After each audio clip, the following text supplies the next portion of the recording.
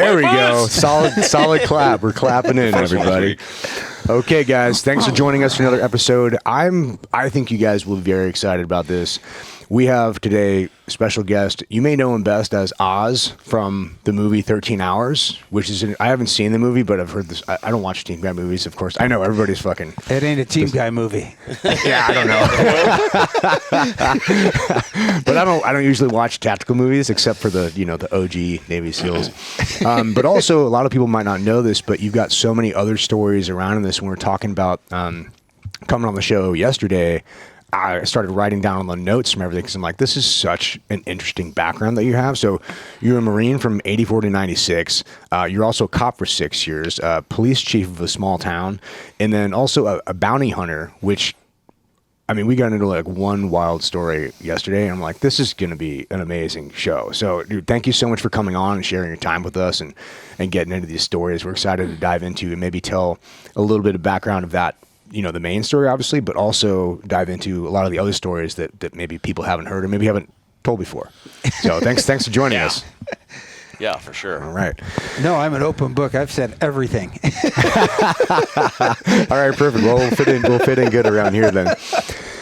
I know you guys have seen the movie, right? Oh yeah. Okay. Your mustache is looking good, by the way. Thanks, dude. I've seen the movie. Okay.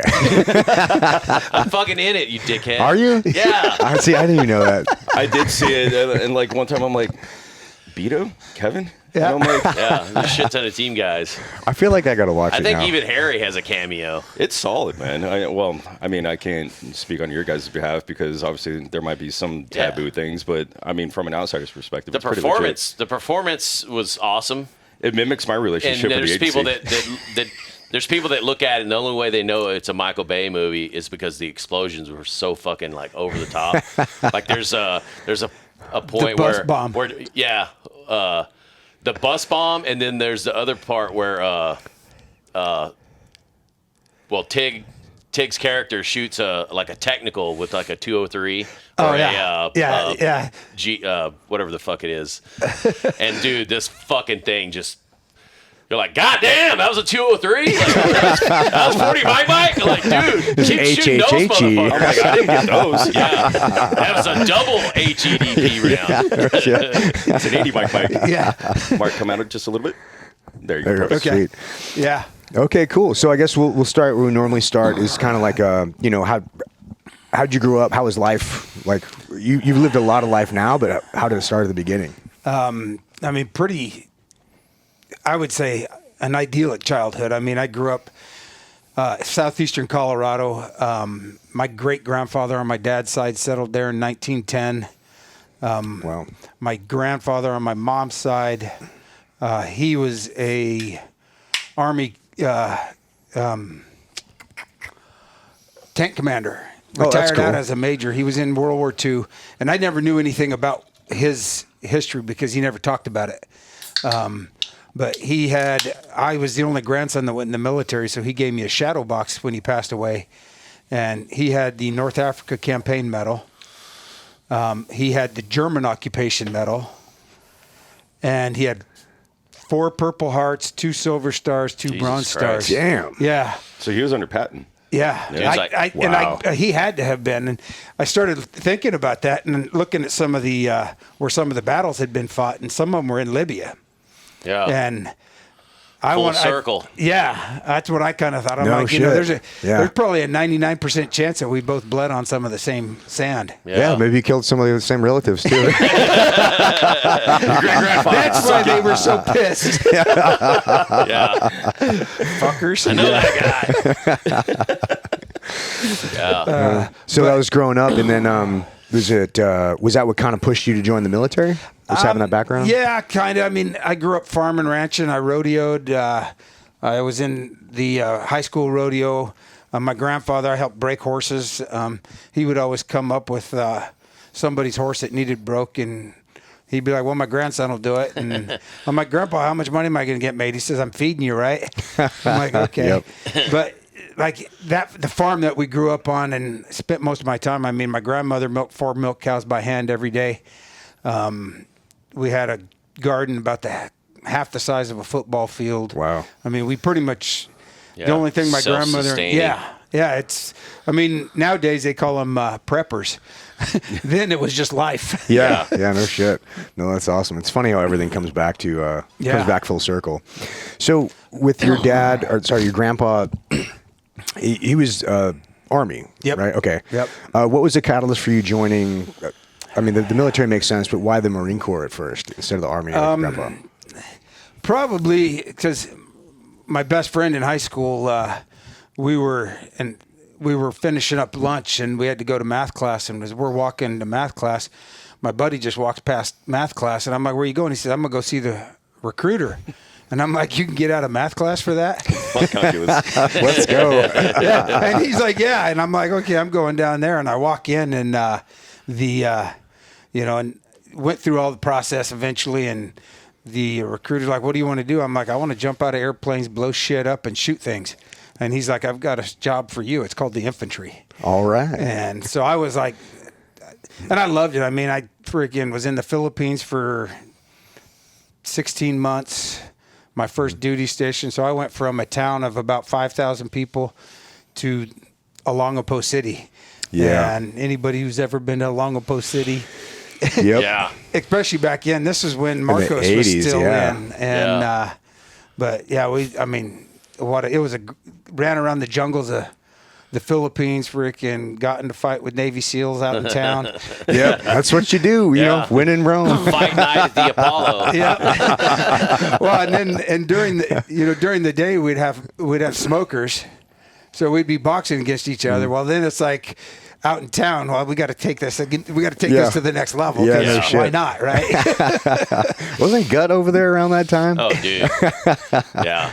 Did you ever go to So the many team guys. Duke was over there then. Duke and Did you ever see a Snake. guy at the Red Rooster or the Duke Harvin? the Red Lobster with a monkey in his fanny pack? I was going to say the same thing. Red is Fanny Lobster Pack doing was- I don't think there was a Red Lobster over there when I was there. Sorry, not Red Lobster. No, Rock Lobster. Rock Lobster. Rock That's what I was Lobster. thinking.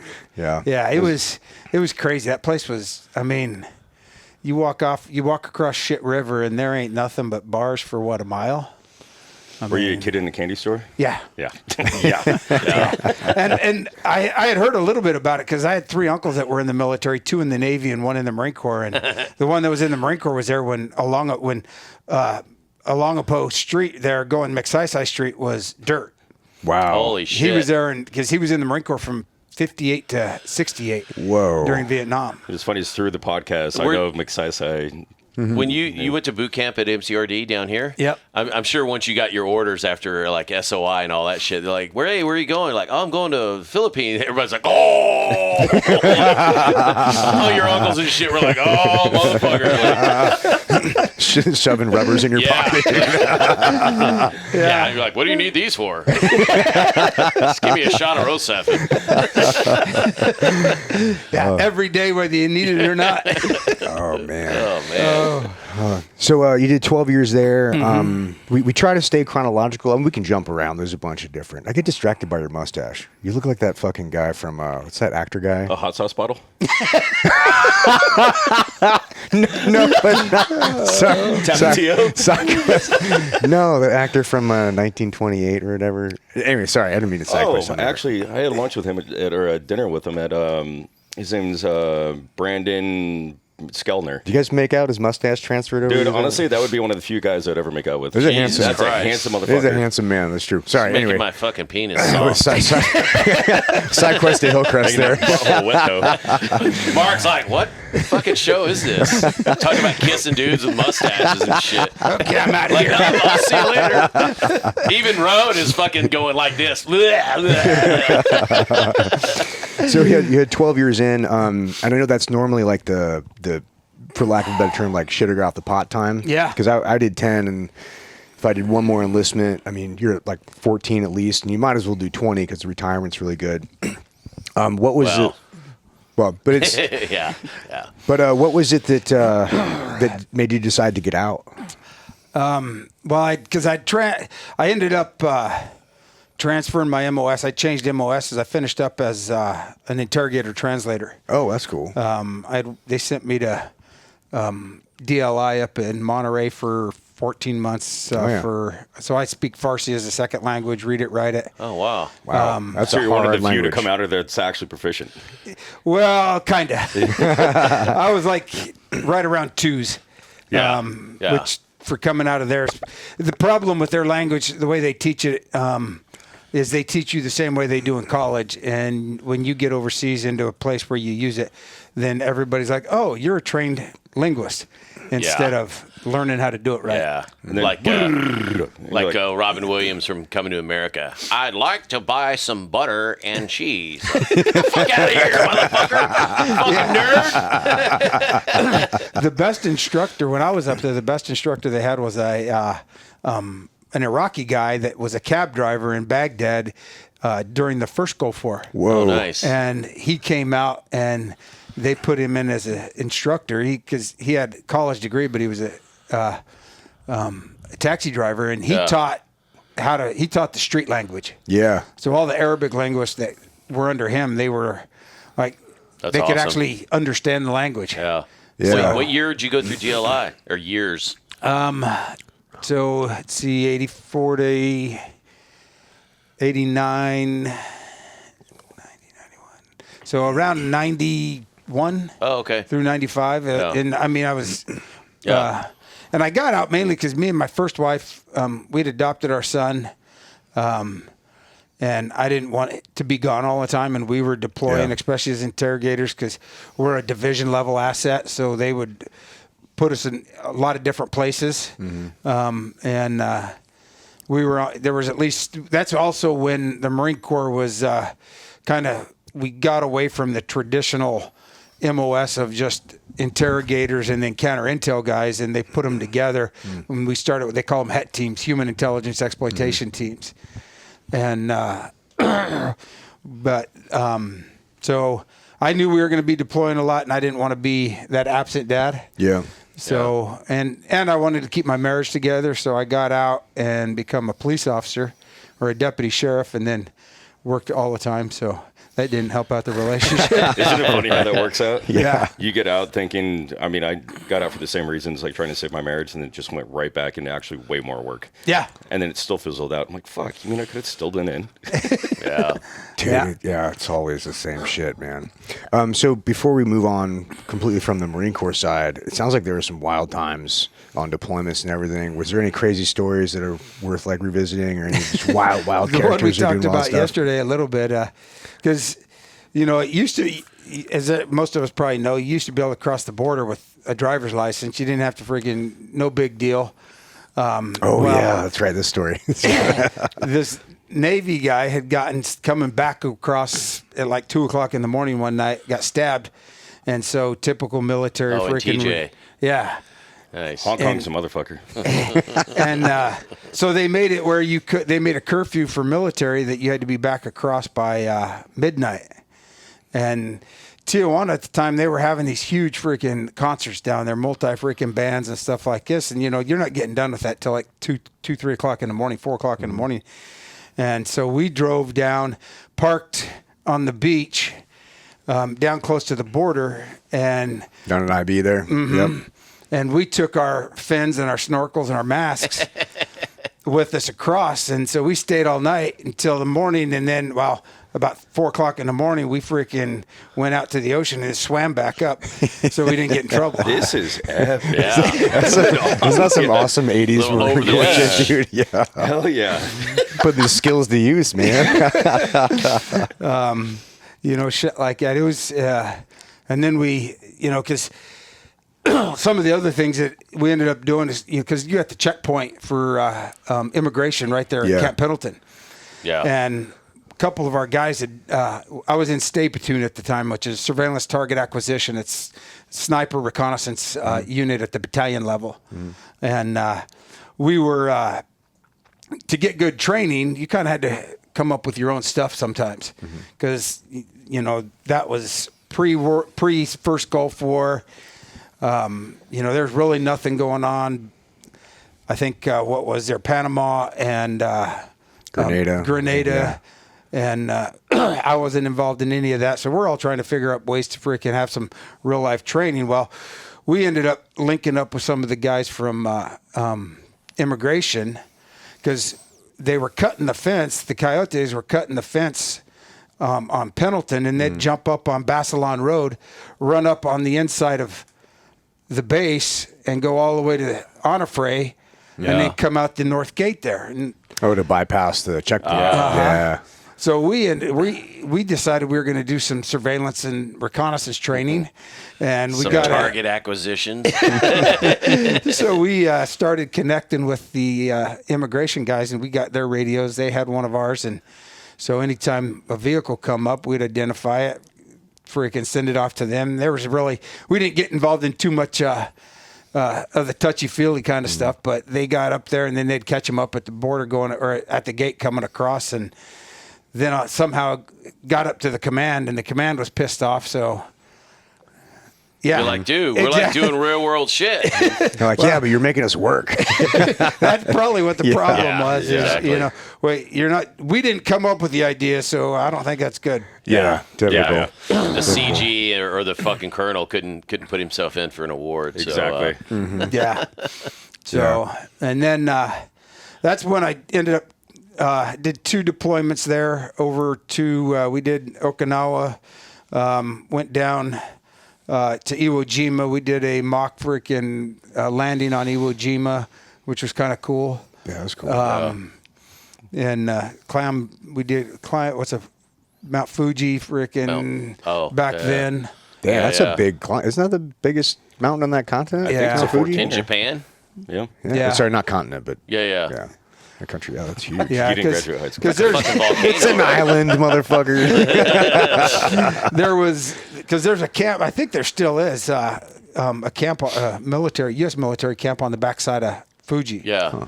And So there's so much military in Japan. I mean, I'm sure it's even downsized even since when I was in, but I mean, there's so much fucking military in Japan, which is probably even rivals what's in like Germany and shit. Probably now. I mean, they stood down most everything in Germany except for like 1 or 2 bases. There used to be like 15. Yeah.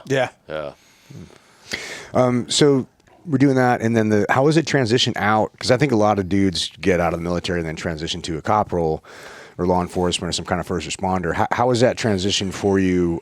Leaving the Marine Corps personality, identity, taking on the cop role. I mean, it wasn't too bad. I mean, I was lucky because my uncle lived in Colorado Springs, and I was looking, and I really didn't want to be a city cop. I'd rather be like a county sheriff. Yeah. One, you get back out in the woods up in the mountains, and my uncle knew the sheriff of Teller County because he used to be retired out of Colorado Springs PD.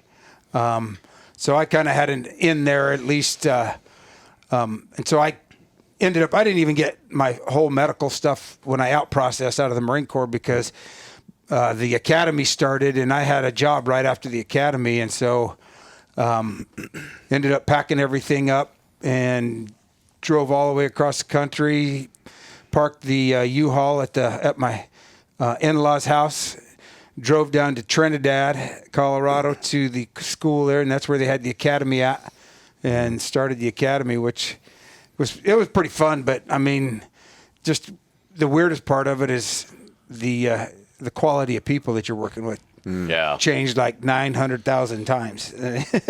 I mean, because they're Like they gave you a gun?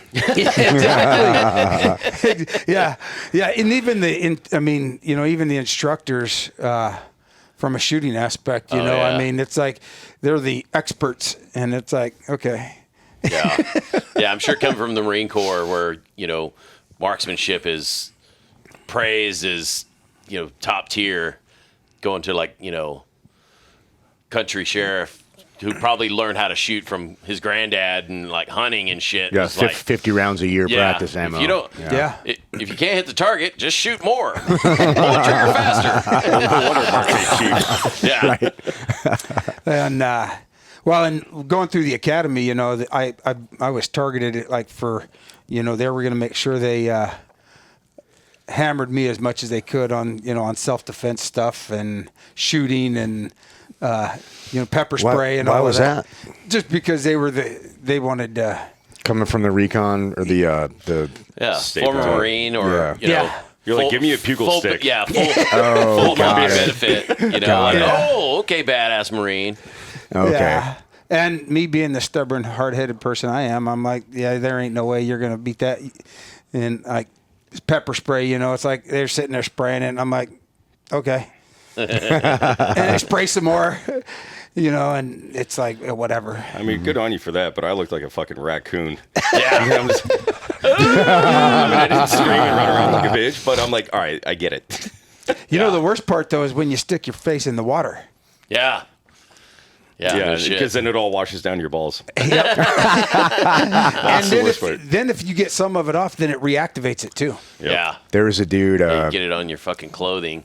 I remember going through third phase, and when I was going through third phase, they throw this CS gas. So they get you all. They do it. The timing is different, but they basically bring you up on this. The road to the demo pit goes right by this cliff, and it's like a 40-foot cliff. It's a good-sized cliff. And so at the time, they used to get everybody together, which was like maybe 30 yards from the edge of the cliff. That's just where the road went. Nobody really thought about it. Get everybody together. This is the dumbest thing I've ever heard. Let's do CS next to a cliff. Yeah. Well, anyway. That's naval special warfare for you. So they tell the guys, like, all right, take a knee, and then they'll throw this, like, it looks like a wiffle ball, you know? It's got holes in it, and then you put the canister in it, and then you fucking throw it in there. It explodes, and then it's got this gas over there, and it's like probably way above the regs what you're supposed to. Well, and they typically throw an HC white smoke out as well because it mixes the smoke. It helps to fucking disperse it. Yeah. Mm-hmm. So the guys are sitting there, and you're supposed to take a knee and just take it, but there was one guy. I wasn't here for this. I heard about it from the other instructors, but the reason that they moved it to the CS location later, because one guy got up and he couldn't see anything. He just started running out of the smoke, running directly towards the edge of the fucking cliff. And he had the story I got is that he had to get tackled by an instructor because he wasn't fucking stopping. I'm like, so they're like, after that, they're like, well, let's move this to a different location, not above a fucking cliff, dude. Yeah, they start doing it in the like the demo pit area. The demo donut is what they called it. But I remember going through like land warfare out in Nyland. And we would do platoon on platoon where you'd set up like a booby trap, a point man course. Oh, those are fun, yeah. And you'd have all those M142 fucking little pressure plate things, and you'd set up. Well, it's supposed to just be a cap that pulled, and dude, you would get dudes back in there and all these fucking hawthorn bushes and shit with these big thorns on them, and of course, you always had one fucking dickhead from the cadre like. Fucking throw a fucking CS gas in there. Dudes are like, motherfucker, like just breaking brush, trying to get out of there, just running through all the booby traps. Shit. You're like, you fucking cockbag. Yeah, they did that. Not to get too sidetracked with it, but I think they changed the timing of this over the years because I remember when they CS'd us, we had already prepped all this demo, and there was a bunch of different demo. We're supposed to like, this is what what's it called? I don't know. I should know, right? The fucking projectile where it's got the cone shape and then it fucking... Oh, shape charge. Shape charge, right. Yeah. And this is a cutting charge and this is a blast. So it's got like a dozen different types of shit. Oh, yeah, like a ribbon charge and a fucking... So you're supposed to go up and like blow it and then inspect it and whatever. So what happened was... We blew all the shit and they're like, hey, we got a surprise for you. CS us. And then we're supposed to go in there and look at all the shit and none of us can fucking see anything. So we never figured out what any of this fucking demo actually did. Yeah. Like, you motherfucker. Wow, did any of this shit work? Like, I don't know. I can't see. Fucking team guys, dude. Yeah. Brilliant, right? Yeah. Well, there's a reason that things change and there's usually a pretty funny story with... Training creep. Yeah. Like, cool, this would be funny. Like... Dude, they told us a story in third phase when we were... As you're getting a brief as an instructor, they tell you like some of the stupid shit the students do. And it's straight out of Looney Tunes, man. There's one kid they were telling us about one time, like the reason that you have to brief a certain way, not right or left, but like primary hand and secondary hand. Because one kid, he actually pulled the pin on the grenade and then threw the pin. He Polly short it? Yeah. I mean, that really happened. Yeah. But they didn't kick him out because he's like, hey, you told me to pull it like, with that's how you brief. You said pull the pin with your secondary hand and throw it. Yeah, and then, well, it was because it's left or whatever. Yeah. And then he's like, but I'm left-handed. And then, so we're like, okay, let's be super fucking clear. Like, throw the fucking grenade. That was the dumbest shit, too. Like how they would, if you're left-handed, you turn the grenade upside down and shit. And you're like, Yeah. What the fuck? Just, it's a common sense thing. If you fuck this up, you probably should not be a team guy. Or we had dudes literally trying to pull the fucking pin out and insert the pin the other way. What? And you're like, dude, you fucking dumbass. You're like behind the line in a group of people. What? Yeah. They're like, well, it still has a safety bail on it. And you're like, whoa. Yeah, but still. They made a whole like hold it out. This was like in a platoon. Go ahead and put it in your pants, bro. Oh my God. Put it in your pocket. Or how about the first guy that friggin' thinks that he can pull it with his teeth? Yeah. Oh, yeah. Yeah. They're a lot harder to pull than people think. Oh, yeah. frick, You're going to pull your teeth out, bro. Yeah. This ain't Commando. Break your tooth. All right. Sorry for the side quest here. So your cop experience, 6 years on that. How'd that whole thing go? Did that coincide with you getting to be in the smaller town?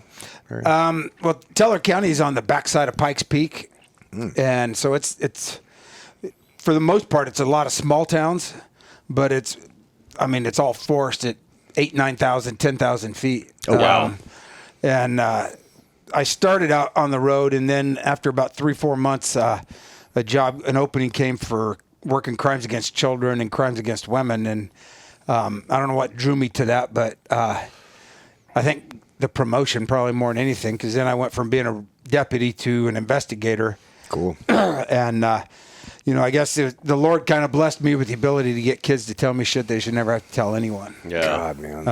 And it was probably the most satisfying job I got, because as difficult as it is, it's like you're getting to help the freaking ones that definitely need the help. Yeah, absolutely. Yeah. It seems like that would be one of the jobs. I mean, first responder jobs, I can't imagine what those guys go through. But like, it seems like that would be one of the roles that would weigh on you the most. Like, how was your experience with that thing?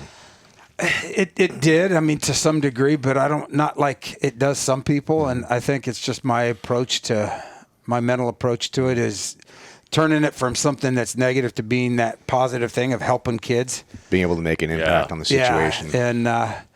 And, and there was, there's some sick friggin' people out there. Dude, it blows my mind, man. Like, I like to think we all think we're kind of pieces of shit. Like, oh, I didn't pick up my dog shit or whatever, But then you're like, man, there are some real pieces of shit in this world. Yeah. There's some freaking weirdos out there. Yeah. One of my best friends, he's a San Diego sheriff that works like child crimes and shit. And dude, like just some of the fucking shit, you're like, holy fucking shit, dude. And then you'll see dudes that get put in jail, like we were talking earlier, like dudes get put in jail for some like white collar shit for like 15 years. Yeah. And then you have some motherfucker who like took his kid's like fucking hand to a fucking burner on a stove or disfigured this fucking kid, and they're like get like 18 months and they're out It's in like crazy. fucking 4 months. So like, okay, you're like, dude, no.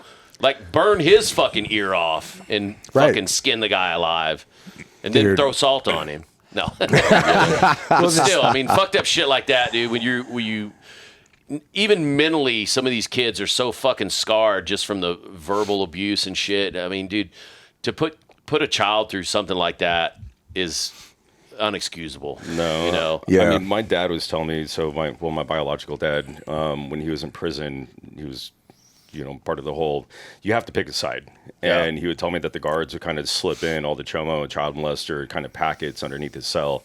And that was their central target package to kind of like, we're going to turn a blind eye, we're going to lock a door, we will allow you to facilitate whatever you need to. It's going to be really bad 4 months. Yeah. Yeah, no shit, dude. Yeah, TCB. Yep. I think Jeffrey Dahmer even died with a broken broomstick up his butthole in prison. And He's dead? I'm just kidding. Well, the worst part now is there's so many of them that are arrested and in prison. They got whole wings of the prison that are just freaking chomos. Yeah. God, dude. Well, that's what Eddie Gallagher was saying when he was on the show. And They're saying the fucking brig up here in Miramar, well, right here. We film right by this fucking base, and that whole fucking prison is essentially for pedophiles, child sex crimes and pedophiles and online porn and Yeah, man. If you're gonna do bad shit to children and animals, like, dude, you're a fucking piece of shit.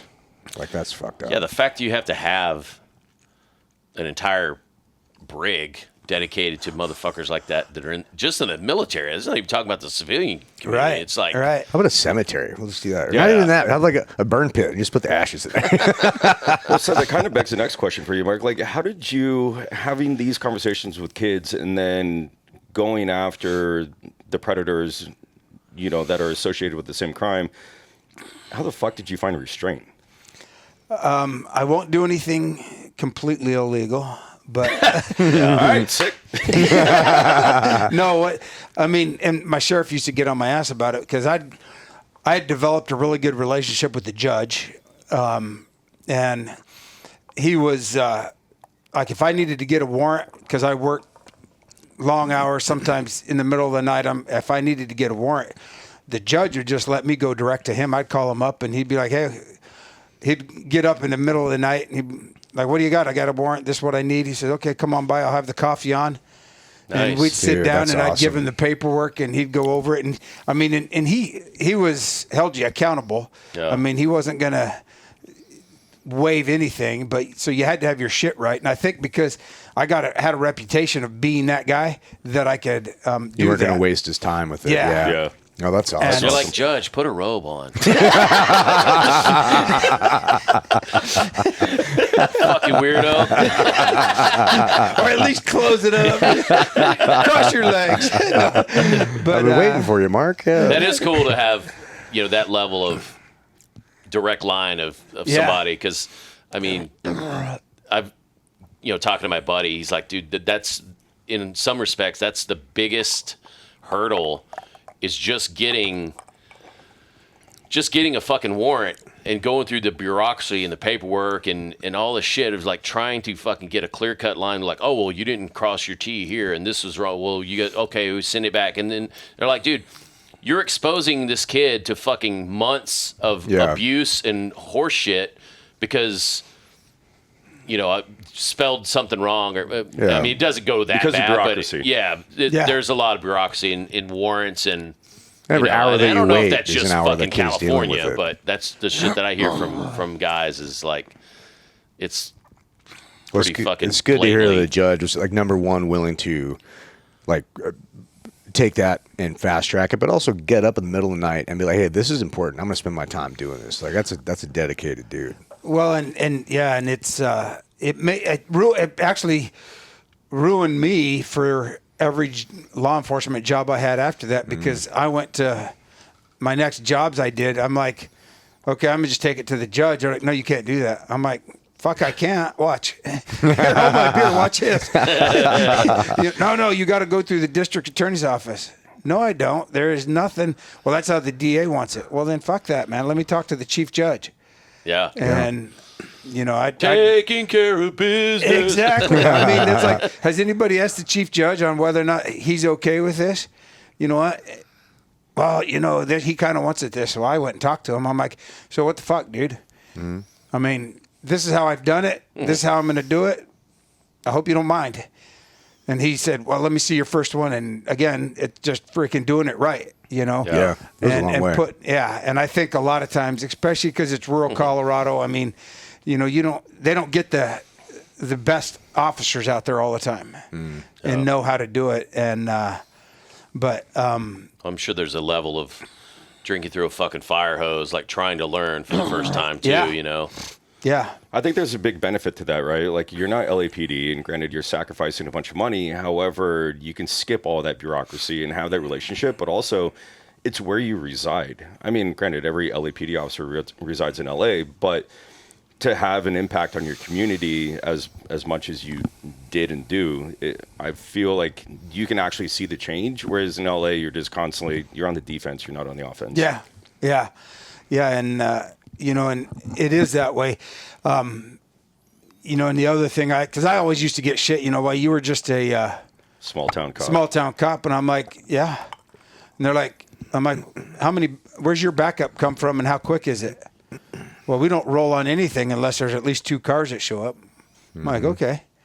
Well, when I respond to something, I'm the only guy there. My backup's sometimes 45 minutes away. Wow. So you don't have backup. I mean, My really. backup is my horse. Yeah. Well, and my shotgun. well, and you had a relationship with everybody, like you were saying, and the volunteer fire department, the guys that were on the volunteer fire department had the same radio frequency. So if they heard something that I was going out on or something like that, and they knew that I was out by myself, they would roll up. And like if you had somebody pulled over, they wouldn't come up on the scene, but they'd park across the street and just sit there, you know. Yeah. And Like good old boys. Yeah. Yeah. Yeah, and you knew that every one of them had a gun or 2 or 3 in their truck. I mean, awesome. Back before Colorado was blue. Yeah. I mean, me growing up, I mean, I had a headache rack or a gun rack in the back window of my truck that I drove to school every day that had a shotgun and a rifle. Because just in case you saw a deer. On the way home, or so us, it was coyotes. If you saw a coyote, you killed the coyote, because if it's calving season, they're going to go eat and they're going to kill the calves. And if it's in the fall, it was dove season or duck season or turkey. Yeah. And if you saw something, I mean, that's just the way it was. You know what's funny about that is I was stationed in Colorado Springs, and I was a sniper section leader over there. And what me and some of my guys would do, depending on training, evolutions, or whatever, is we'd go out to all the ranches surrounding Colorado Springs, and during coyote season, we would literally just knock on the rancher's door and be like, "Hey, we're snipers with the U.S. Army, and do you have a coyote problem?" And they'd be like, "Fucking hey!" And so we'd literally just go out there with our, private firearms, and we would just post up and do calls, and we would just whack coyotes for free for all the ranchers. Well, when and it I was sick training because they're fast as shit. When I was growing up, you could get $5 an ear. But you could, and so we'd shoot them. We'd cut one ear off, take it in, and get $5. The next day, we'd go cut the other ear off. They caught on to us, but I mean, it's kind of dumb. Like, show up with 2, not 1. Exactly. You have to. It was too fast. Yeah, if you got one, you're going to get the other. Yeah. You'd have thought they'd have thought that, but then they did. They finally changed it, and then it was like, $5 a pelt or something like that. How'd you get 2 right ears? See, they should do that with thumbs for child molesters. You get $5 right? each, bro. Exactly. Yeah. Just balls. Yeah. Got him. Fucking hilarious. So transition from that. So how did you end up at the police chief of this town? Was that through just elevating and doing a good job there? I think a lot of it was, again, probably trying, because it was still in my first marriage. We had been having problems, and I wanted to get back to where I grew up, because the town I was chief in was 18 miles from the house that I grew up in. Oh, wow. And we, as kids, I mean, they always had a rodeo up there at that town, and they called it Missouri Day instead of the 4th. They would celebrate Missouri Day in the town. And as kids, we used to go up there because you'd always go to the other towns, because we weren't as mobile, as we are nadays in society. Yeah. So we'd go up there because there'd be girls that you didn't know. I was literally going to say there's new tail. Yeah. So we'd go up there, and they would all want to dance with us. Well, then and then that also all led into fighting. So I was about to say, yeah. I was gonna say that too. Some back peacocking in the going day on. too, when you could ride in the back of a fucking pickup truck and no one would Yep. bat an eye. Now it's like, oh my god, there's no seatbelts. Right. Yeah, and it was like 18 miles away. So, we'd go up there and freaking drink, fight, and try to do the other F. But Find ears and pull tails. yeah. And so I knew their job was coming open. And the town was actually known for being a speed trap. There was somebody had actually, on the outside of town, had put up they had a semi-truck trailer, and they put on there, "Hey, slow down, cops ahead." Because the cops that had been there were basically just, if you were going 3 mile an hour over the speed limit, they'd pull you over. Yeah. Revenue solution. Yeah. Yeah. And so when I did my interview, that was one thing I told them. I'm like, I'm not gonna allow freaking ticket revenue to be an alternative tax resource. Yeah. I'm like, if that's what you want, then you might as well not hire me, because I'm not going to be that guy. Awesome. And one of the other reasons is I hate running traffic.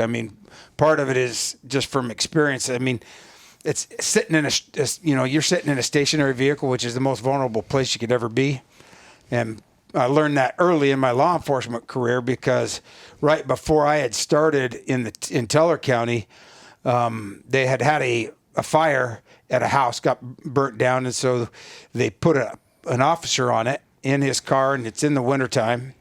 and the guy that had started the fire had broken into another house about 3 houses down, which was about half a mile away, and was hiding up in there because a lot of the cabins up there or houses were seasonal. Right. So he was there. So when he came up on that cop and shot him with a shotgun, because the guy had his windows up and had the heater going, and Just baited him. Mm-hmm. Yeah. Wow. So I never park with my windows up. I don't park with the heater on or down low because it distorts sound. Yeah. All of that kind of thing.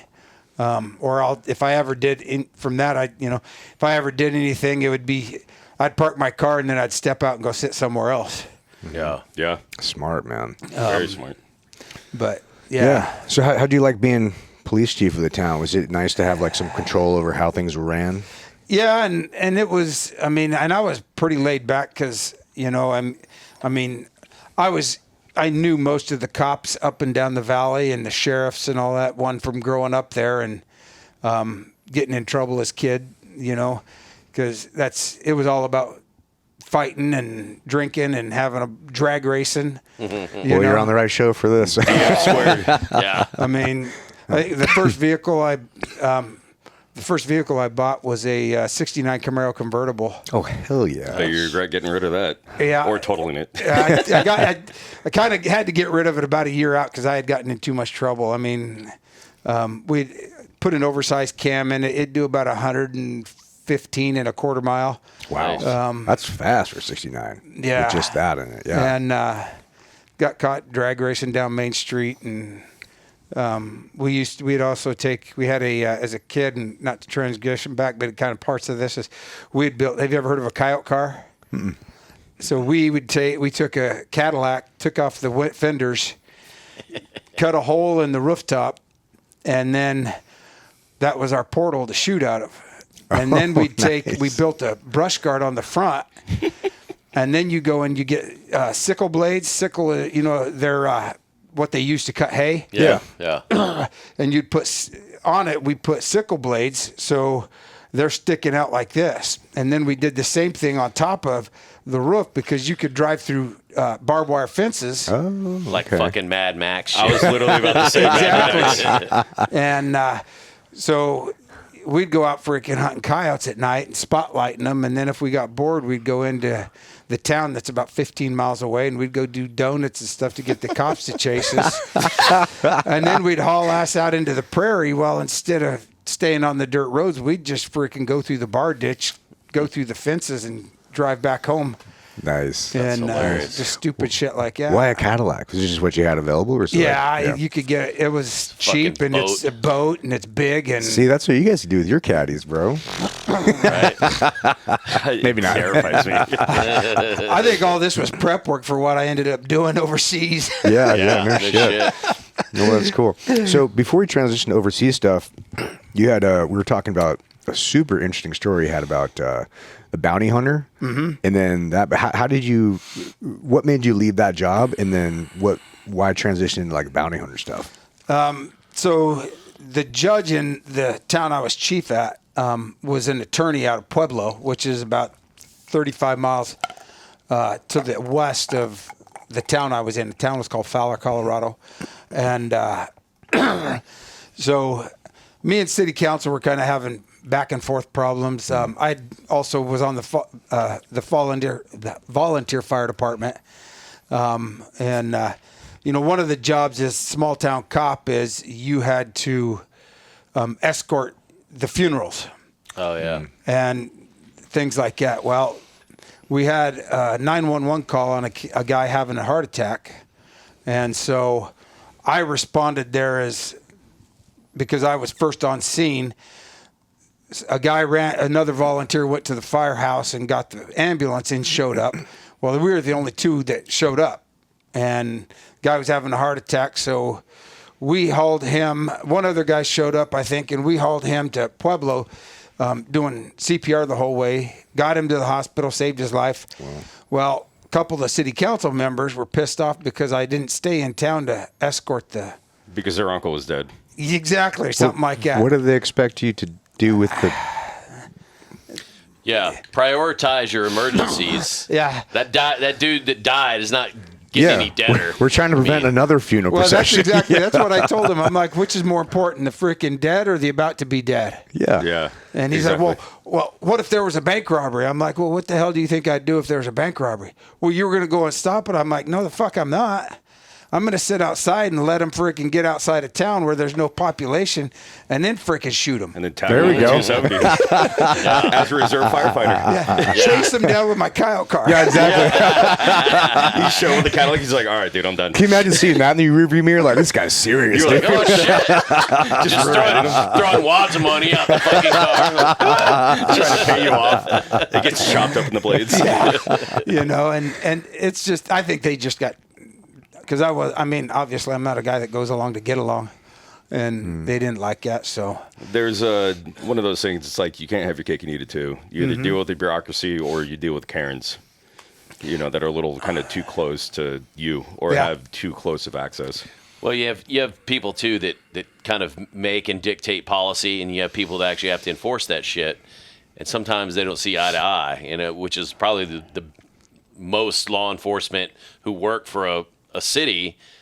You're getting directives from a mayor, and you look at a mayor and go, dude, this must be the dumbest motherfucker on the planet. yeah. Yeah.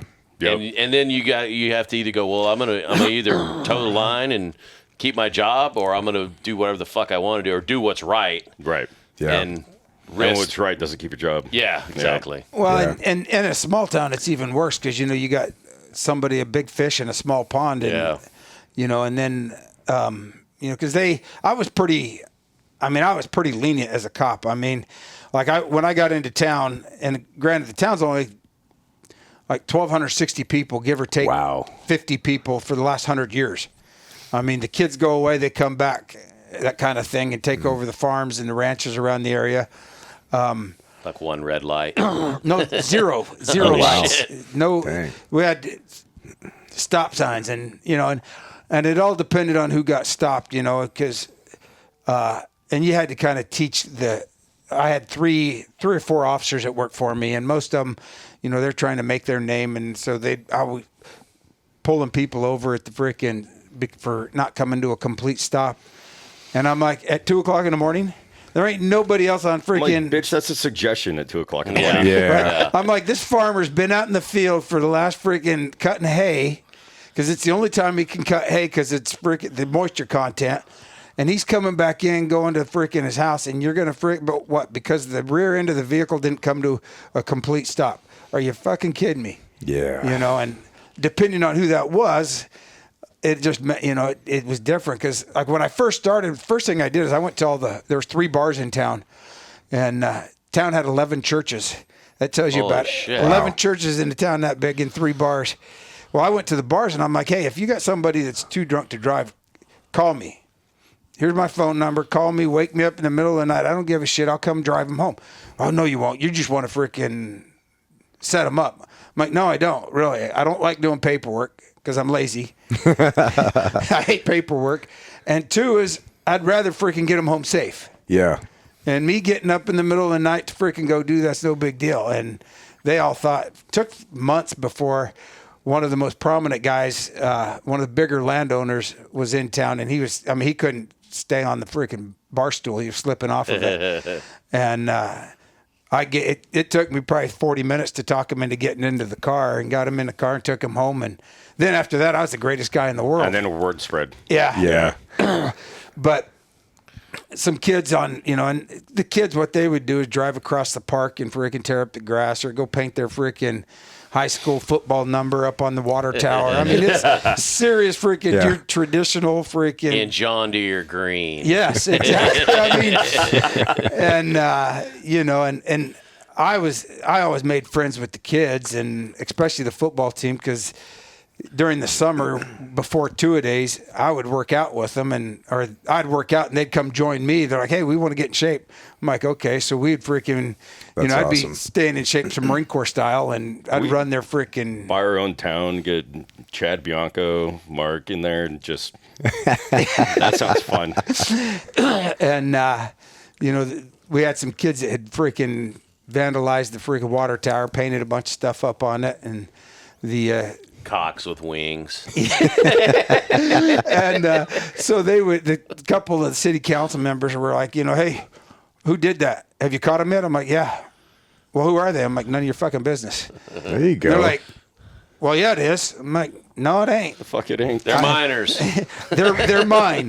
They're up there painting now. I'm like, I'll take care of it, and they will get what they deserve. Yeah. You guys just get to shut the fuck up. Justice is served. It's funny how sometimes that effectiveness and that bureaucracy are sometimes like diametrically opposed. That's so crazy. Also, that entitlement too. You're like, I'm the head of the city council. I deserve to know. You're like, shut the fuck up. You're playing Monopoly. Calm down. Yeah. Lighten up, Francis. Well, and that's, and a lot of it, what it was is because the kids because I told them, I'm like, you don't want to know who it is.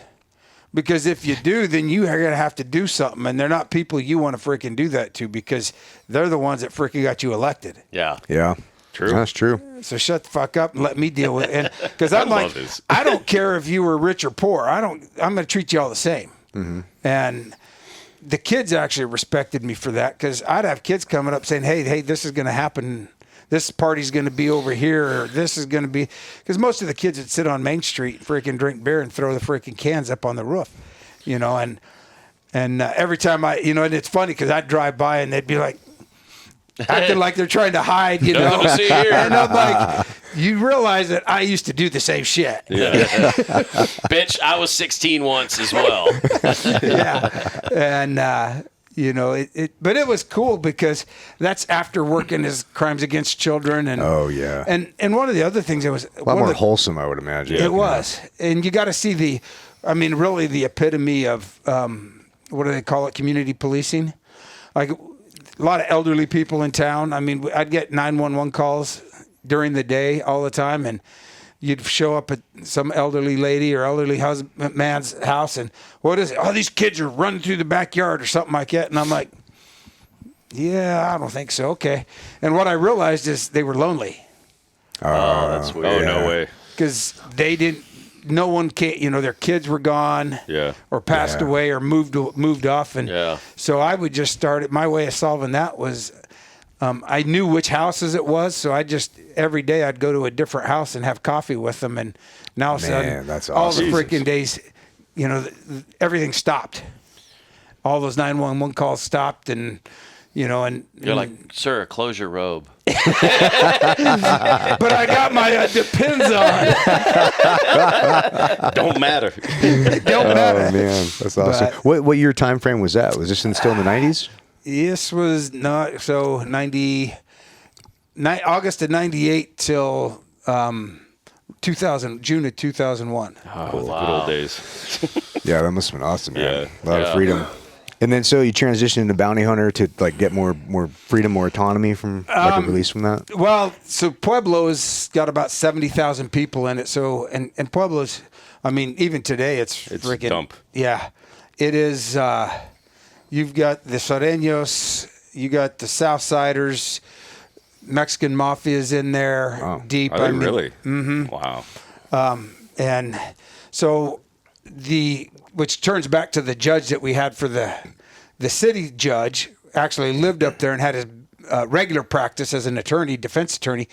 And he was like, man, I need some investigators. He goes, well, would you. So he's a defense attorney in Pueblo, but he was the judge in the other town? Mm-hmm. Isn't that like a conflict of interest? Well, he probably wasn't trying the same cases. Right, different counties. Yeah. Wow, Two that's different fucking counties. crazy, though. And total black on Good black double or blue gold mindset. Yeah, It's like yin and yang, I guess I should say. And so I'm like, okay. So I started doing that, and I could make pretty decent money at it.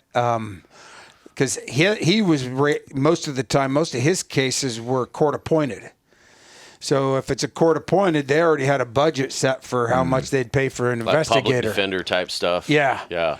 So I knew I could make, I don't know, it was $80 an hour doing investigations. And I'm like, okay. That's good money in 2000. Yeah, that's still good money. It's still good money. It pays a whole lot more than it did as chief of police. Yeah.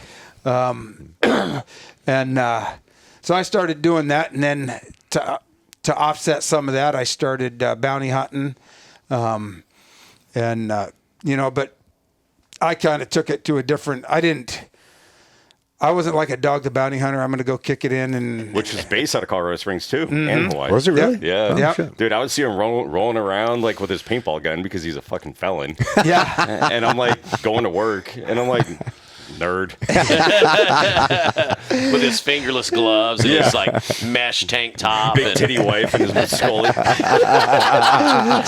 out through. He knows it. Oh, dude, I got a fucking picture one year. I went as Dog the Bounty Hunter. I got a fucking picture from Halloween. It was like the fucking like puka shell fucking necklace and the fucking the things on the fucking the Oakley blades. Yeah, the fucking giant thing of pepper sprays. Like looks like a fucking fire extinguisher. Because he used to have an office on Tyrone. Yeah, so Bobby Brown was the. Yep, Bobby Brown bail bonds. Yep.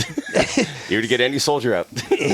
And Bobby, that's how his wife worked for Bobby. Oh, okay. Up in Denver. That was one of Bobby Brown's freaking extensions up there. And this Bobby Brown from New Edition, right? Yeah. So what I would do is I'd go out to the freaking, because I knew all the cops up there, and I would go find, if I was looking for somebody in the neighborhood, I would go find the cops that were patrolling that neighborhood, and I'd buy them a freaking 6-pack of beer and a pizza and be like, hey, call me if the guy shows up. And they're like, yeah, unless we get a call. I'm like, yeah, that's fine. I mean, do your job, but this is part of your job too. Yeah. And so they'd call me up, and because as a bounty hunter, you don't have to have a warrant to kick the door in. If it's like, if I've got a pickup order on you, and I don't know if it's like this out here, but Colorado and Texas and some of your western states that aren't freaking. All you need is like that RAS, right? Reasonable articulable suspicion or whatever. If you're in your house, I could kick that door in. If I know that's your house, I could go kick the door in. Oh, you're not here? Okay, walk away. As a bounty hunter? Yep. Holy shit! That's crazy. Also Colorado also has Make My Day law too. And Make My Day law? Yeah. So like, if you're kicking down a door, as long as you're dressed like Dirty Harry, you can do whatever you want. Well, I mean, you can hose. Yeah. Like, yeah, you can hose. Check this out. This is fucking wild. I don't even think I've told this on the podcast. So, you got what? Back when I was in the Army, I was living in these like townhouses, and I'm upstairs, like I'm literally sleeping, and somebody next door, I just hear boom, boom, boom, and it's like echoing through like our townhouses. And so at the townhouses, like I'm sitting here listening, and I'm like, so I go downstairs to my front door, and I look out the window, and there's a guy just sitting here kicking on my neighbor's door. So what had happened is all of our townhouses looked exactly the same. And because they looked the same, his friends dropped him off at the bar. He goes up to the wrong townhouse, and he starts kicking the door down. And then the neighbor's like, somebody's trying to break into my door. So he just takes a 12 gauge with a slug and just shoots through the door and kills this poor drunk dude that lived right next door. Oh, fuck. And they were neighbors and friends. And so that's kind of like the Make My Day law. Ryan, grab me one of those Twisted Teas, please. Actually, you want to take a quick break? Well, let's let him finish his story. Yeah. So the benefit I had is, so the cops would be sitting there, and so I'd go kick the door in. They would then call in that they see a potential armed robbery. So now the cops get to respond. So when they get there, they're investigating the potential break-in into a house. Well, I get to go in and arrest the guy. Well, they come in to do the investigation. Now that's plain view doctrine comes in. Yeah. So when they're there legally now, so they get a check.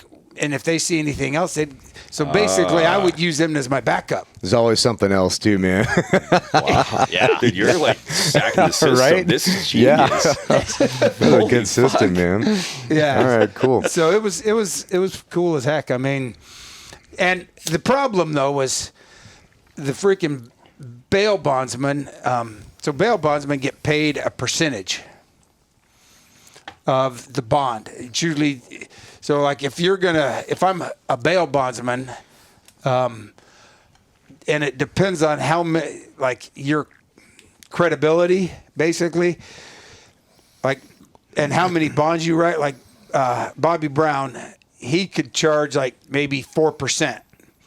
Now he's got to pay the insurance company too. So 2% would go to the insurance company, or 1.6, 1.7 would go to the insurance company. Then if he charged whatever he charged over that, he got.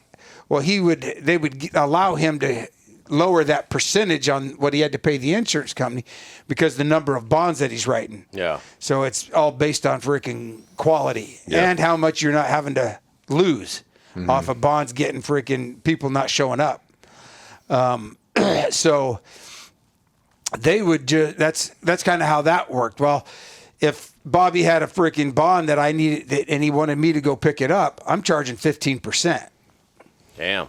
Nice. Okay. So it's a $10,000 bond because I got to catch this guy.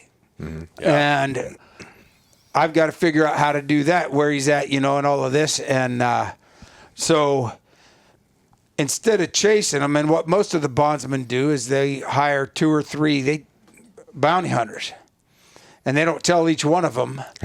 So you got 3 Whoever people. comes in with it. Yeah, Right. That Help sucks. Boba Fett. And what happens with that is the problem with it, because I'd tell them, I'd be like, you guys are fucking it up. Because I can catch this guy quicker if I don't have 2 other guys fucking scaring him. Right, right. Knocking on doors and shit. Yeah, asking about things. Because, like even in Pueblo, because like a lot of the, I had probably 6 or 7 guys from the Mexican Mafia that I'd freaking, every time they got arrested, they would always miss their first court date. Well, I'd just call them up and I'd be like, hey, you freaking missed your court date. They're like, oh, man, sorry. Lo siento.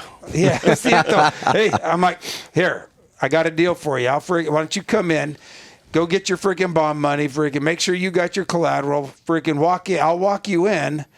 We'll get you a bond right away, and you won't even hit freaking Gen Pop. You'll just freaking be in holding and then be back out.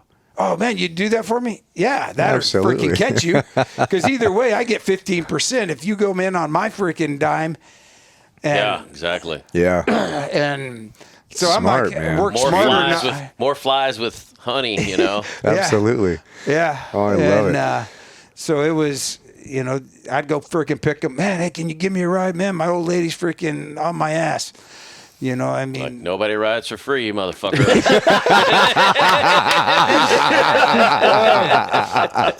There was this one guy. You say that we had this one guy.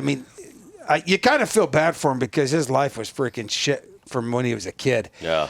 He'd been in prison freaking since he was in some type of detention facility and he was 22 years old since he was 8 years old. He had been probably 90% of his life is in a detention facility. Wow. Dang. And he would call up from the freaking cell or from jail. He'd be like, "Hey, can you give me some money, put some money on my books?" I'm like, "Dude, no, I don't do that. You know that." "Man, I'm gonna have to we got a poker game tonight. If I had some money, I could freaking triple it." I'm like, "Dude, I can't do it." He says, "Okay, well, I guess I'll just put my ass up for bets." Oh my God. Because then he could, if he won. Like, enjoy. Wow. It's God bless. Yeah, but that sucks, man. It's a different life, man. Yeah. Wow. Yeah, some people think they got it bad until you got to freaking put your ass up as collateral for perspective, dude. Perspective. God. But to think, and the other side of it is you think his life has been like that, so it's not a big deal. It's been normalized since he was 8. Yeah. God, dude. And how many molested the whole time he's for sure. Yeah. Especially in halfway homes and whatever. Yeah. Jeez. Foster care and shit. Sometimes you don't realize how lucky your small mistakes. There's this little old saying. It's like if everybody put their problems on the table, you'd be the first one to grab your own problems back. Like, dude, I got a speeding ticket today. Oh, I got butt fucked. I'll take that speeding ticket. I'll go ahead and pay the ticket. I'll even pay I'll buy an extra ticket. Does this one get me out of my next one? Yeah. No shit. All right, cool. We'll get good time for a break here. Right, Yeah, cool. please. I need to get comfortable again. Back teeth are floating. Clapping back in. Let's go. Okay, cool. Everybody, let's go out with your mic. Oh, sorry. 'Cause Out they too can far? literally be right here. And Is that roll too good? No, pull it out more. Out Way more. more? Yep. Yeah, all right. Way more. What? That's what she said. There you go. Pull it out more. It's still pulling, Mama. I'm usually trying to put it in more. All right, cool. Well, welcome back, guys. So on this little plug for our Patreon here, we also film a little bit before every episode, a little bit after, and the breaks. We normally have like 2 to 3 breaks per episode, and there's always a lot more context and kind of like different stories that don't get told publicly. And we started filming the breaks maybe 20, 15 episodes because there was so much interesting stuff and conversations happening on the back end. We're like, fuck, we should have filmed this. So we started filming it, putting it on Patreon. So if you guys want to hear a little more context for the stuff, a little more stories that don't get out in the public, we have our Patreon, which is, there's a free element, which you get a chat, and then for $5 you get access to all the behind the scenes stuff. And then $25 you get the black tier site, black site tier, which has all that special chat, and we also do monthly like group cigar, like virtual cigars, which is like a 2-way conversation. We get everybody on Zoom, 3 of us, and we just kind of get together, bullshit for a couple hours, and you can smoke a real cigar. It doesn't have to be a virtual cigar. Yeah. Well, I have to smoke the fake ones because I'm fucking heart attack shit. But anyway, so we were talking on the break about what stories to get into next, and this. So Mark also spent time at 19th Group, which is Army, which I didn't know. There's a whole thing you could come from the Marine Corps, cop background, and then going into the National Guard, and then that. So I have a lot of questions about that, but I didn't even know that was possible. How'd that whole thing roll out for you?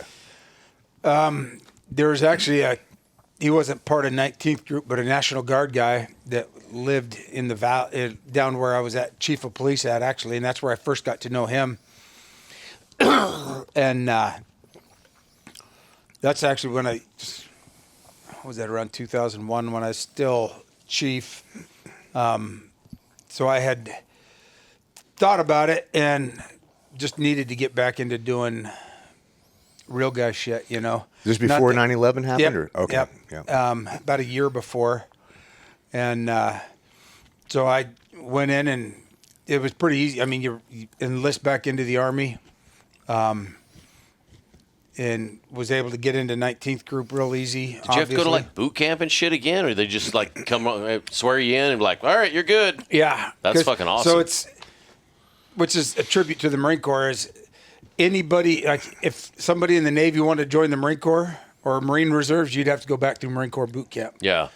But every other service recognizes that Marine Corps boot camp sucks. It's way fucking harder than everybody else's shit. Yeah. It's like ironing underwear in Navy boot camp. Navy boot camp was so fucking ridiculous. You can bypass that. My brother, my dad were both in the Army, and dude, I went to boot camp in '93, and this was like, they're sending me letters and stuff, and make sure when you dig your foxhole, I'm all like, foxhole? I'm like, dude, we're fucking armed with swabs. Yeah, I'm literally folding fucking clothes. That's literally doing these stupid fucking wall locker inspections and shit, and like, hospital corners on your bed. It was kind of it was definitely a letdown whenever I went to boot camp in Orlando, but it was like one of those things where I'm like, dude, this is pretty fucking gay to go from doing this. I mean, literally, we were like folding clothes and marching and swabbing floors. Yeah. I mean, we didn't even PT every day. I'm like, this is fucking ridiculous. It was hard. Dude. It's hard to get PT. Sometimes you had to purposely fuck up so that you could get some exercise. Well, dude, we were a dive fair company. Everybody in my boot camp was supposed to be going EOD, diver, or SEALs. And so our company just kept getting smaller and smaller because people would either not pass the physical test, or like, once you hit week, whatever the fuck it was, like week 5, you go through like classification. There were dudes Isn't that had almost the end? Yeah. Well, it was 8 weeks. Yeah, it was. Yeah, I guess Seriously, so. it's fucking funny. Yeah. And then you'd have like what's called like P days. So pre. Yeah, pre. You walk around in like pajamas. Yeah, walk around in fucking sweatpants sweatpants and a stupid fucking white dog bowl in your head. Your buzzed haircut. I'm like, freshly dude, buzzed this head. is the gayest fucking thing Sounds ever. like Weeblos. Oh, dude. It was no, the Weeblos actually. I actually got to shoot in Weeblos. I made it back to car. Yeah. All right, so you didn't have to go through boot camp again, which is awesome. I don't think a lot of people understand too, because I didn't understand this at the time, that what like National Guard and reserves also is such a good deal for people, but it's like nobody really talks about it a lot, Yeah. but there's a lot of good deals to be had in those areas. Yeah. Well, you had 19th and 20th group, and that's why when they formed SEAL Team Reserves, you have 17 and 18. Oh, So SEAL okay. Team 17, SEAL Team 18, and you have 19th group and 20th group. Ah, okay. Like the Army and Navy lows working together. No, but through SOCOM, those Yeah, are the yeah. reserve component. Yeah. Yeah. Checks out. So you were going to 19th group, and then how'd that At whole least that's what I experience heard. play out? I had no help forming it or anything. Not like I was there doing it, but It was freaking pretty laid back, really. I mean, a lot of it was just, training on my own. And 10th, 19th group, they also have a counter intel unit. There's probably 5 different groups that are part of that, or not groups, but units that are part of 19th group as a whole. And I hadn't been to, I was getting ready to go to selection or trying to get into selection. This is the Q course? Yeah. Okay, yeah. So were you an 18 X-ray when you re-enlisted? Or like what MOS did you maintain in order to kind of sit and loo in that pipeline? I'm not sure. To be honest, I think it was like an 18 X-ray or something like Been that. an X-ray, yeah, or something like that. Because like you want to be a mortarman. Like, well, and so this is where me and the XO ended up having a problem because after 9/11, the group commander went to Bragg to start setting pre-deployment training up, and I'm like, I went to the XO and I'm like, hey, I'm in limbo here. You're taking me, right? He's like, no. I'm like, why not? He says, well, you don't have an Army MOS. I'm like, I've got like 7 Marine Corps MOSs. Well, I don't know. And this guy, because then a lot of the reserve units, and what they would say for 19th group is they had a lot of paper tab people. yeah. Especially in the leadership. People that have never been through selection or anything. And not that selection makes you who you are in Green Beret. Yeah. It's just that. Probably been to Ranger School, but was never at bat and shit like that. Right. Yeah. And he's like, well, and I'm like, I was in the infantry, weapons specialist. Hey, here's a good one. I speak Farsi, the language that the country we're going to go to war at Kinda speaks useful, as yeah. well. So it'd probably be a good idea because I guarantee you at that time, 2001, there was very few people that could speak Farsi and read it and write it. Yeah, absolutely. And he's like, well, I don't know how you guys do things in the Marine Corps. Well, we do things to win. Right. That's what we do. And he wouldn't let me. He's like, no, you're not going to go. I'm How like, old were you at this time? Freaking 2001. So I was born in 65, 25 75, years ago. 85. It's a lot of math. Yeah. I mean, honestly, it is. That's 33, 34. Yeah. Okay. And Former Former still police chief, spry. now 18 series or 18 X-ray. yeah. Yeah, this is wild.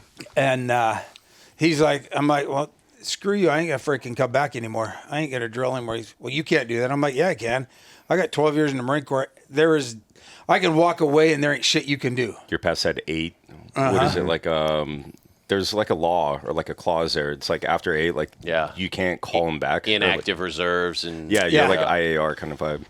And he's like, well, I'm going to send the freaking MPs down to arrest you. I'm like, okay. And so I hand him, I said, here's the chief's card. This is the guy you're going to want to talk to. He knows where I live. And he looks at it and he's like, well, that's got your name on it. I'm like, yep, it sure does. I'm the chief of police, you dumb fuck. I'm like, and I'll bet you that if your MPs come into town, I'll bet they don't make it back. They're probably going to be in jail somewhere. For what? I don't know yet, but I'll figure it out. You just didn't get a Rambo I'll hold them situation. for 48 hours. And so I knew at that time, since I couldn't do that, I started looking for contracting companies. And I wasn't going to go to just anyone. I mean, because there's especially in 2001, 2002 time period. Yeah. There's a shitload of them. And it was actually getting on to 2003. And finally I heard about Triple Canopy. And so I got a hold of Triple Canopy and sent them my resume. And their recruiter called me back, and he's like, yeah, got a great freaking resume. Just I don't know if we're gonna be able to use you because you haven't been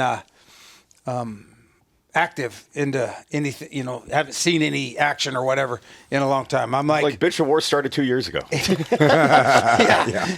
And I'm like, what I told him, I'm like, I've been a freaking just about everything else, and I don't have backup. I've been in freaking shit every day. I mean, it's a high intensity drug trafficking route. You pull somebody over, you never know what you're going to get. How are you going to deal with it? Yeah. Well, I don't think we're going to be able to do it. And I'm like, fuck. And I was pissed off, and I'm like, son of a bitch. And so I woke up the next morning. I'm like, you know what? Fuck that. I called him back, and I'm like, you know what? I think you're fucking up. He's like, well, what do you mean? I'm like, so we're going to be protecting dignitaries, right? Yeah. So you want somebody that's not just a fucking knuckle dragger. I said, I've been a freaking chief of police. I've been a sheriff. I've dealt with judges. I've dealt with freaking convicts. I've arrested freaking good people, bad people. I know how to deal with freaking the governor. And I speak the fucking language. Yeah. If nothing else. Jesus Christ. Right. And he's like, well, I didn't think about that. Let me call you back in an hour. I got to talk to my team. I think that recruiter was actually a team guy. And I gave him 30 minutes, and I called him back. I'm like, well, you fucking make a decision or what? And he's like, well, yeah, I think we could use you. I'm like, okay. All right. I can pull your head out of your ass. Well, you just bullied your way into Benghazi. Fuck you, I'm in. And that's freaking, and it was hilarious because for workup, we did it in West Memphis. Yeah, that Tease facility, right? Yeah, our driving was at the freaking dog track, in the parking lot of the dog track in freaking West Memphis. And we used rent-a-cars. Yeah, that shit's fucking hilarious. And then we'd take them out on the range and freaking shoot from them. And, and again, it's like how many freaking people shot the freaking hood of a car.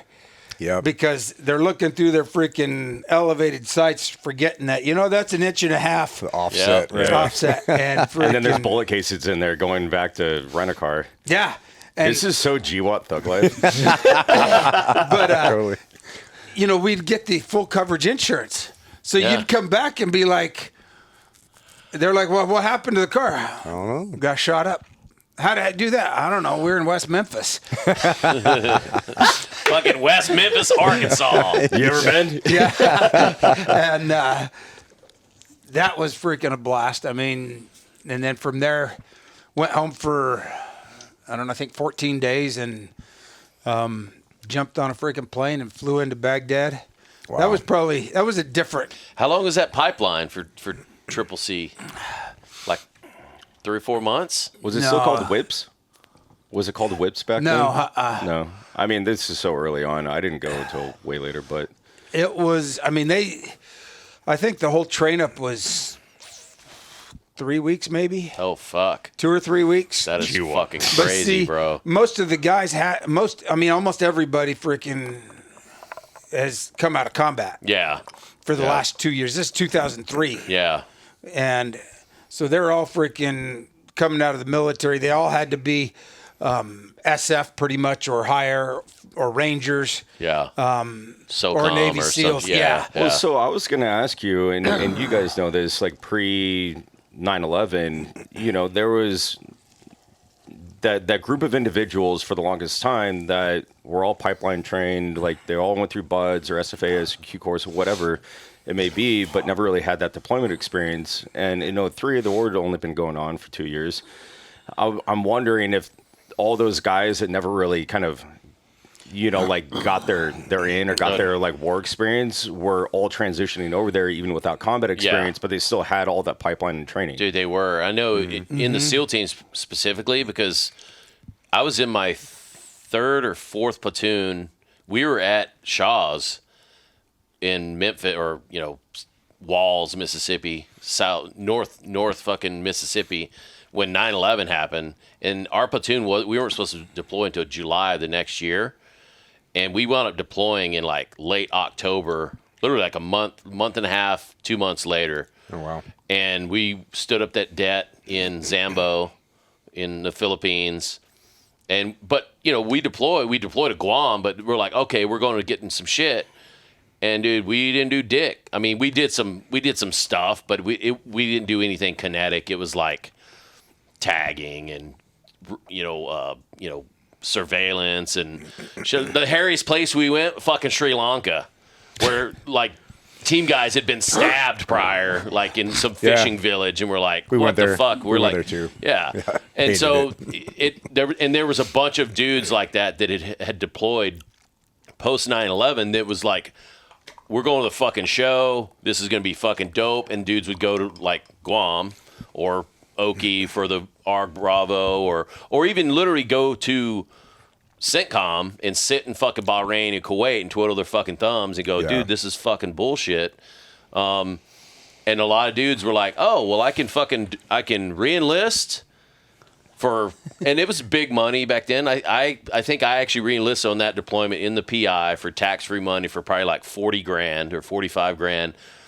But then there were like dudes going, dude, you can get out right fucking now, and Triple C and SOC and MVM and all these fucking contracting companies were like, dude, you can get out right now making like $800 a day. Yeah.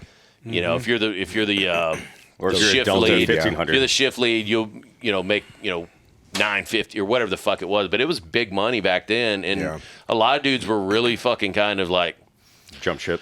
Yeah, they're like, dude, this is fucked up.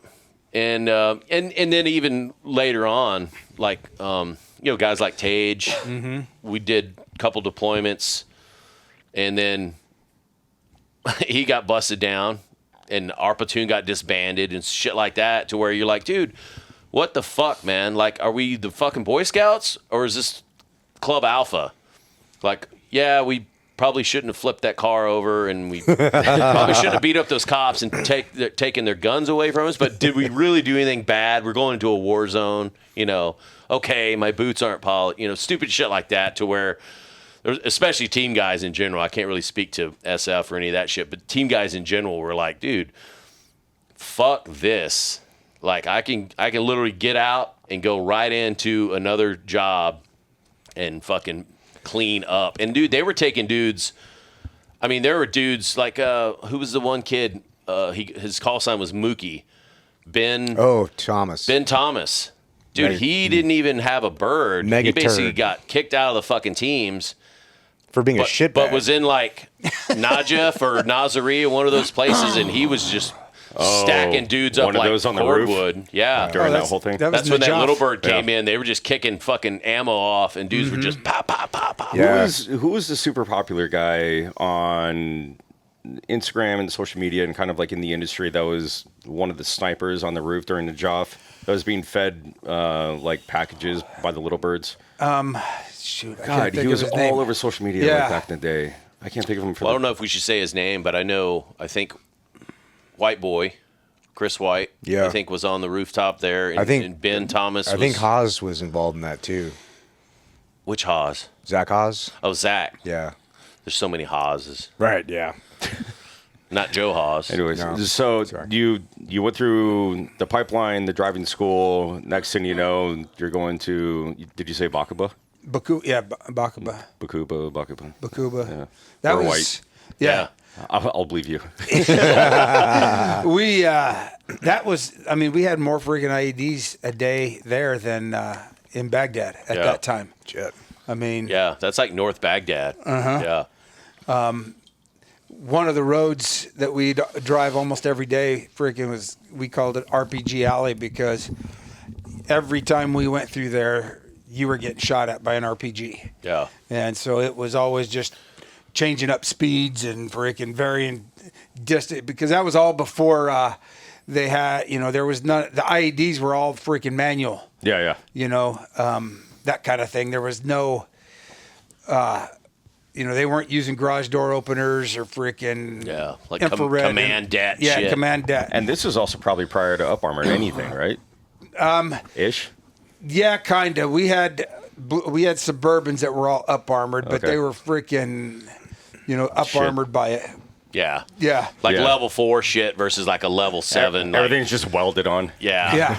But was it BMW's Bakuba? Wasn't that where Zakawi was ultimately killed? Uh-huh. Yeah. Yeah, that's what I thought. And then, because there was, and we were actually in a small compound. I don't even, you wouldn't be like a consulate, but equivalent to that. That's where State Department was. We had a Army platoon that was doing the security, perimeter security, basically shit. Force protection. Yeah. And then I think there was 18 of us that were contractors there. So talk about that life. Like, what? I mean, at this point, you've had all kinds of different experiences, whether it be the Marine Corps, state platoon, police chief, bounty hunter. I want to hear your perspective on walking into contracting at that time, because from my experience, like it's such a crazy culture. It is. I mean, one is just like because everybody asked me, how did I get my call sign Oz? And it's like when I first showed up, and I think the first thing was you knew you were going to be somewhere because the way the freaking plane landed. Because you're coming in and it's like all of a sudden... Combat landing. Then it's just freaking spiral. Corkscrew. Yeah. And it's like, okay, well, kind of gives you a little bit of a pucker factor, especially because you don't know that shit's going to happen. Or at least I didn't. That's so true. You don't know until you land like that. And especially you're like, in a fucking C5 or some shit. You're like, what the fuck are they doing? Trying to stunt fly this bitch? Well, this was a civilian freaking... Even worse. Yeah. Like chartered white plane. Yeah. Yep. Yeah. And freaking got on the ground freaking... And, and it's just freaking chaos everywhere. I mean, somebody picks you up... you don't know who the hell's going to be there, and they know you, and that's it. But we were standing there like, hey, what's your call sign? I'm like, call sign? What do you mean? Well, what do you call yourself? I'm like, Mark. And they're like, no, you got to have a call sign. I'm like, and I told them, I'm like, you know what? I was making freaking $60,000 a year. I'm getting freaking what, like you said, $850, $900 a day. You can call me whatever the fuck you want. I don't care. And they're, we're going to come up with something. I'm like, okay. Like 4 days later, I'm like, hey, you guys come up with a call sign yet? I mean, hello. They're like, yeah, Polter. I'm like, really? It took you freaking 4 days to come up with Poltergeist? I mean, freaking really? And so that whole time, my call sign was Polter. And then I left them because we were there for about a year. And then Blackwater got the contract. And so... with Triple Canopy, it's like they're like, yeah, well, hey, you're gonna have to go home. We're gonna challenge the contract, and I went up to our freaking AIC, and I'm like, hey, Greedy, he was a Delta boy, and he was one of the D boys that had gotten out and freaking was one of them that started up Triple Canopy. Yeah, cool. I thought it was started by a bunch of D-boys. Yeah, they were all, actually most of them all came out of Carside's detail. Because they were working for, what's the name of the company? Sock? No. It'll come to me freaking later when my brain starts working again. But Google it. Yeah. Starts with a D or something, I think. Dynamic something, I don't know. Oh, Dynacore. Dynacore. Yeah. Oh, yeah. I know that one. We put our two brain cells together.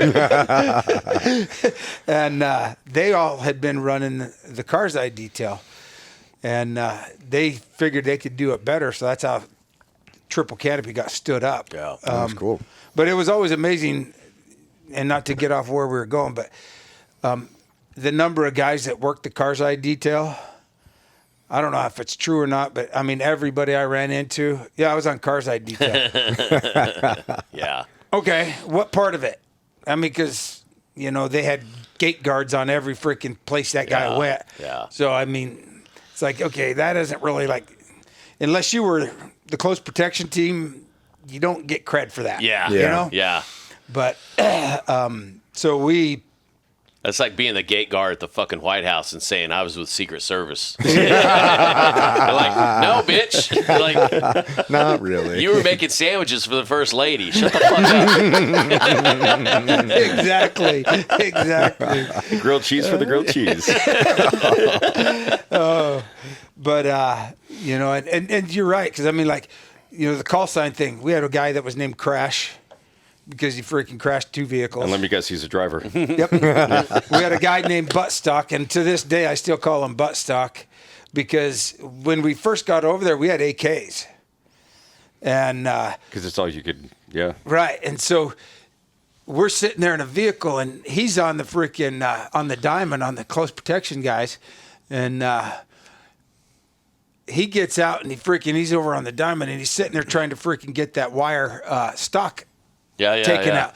And he's up there like, because, it's, unless you've done it a while. Like, push the button. It's freaking, and he's trying to get it done, and we're sitting there fucking laughing, and he's just sitting there freaking pulling, trying to get that thing and get into a spot and freaking do everything. It's like, that's fucking buttstock from now on. Because he's trying to fuck with the buttstock. That's usually how you get a nickname. Yeah. That's what you want. Yeah. And we had one guy named Happy because he was a grouchy ass shit. And every morning I'd be like, hey, Happy. And most of these guys, I was older than most of them. Yeah. And I'm like, Happy. What? Hope you have a good day today. Fuck you, Oz. Or, fuck you, Porter. Fuck you. I'm like, what was that movie where the private's walking down? And it's a sergeant major, and he's like, "Nice day, sir." He's like, "Oh, fuck you." Oh yeah. That's the one with Sam Elliott and Mel Gibson. Man, we were soldiers. Yeah, we were soldiers. Yeah. Well, fuck you. No, it's a nice day. What are you, a fucking weatherman? So the culture, like getting read in with all these guys, and especially being an older guy, like how did you take to it? And then were you working directly with the State Department or the agency or at that time it was State Department, and and me coming in because most of these guys had all freaking come out of the freaking first year of the war. Yeah, and so now I'm looked at as you're just a fucking cop, I'm like okay whatever. But so, and I ended up being a driver, and that was I fucking love that. It made me think back to freaking hunting coyotes. Did I tell you I was Mad Max? Yeah, Mad Max. That's what it was. It was you're just freaking going everywhere, and I was the follow vehicle, and so, my job was to make sure that I'm blocking for the freaking Ambo. the ambo there. Yeah. And one time we're coming through town, and I come up on this side of him, and the car's coming up. So I come up, slam on the brakes as we get through, pull over because there's a threat over on this side. Well, there was a freaking Iraqi lady right in the fucking middle of the road, just about. And I hit the brakes and pulled back. Well, her burqa got caught on my freaking mirror and ripped it all the way off of her. And holy she's shit. just standing there freaking just pretty much butt-ass naked. She's got some lace panties on. They do. Ask me how And, I just shit like that. And, just doing crazy ass shit. Yeah. That's wild time. Dude, that was the Wild West, too, in Baghdad. 03 to, dude. Oh, wait. I would say up to, 06, 07 is, holy fuck, man. It only got progressively worse with the fucking IEDs, but, in 03 when we had those thin-skin Humvees, and we were like the fucking, the mobility platoon as well, like me and Tage and Crimmins and all those motherfuckers, and we got to where we could make those fucking cars do what, and they were pieces of fucking shit. These fucking old Marine Corps ambulances that were, converted. You're like, dude, these things are pieces of shit. You're like standing on the gas. It's like, you're like, God damn, where's the pickup in this piece of shit? But to your point too, especially as a driver, what's kind of crazy, and especially for the listeners, is when you're driving a VIP or anybody like that as a blocking maneuver, you are literally the cannon fodder between all these IEDs, and you're just trying to put yourself in between the principal vehicle, no matter what it is, and also driving in Baghdad is the worst place I've ever driven. Nobody gets in the middle of our convoy. Yeah. Yep. And you just try to own it, and then with no gas or power for that matter, and trying to get in between, you're trying to take the IED in order to protect the principal. Yeah. And like, so the driving maneuvers and the driving school with the contracting was like probably one of the craziest and best things I think I ever learned. Yeah, it was. I mean, because, you know, there's so many different things, because if you're traveling over, you know, over long areas, like we'd go up to Erbil or freaking go from Bakuba into Baghdad, and there's 2 ways to go. One of them, there was less traffic, but a lot more danger. Yeah. The other one was freaking more traffic and safer, but it's like, you know, which one did we always choose? If the principal wasn't with us and we were just going down to pick up guys or pick up supplies or something like that, we'd freaking take the back road. And I think we also had 2 BMW M5s or 5 Series. Yeah, level, was it 5 probably or like 7 series? No, 7 series. Yeah.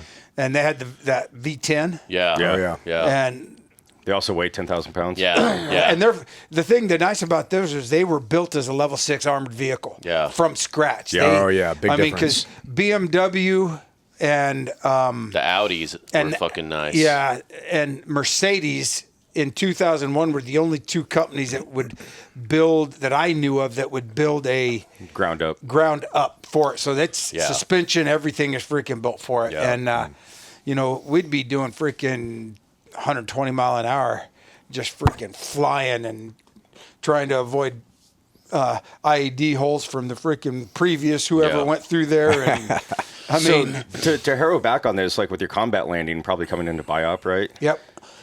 You really get to figure out the level of, I guess, kinetic involvement when you get in the car and you're picked up and you're moving through Baghdad, and especially coming out of BIOP on IED Alley. Route Irish. Yeah, Route Irish. Especially then. And then you're like, oh, God. Yeah. Like, that's a fucking eye-opener. Yeah. Yeah. It was free. I mean, and I Like had never bumper changed. cars, bro. Yeah. Literally just pushing cars off the fucking road. We're like, oh, And, you don't know, be in and the left lane. And a lot of people, you know, freaking, and there was guys that were just a little bit crazy, probably. Especially, I mean, I can remember some of the Aussies or the South Africans. The Grom. Yeah. The Grom especially. They all looked like Kevin. And they're just freaking, you know, their idea of this is, duk, duk, duk, duk. You know, they're Warning just shooting. shot. Yep. To the window. Yeah. Yeah. And, you know, so, yeah, it was crazy because it was like Mad Max. I mean, you think back about it and just freaking, you know, and how did we, I mean, you think about, there was probably, I mean, this is something most, you know, and I talk about it because, and we'll get into it, but I started a nonprofit called Shadow Warriors Project because it's for contractors. Yeah. Because of what happened to me. But, you know, there's over 5,000 contractors killed since 2001 up to 2018, and 30,000 that have been injured. Yeah. And that's more or as much as military. Yeah. And another one of the facts that, I mean, I guess it's like every nonprofit that kind of gets overlooked is you have to think up until, I mean, there were certain times that you would have TCNs or third country nationals that were driving, you know, the semi trucks and supply lines for KBR, Halliburton.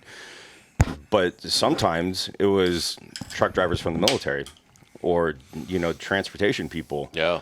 And they're just getting hosed. Yeah. You know, and this Dude, is the people's whole Jessica kids. Lynch thing. Yeah. You know, I mean, they were a transportation company or whatever the fuck you call them in the Army. But Yeah, a trans company or transportation company. Just call them trannies. No, there's a big difference. I didn't realize what year we were in.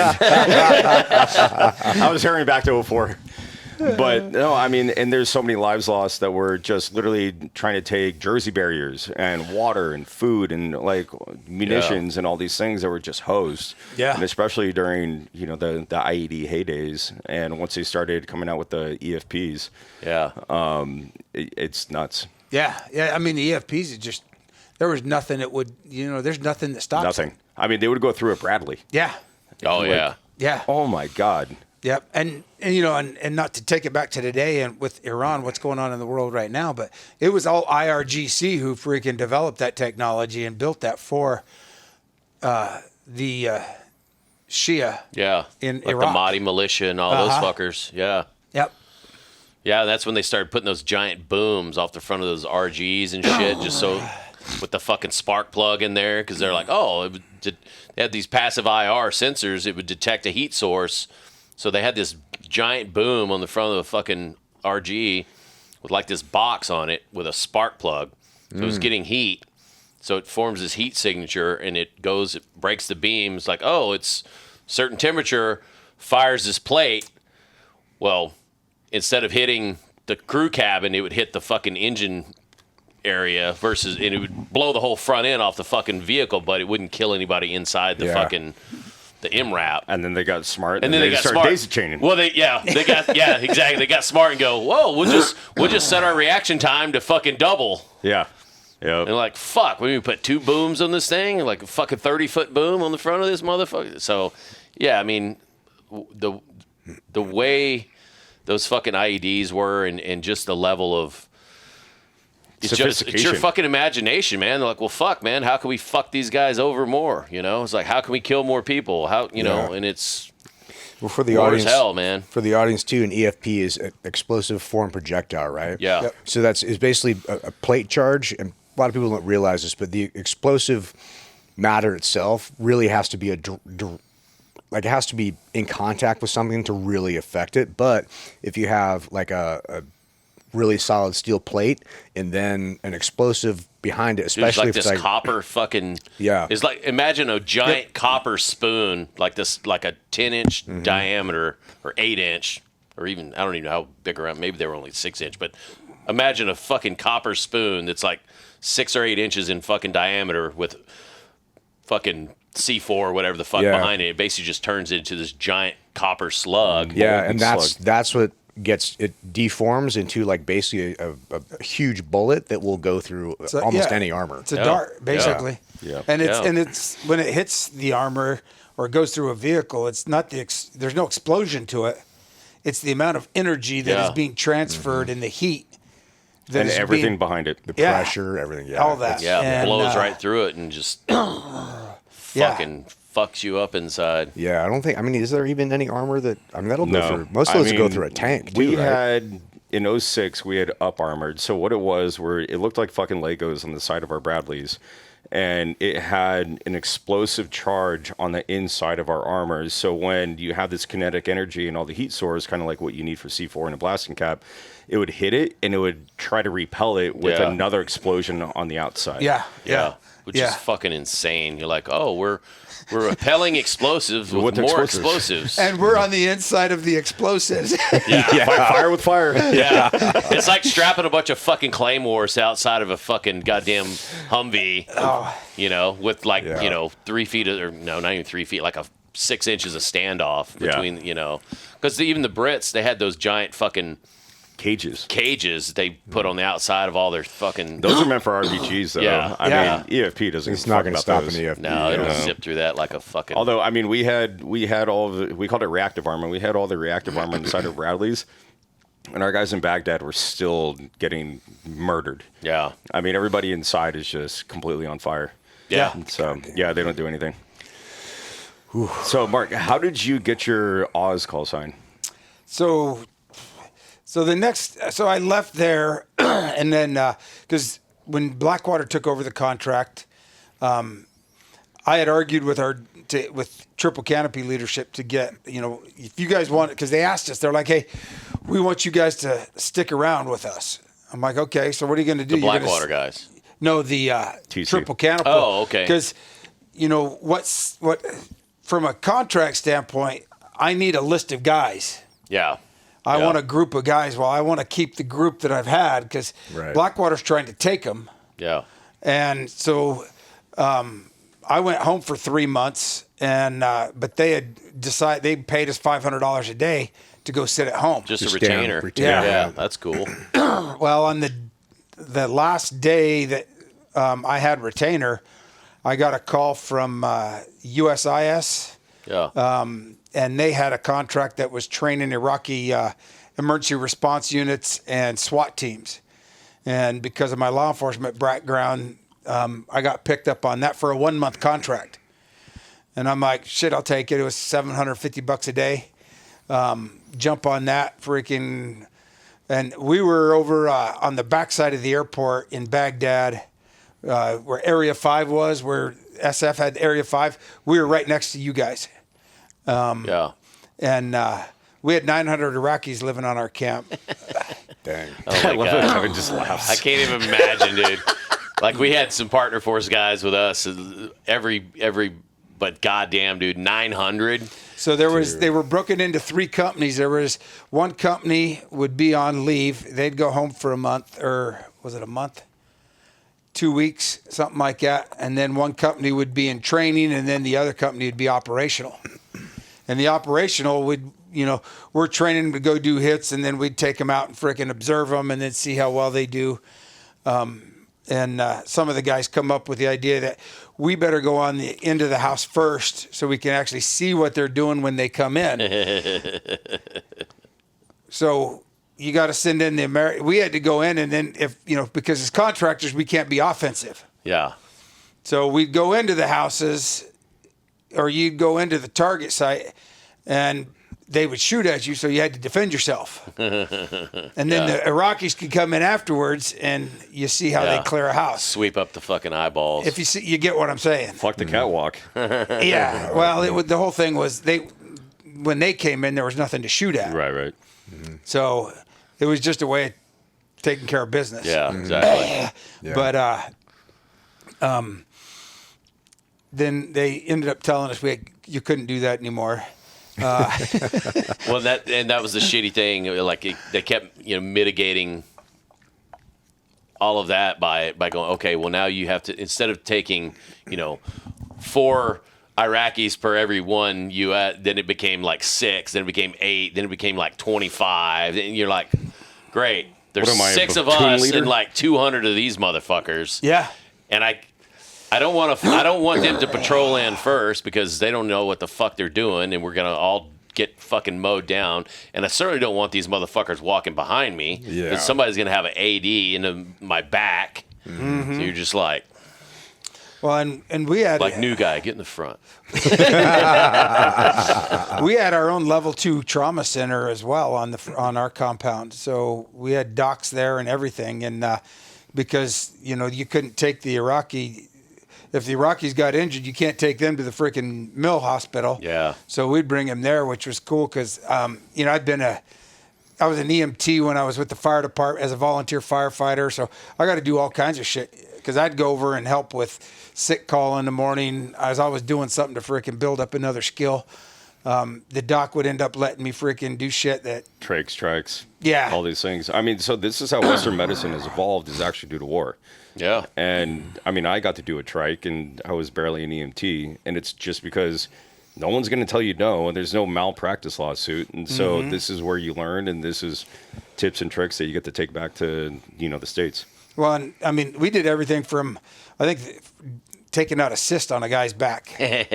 About that is size of a freaking baseball. Ooh. And the last thing you want to do is freaking lacerate a cyst, because then it is... Yeah. I bet that smells amazing. Or a face shield for that shit. Can we not? Let's next. This shit grosses me out. What about the circumcisions? Nick's over there like, Calamari or mushroom? Calamari or a mushroom. I never heard that one. That's freaking good. We had to do dental work on them too. Oh, wow. And, that is way outside your scope of knowledge. yeah. There was the dentist chair. The arms, actually, right here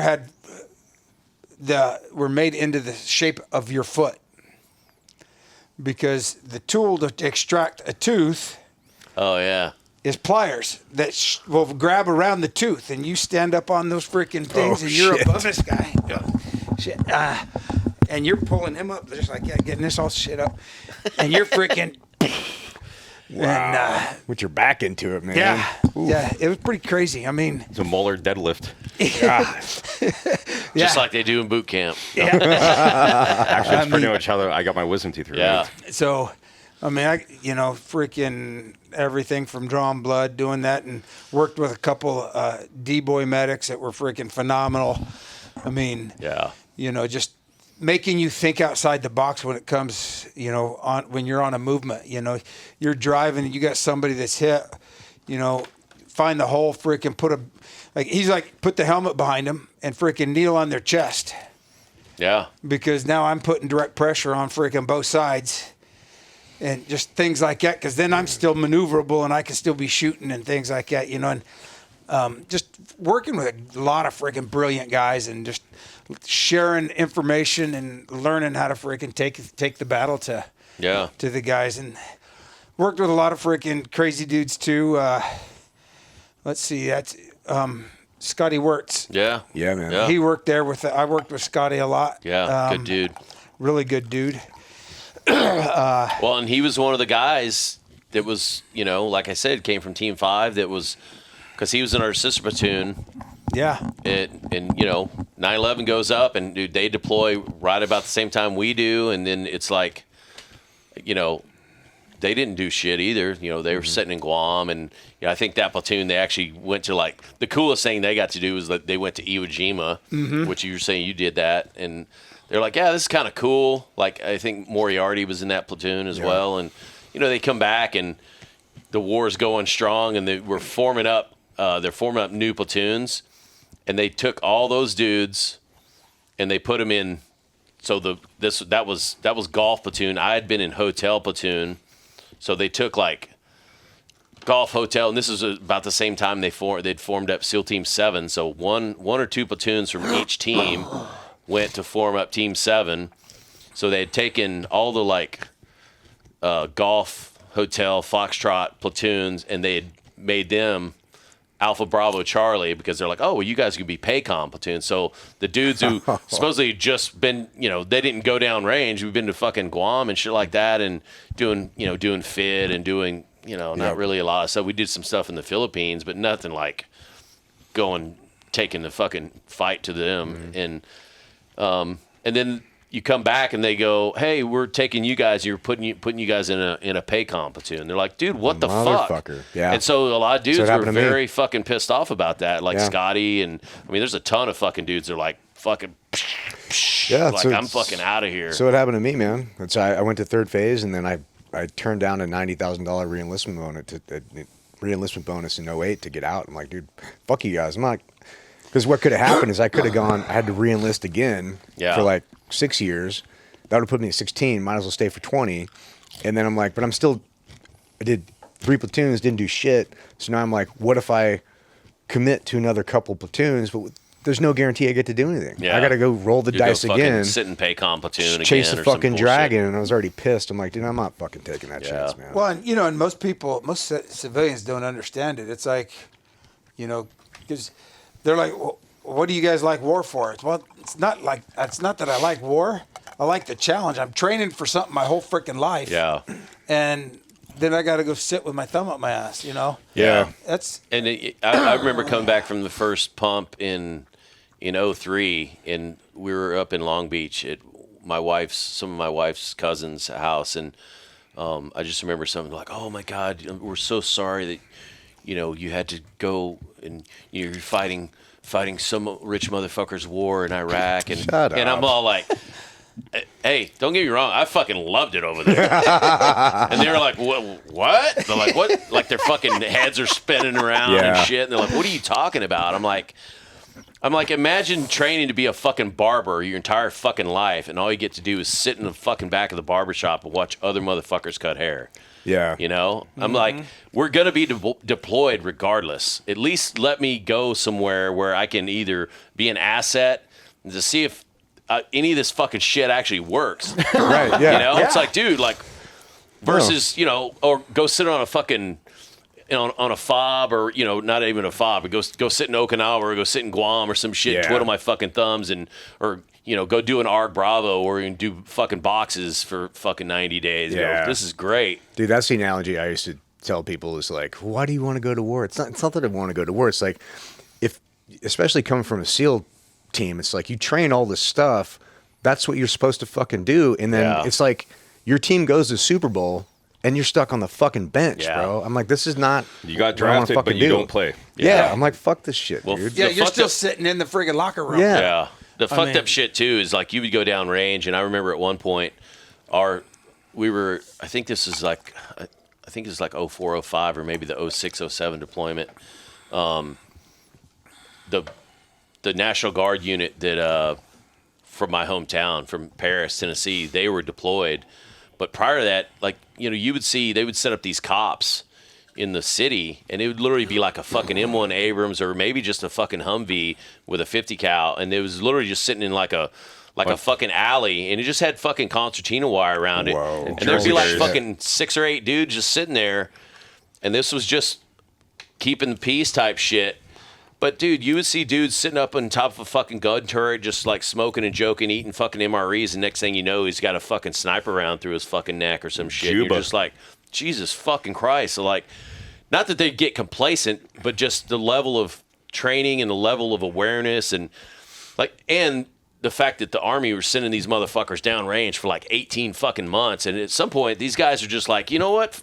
Fucking taking a round through the neck might be preferable than sitting here for another fucking 7 months. At least I get to go home if I take a fucking round in the nugget. Yeah. You can't maintain that level of vigilance. Dude, the morale is just... Yeah, there's no vigilance. Yeah. You know, like it's not combat effective. I mean, the lessons that we fucking took out of GY, well, I mean, unfortunately, the government didn't learn any of them, but we did. Of course not. Yeah, that's some fucked up shit, you know.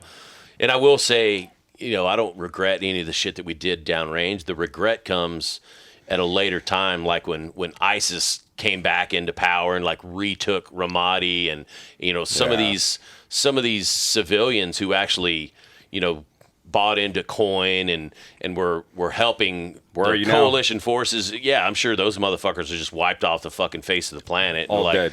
Yeah, you know, and you have this level of, you know, not to say that our country should have went in there and held hands, and we definitely shouldn't have stayed there as long as we did. I think that's kind of been established, but for them to just go, you know what, we're pulling out on this date, and then just pulling everything out, like instead of just going, okay, let's start to scale this back. Maybe we don't tell the fucking enemy when we're fucking pulling out. Or maybe we don't make a press briefing. Yeah, it's like, Jesus Christ, like let's not, you know, tell them what the fuck our plans are before we do them. Oh shit. So Mark, how do we Well, I was going to say that I think we're on the same page here. Let's take a quick break, and then let's jump into the whole Benghazi story. That'd be pretty dope. Dun, dun, dun. Cool. All right, let's go. Cool. So we're talking about getting into the Benghazi story. I'm going to rely on you guys for a lot of this because I know the story, but I never watched the movie 13 Hours. Yeah. How do you guys want to break into this? I'm wondering, so let's cue Mark. Let's kind of go into, were you pulled from a different sector of operations when you were contracting, or were you domestic? And then this is probably kind of like one of those normal rotations? Or at least what you thought would be a normal rotation? So when I was with USIS, I ended up, they had a contract because the Navy SEALs had the contract to protect the 6 prime ministers of Iraq that rotated. And I think wasn't that SEAL Team 5 that did that? Yeah, we did that in 04, 05. Mm-hmm. Yeah. Team 3 hooked us up good with that one. They're like, oh, yeah, just let Team 5 deploy concurrently with us, and we'll let Team 5 fucking go do all that shit. And we're like, oh, you motherfuckers. And so after, what was that, 04? Was yeah, the like last? 05. 05? Yeah. They gave that to USIS. And USIS hired a bunch of, they didn't want to put Americans on it. So they hired a bunch of South Africans. Because then you could have white South Africans. If they got killed, really nobody would give a shit. Yeah. Even South Africans don't give a fuck. Yeah. Well, and most of them weren't British South Africans. They were dark?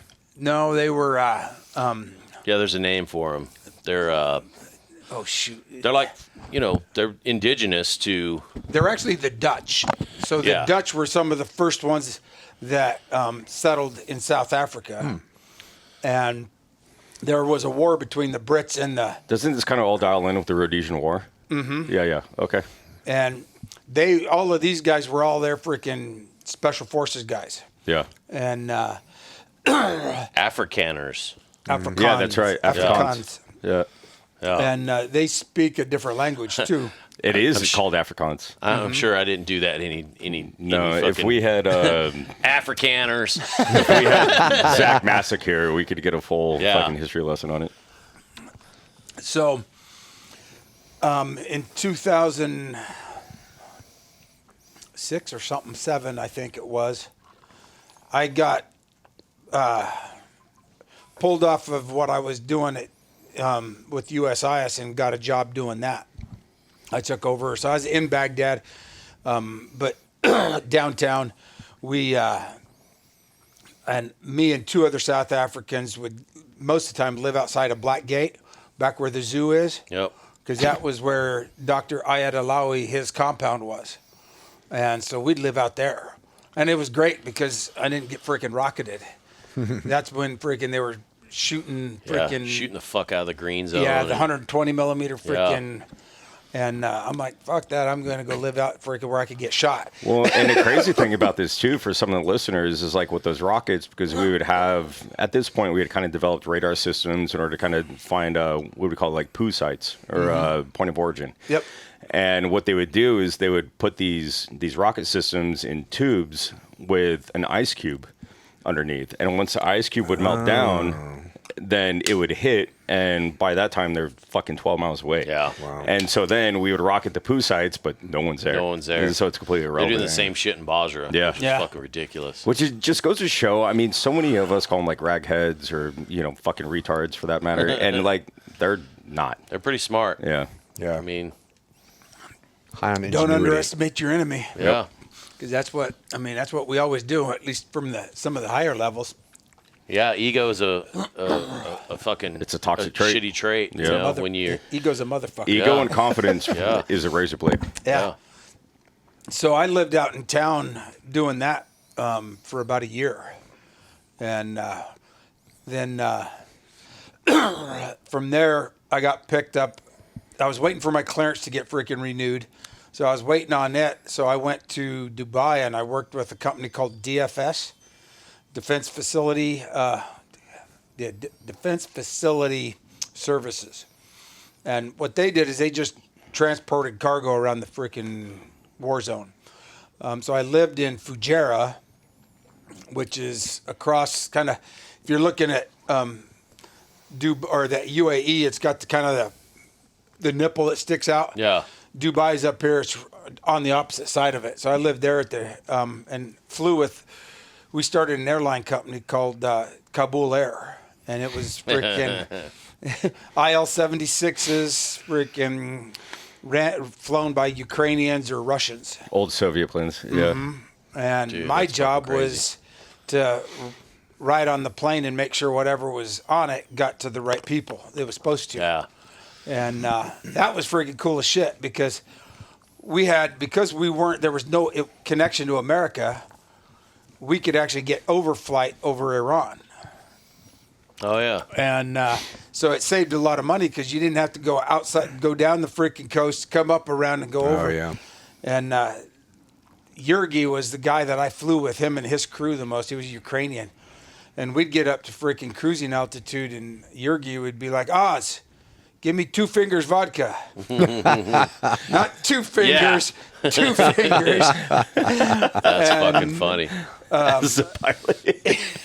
Dude, isn't it wild? You're like, the fuck life am I living? And we were flying over Iran one night, and he called me up. He's like, Oz, come up here. I'm like, yeah, what?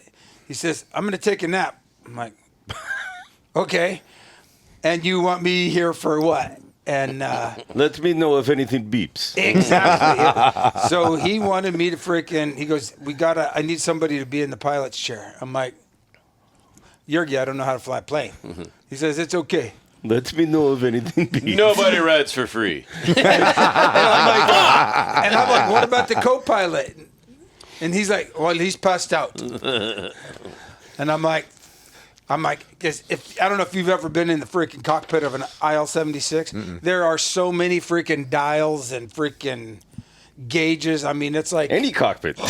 No, this makes an American cockpit look freaking like there's very look clean. little. Yeah, and it's all in Russian. Yeah, and it's all in Russian. And so I'm sitting there. I'm like, it's on freaking autopilot, you know. And I'm sitting there like, fuck, I ain't touching nothing because I'm afraid if I touch something, it's the wrong thing.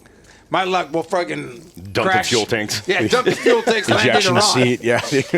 But I'm sitting there, and I'm sitting there just thinking. I mean, what's the fucking odds of a dumb country boy out of freaking southeastern Colorado sitting in a Russian aircraft over Iran with freaking drunk Ukrainians hauling shit, who knows what. That's some wild cowboy shit, dude. And I'm paid to do this. Yeah, and I'm getting paid to do this. I'm like, fucking A.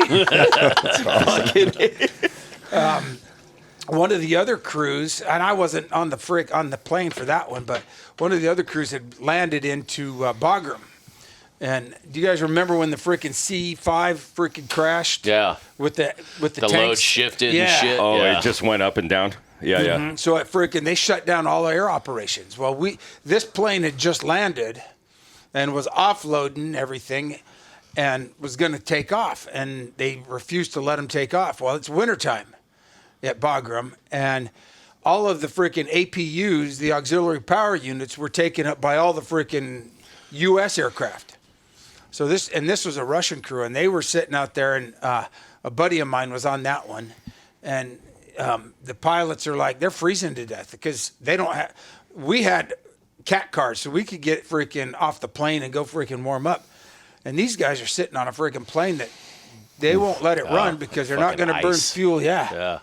And finally, after 2 days, the freaking pilot's like, I'm taking off, and our guy was like, no, you can't do that. You can't do that. And he's like, no, yeah, we can. And he's like, no, you can't. They're going to freaking not let us. He's like, I've flown in and out of here hundreds of times when we occupied this country. I know I can make it. And all right. The next day, freaking, he loaded up. Freaking, he took off without permission, and the freaking Air Force was so pissed off. What are you going to do? Yeah. They're like, shoot me out of the sky? Yeah. They're like, you're never coming back. You guys can't fly again in and out of here. We fly into freaking Fujairah, freaking pull the plane into a hangar, freaking paint the freaking tail fin with a new number, freaking register it with freaking the airport, and freaking start flying again in a week. This is like Lord of War. Yeah, dude. That's awesome. Yeah. Turn the flag the other way around. But that was, I mean, it was freaking, that, again, I said that, and it's like, how the hell did I get to do that shit? I was going to say, was that your like 300-foot gaze moment where you're just like sitting there and you got a drunk-ass Russian and then like another one just snoozing? Wait, so were you on the plane when they took off? No, not that one. I was on the other, a friend of mine was. Oh, okay. I thought those were your pilots. No. Those are, shit, I didn't, the Russians were Russians. I mean, they didn't like us freaking no matter what. Nitcho, suka. Yeah. The Ukrainians, they were freaking cool as shit. They always are. Yeah. And, they were good. I mean, you knew something was wrong though, because, you know, we could have all kinds of shit go wrong, and if the crew didn't get freaking excited, I'm like, okay. I mean, if they're not scrambling, I ain't scrambling. Right. Yeah. We land one time and freaking when we hit the ground, the whole plane just starts freaking shaking. I mean, it felt like a BB in a pop can. And when it stopped, everybody was just fucking running off the plane, and I'm like, you know what? I should probably fucking move my ass a little bit faster. If they're running, I'm following them. And absolutely. We got off the plane, and I don't know what ended up happening is a couple tires blew out. Oh, right. And the freaking struts, we tore the whole side of the freaking aircraft open. Because the struts were moving back and forth. Oh, fuck. Yeah. It could have been really fucking bad. Yeah, it could have been like female Canadian pilots landing in Toronto. Sorry, too soon. But, and I was waiting for my clearance to get done. And I did that for about 6 months. And then my clearance came in. Were you waiting for a TS? Yeah. TSSCI. Yeah. And because I had one when I was in the Marine Corps, but it freaking expired. Yeah. And so I ended up, let's see, got picked up on that. So then I had to go back through freaking train up for freaking GRS. It's a hard pistol qual. It is. Hard pistol. Rifle qual isn't easy either. Yeah. But Every Marine's a rifleman, though. yeah. And it was good, Was that though. TDC? Yeah. And, the one thing I think at the time they didn't teach enough of was freaking tradecraft. They don't, because you're sending a bunch of guys that are freaking gunfighters to do stuff that aren't gunfighter stuff. Yeah. Look inconspicuous. Well, Don't and stick so out like a sore thumb. one of the scenes in the movie that's, very prevalent or could always be very prevalent is when they ended up kind of getting locked into that alleyway with a dishka on one side and then a bunch of people on the other. And, everybody's like, what do I do? And Yeah. you're trying to be low vis, so those kind of scenarios where you literally have an A and B decision. Like, this is a fucking Goosebumps book, and you're choosing your own ending right now. And if you flip the wrong page, like, it's game over. Yeah. And that actually occurred, not in that same scenario and not that soon. It had occurred because I had gotten there. It was about 30 days before I had gotten there that had actually happened. And it wasn't in such a confined space. It was just on a open freaking. But it's still a decision-making process Right. that is critical. Yeah, and the boss wouldn't freaking let the freaking React team go, or anything like that. It wouldn't let them launch. So, and I will say, Michael Bay did a freaking great job. I mean, obviously it's not a documentary. Yeah. But he did a really good job of making that movie right as much as he could. It's good to hear from you, and I mean, it's almost praise to Michael Bay, for that matter. Yeah, and he's Michael Bay is definitely loves first responders, loves the military. He does. And, he's definitely more on the right than wrong in terms of what's wrong with Hollywood. Yeah. I mean, but he's definitely a smart, very smart filmmaker, a very good storyteller to that respect. And he's, he wants it done right. And I think he's unwilling to Compromise. Yeah, that's a good word. So, Mark, if you can, and I think that this might be best for the audience to kind of maybe go down the timelines and potentially kind of correlate what the real experience was versus, what everything else kind of how that whole thing transpired. Well, and this is the part that most of this isn't in the movie is what I was doing that night. Like the night? Yeah. Okay. Yeah, because if you remember from the movie, and I talked to Max Martini, the guy who plays you in the movie. I talked to Max yesterday. Martini? Yeah, really? thinking he's in L.A., and I was like, dude, why didn't I think of this earlier? Because he's good friends with Meadows. I only worked with Max on Oakley shoots. Oh, okay. Yeah, that's wild. But I was like, dude, why didn't I think of this earlier? I'm like, I could try and get Max down here. Even for sitting on one segment or something, and I was talking to him, and he's like, "Oh man, I'm in fucking New York." I was like, "Oh fuck!" It's a long But he's flight. like, "Tell Mark I said what's up," and but his, that story is you're out with the Female woman, case officer, case officer, and she wasn't as freaking. She didn't look anything like that one. They never do. She wasn't a hot French lady. No, she was Pakistani descent. And it was funny because actually it's kind of like the reason I got put on that job that night was I kind of lost the freaking short straw. I got Fucking the short coin straw. toss. Yeah, and they did it without me. And they actually they picked me because I got along with her the best. I mean, which is right, of course. Yeah. I mean, you don't want to piss off the hand that feeds you. yeah. Well, depends on who you were. Some of them, Tonto didn't have a problem pissing off anybody. Yeah. But that's Tonto. I mean, love him to death. But so me and her had left because we weren't even supposed to do anything that night, and it kind of came up, and so we had to go out and meet this couple, and leaving. We left, and the route took us over near the consulate, and there was nothing freaking array. You didn't see the gatherings of people on corners, in threes and fours, like a lot of times you will before a freaking protest starts or something like that. And we got over there, and you guys didn't see any of that shit. No, got into it was a compound, pretty big compound. They were a pretty well-off family, and to be honest, the whole thing was a freaking birthday party for their daughter. So that's the super secret meeting. Actually, this is par for the course. Exactly. You know how many super secret meetings I went to, and then all of a sudden Diplomat gets in shithoused? I'm like, really? So we're sitting there, and you know how dinner is and stuff like that is, you got to sit around and talk and have tea for an hour, and then you freaking have the food come, and then you sit around and smoke the hookah pipe. You need foreplay. Yeah, and we're sitting there, and it was funny as hell because after we get done eating, I'm sitting there expecting and I, as a security guy for it in the CIA, I played the part of the cover or whatever, because I was her freaking boyfriend, and that's what we were to the family. Jackpot. And and it's like, this is my boy toy. When we had, and I sit, and I just take the job, man. I don't know if it's just different.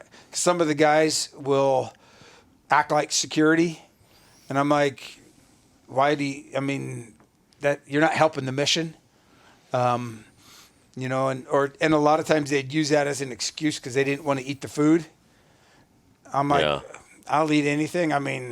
Should I eat freaking fish out of the freaking Tigris River? Ballsy. I didn't have a choice. I was sitting with freaking the prime minister and freaking a bunch of other diplomats, or with freaking Barzani and his guys, and to me it's just you do what you got to do to freaking do the job. I'll piss up my ass later. Yeah, I'd never went anywhere without Cipro. Always had a bottle of Cipro just for that reason. That shit kills everything. But I ate fucking Chipotle last night and was fucking pissing out of my ass. It ain't fucking just overseas where that shit happens. Well, and I grew up drinking raw milk. I never had store-bought milk till I went to school.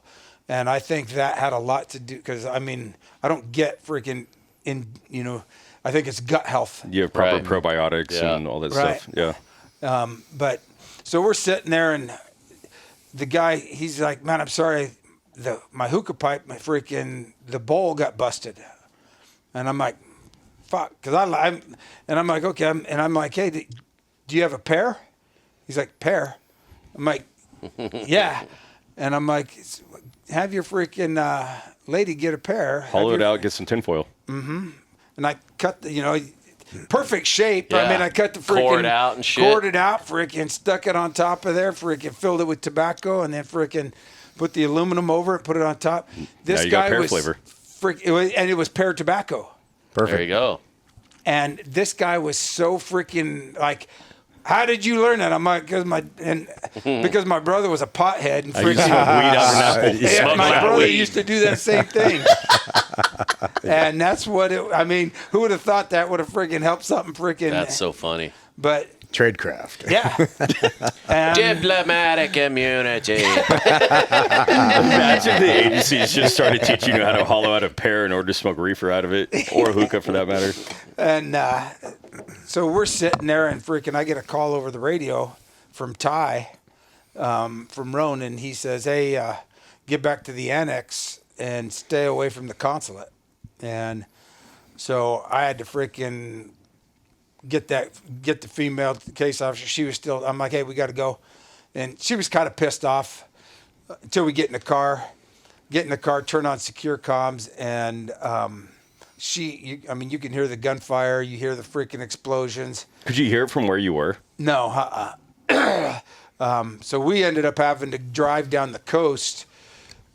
Oh, I don't know how far, but pretty far down the coast, cut back in through the desert, and then came back in. And on our way back in, we were probably maybe a mile from the annex, and pull up to this intersection. And right as I'm getting ready to pull up to it, there's one car in front of us, these 2 cars, 3 cars come in from the sides, and freaking about 8 guys jump out with freaking AKs, and they're shutting down that freaking intersection. Are you up armored?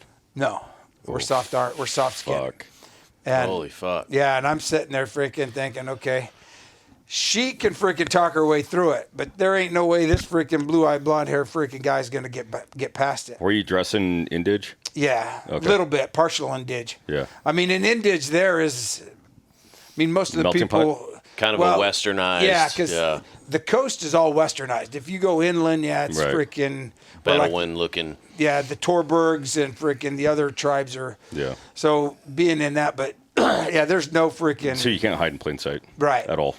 And luckily for us, the car in front of us, instead of stopping, freaking just kept driving through the intersection. And all those guys just went and started facing that direction. And so I'm like, freaking, I just turned the corner going about 15 mile an hour and freaking 15, 20. And I just drove away, staying at that speed, because I knew if I got fat, if anything else, they would draw their attention. And freaking somebody was looking out, you know. Yeah. That's what I always tell people. Somebody upstairs was looking out for me that Holy night. fuck. It's good tradecraft too. Yeah.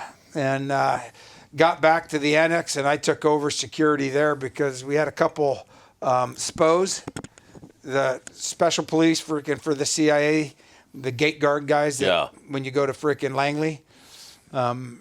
They were there. Their whole job was to watch the cameras, basically.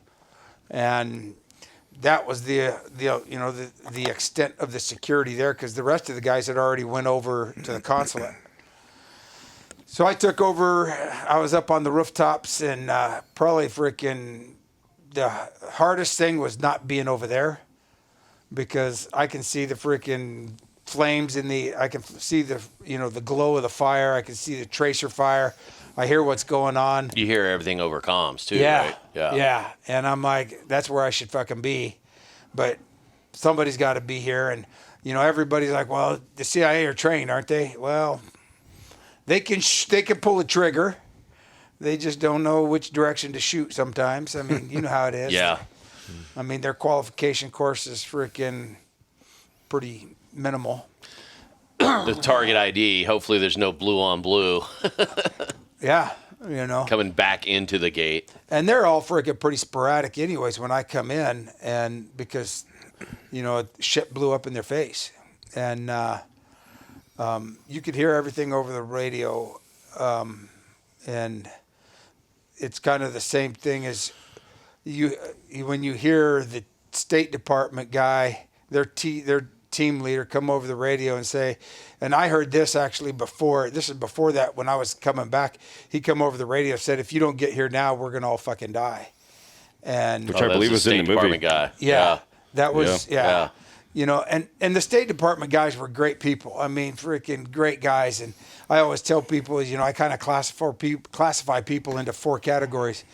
There's those that I would never go to war with and I'd never freaking socialize with, because there's just some people you don't want to freaking have in your life. There's those that I'd go to war with, but I wouldn't socialize with, because they're the guys that are libo risks. They'll get you into fights. Jeff freaking Reynolds. Yeah, exactly. Then there's those I would socialize with, but never go to war with, because not everybody's built to be a warrior. And the very few people that are, they're both, you'd go to war with them and you'd socialize with them. And the State Department guys were, hey, they're good people, but they were freaking hung out to dry. Yeah. That's like the kiss of death you give to a team guy when, like, we would do turnover platoons, and there was always a couple guys in the platoon that would want to stay back and, like, stay a few months and shit. And you'd be like, dude, like, how is he? Like, oh, he's a good guy. He's a good dude. And be like, would you want him in your platoon? And dude's like, no. You're like, dude, fuck that, dude. Yeah. When they say he's a good dude, you're like, all right, motherfucker. Well, they said more specifically too. That's where the term "good neighbor" came from. Yeah. Where like if you know a dude and he's a good guy, but you don't want to talk shit about him tactically, you're like, you'd make a good neighbor. Yeah. Yeah, That's why I have that license plate, bad neighbor. Yeah. I always wondered what that was for. Yeah. Well, that's my neighbors too. Some of my neighbors really like me. Some of my neighbors are not a big fan. So yeah. So while I'm sitting there freaking feeling like freaking shit because I can't freaking get into the fight, they finally end up coming back.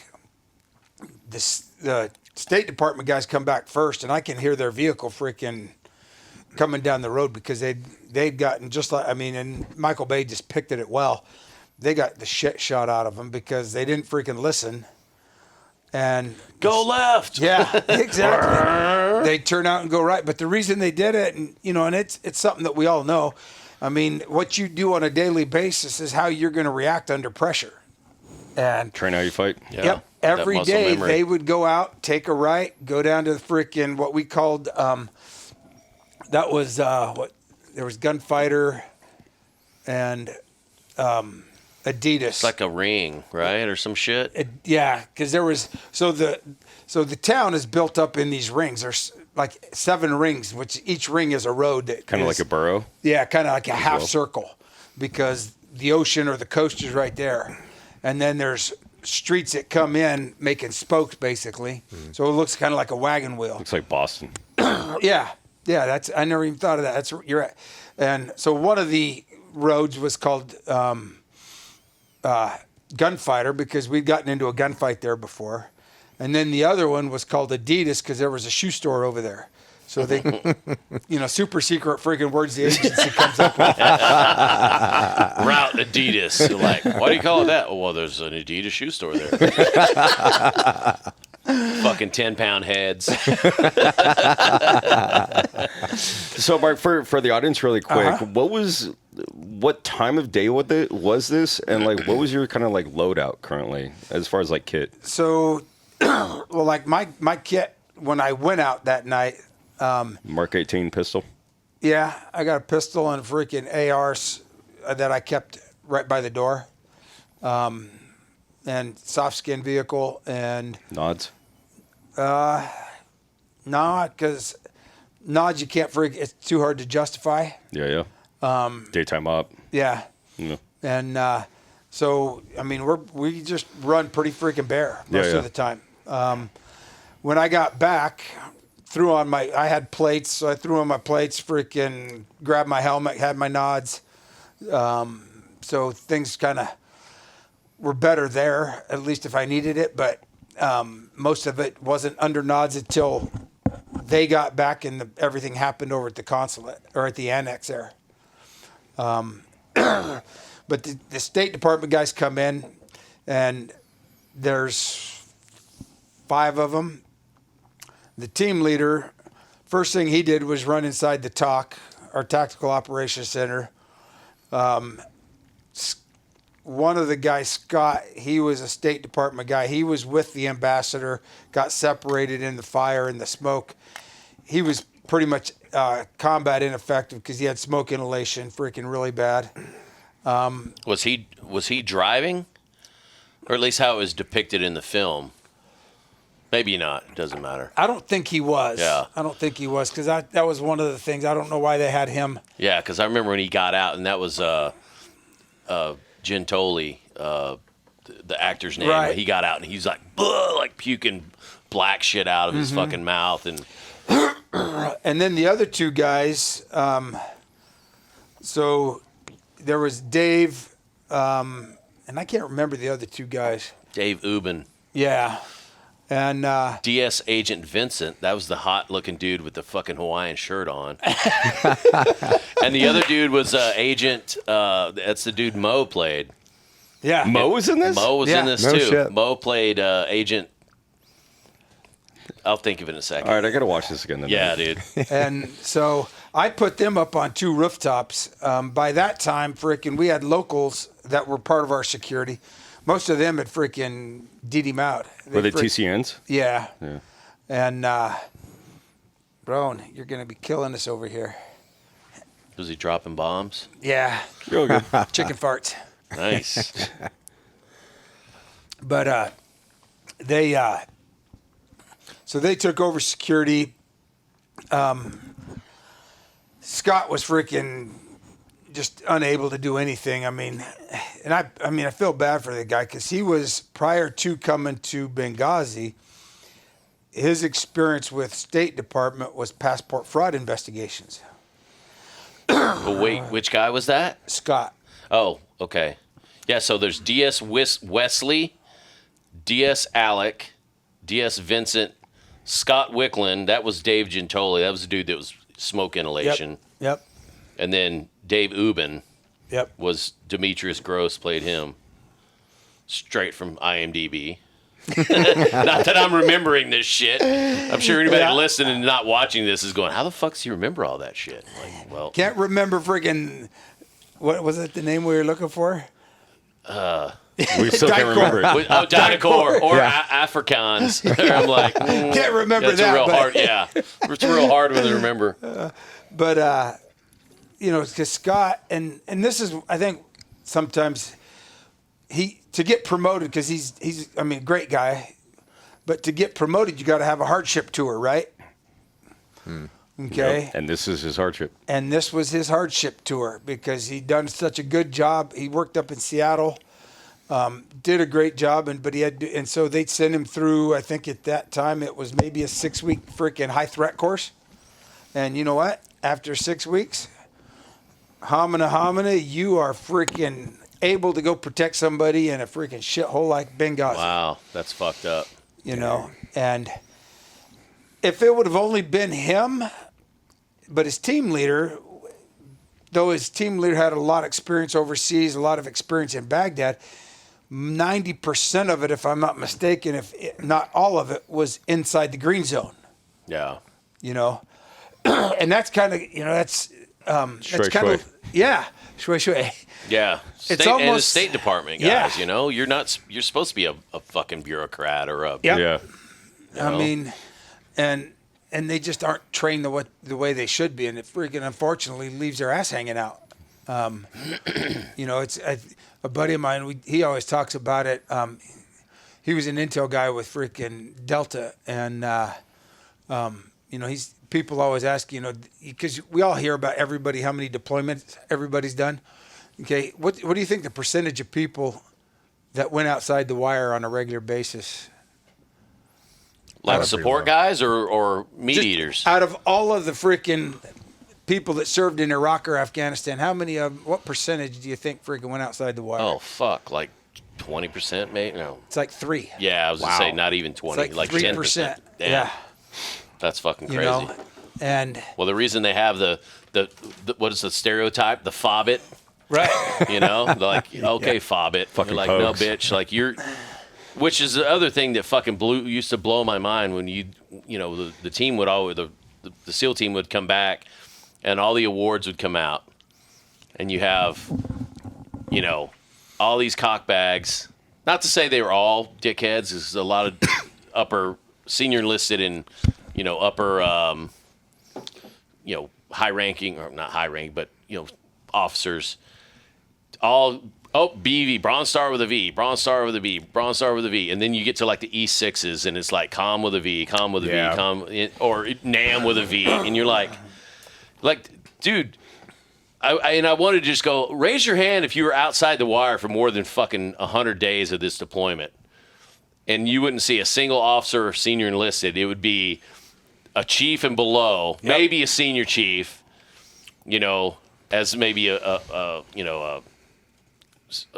whatever, task unit commander or task unit senior enlisted. But the way that NSW kind of perpetuated the awards bullshit, and then even later on when they wanted like shooter statements for shit, when like dudes were getting, I wouldn't even say like getting kills, but you're like shooting people, and we're operating hand in hand with dudes from the State Department and contractors and shit like that. And it's like, I mean, at least in Basra, I mean, there were times when I'm the only dude on a fucking rooftop with a contractor from like MVM or something, and we're getting the shit shelled out of us, and we're fucking glassing the horizon, looking for people on cell phones or looking for glint, you know, looking for mortars and shadow shine. And you're like, dude, what the fuck? They're like, nope, you didn't shoot and maneuver and return fire. Like, the fuck we didn't. Like, well, I need a shooter statement. And like, I'll give you mine, but I was the only motherfucker on the route. Well, sorry, your award doesn't qualify for whatever. And you're like, you know what? Whatever, dude. Yeah. I could give a fuck. Yeah. Well, and then you get all those guys that freaking have bronze stars, and there's no V or anything like that. It's like, so you handled paperwork well. Yeah. And they're the first motherfucker with a license plate with it on it. Yeah. Yeah, exactly. And I'm like, fuck you. Like, if you have a bronze star on your license plate, you didn't actually earn that bronze star. Yeah. In my personal opinion. Because I think anybody with a bronze star. I don't know. I think some of those in like Texas and stuff, they get those plates for free. Yeah, it's true. All right. So I'll be like, Depends on the fuck, state. I'll take a free license plate. No registration? Yeah. Send it. Yeah. Like the DV plates in Tennessee are free. Like my plate says indefinite. Yep. Like there's no expiration date. I'm like, whoa. I'm like, no more register, at least as long as you own the car. Yeah, I learned that the Or hard way. smog. Yeah, none of that shit. But yeah. So how does I this... digress. How does this, like, kind of, what time is it, and at kind of what portion are we in order to kind of, like, set the timeline? So, like, when we me and the female case officer left, it was probably around 5 o'clock. Okay. Was it summer or winter? Wait, left to come back or left to go to go Oh, okay. To go. It was about probably 5:30, somewhere in there. It was daylight, so September. Yeah. So it's EENT is probably around 7 p.m. Yeah, 7:30ish. By the time the guys, when the consulate got hit, was probably close, somewhere around 9:30 to 9:40, somewhere in that vicinity. Different guy, like there's a couple different, like Tonto says one thing, there's difference on the cameras.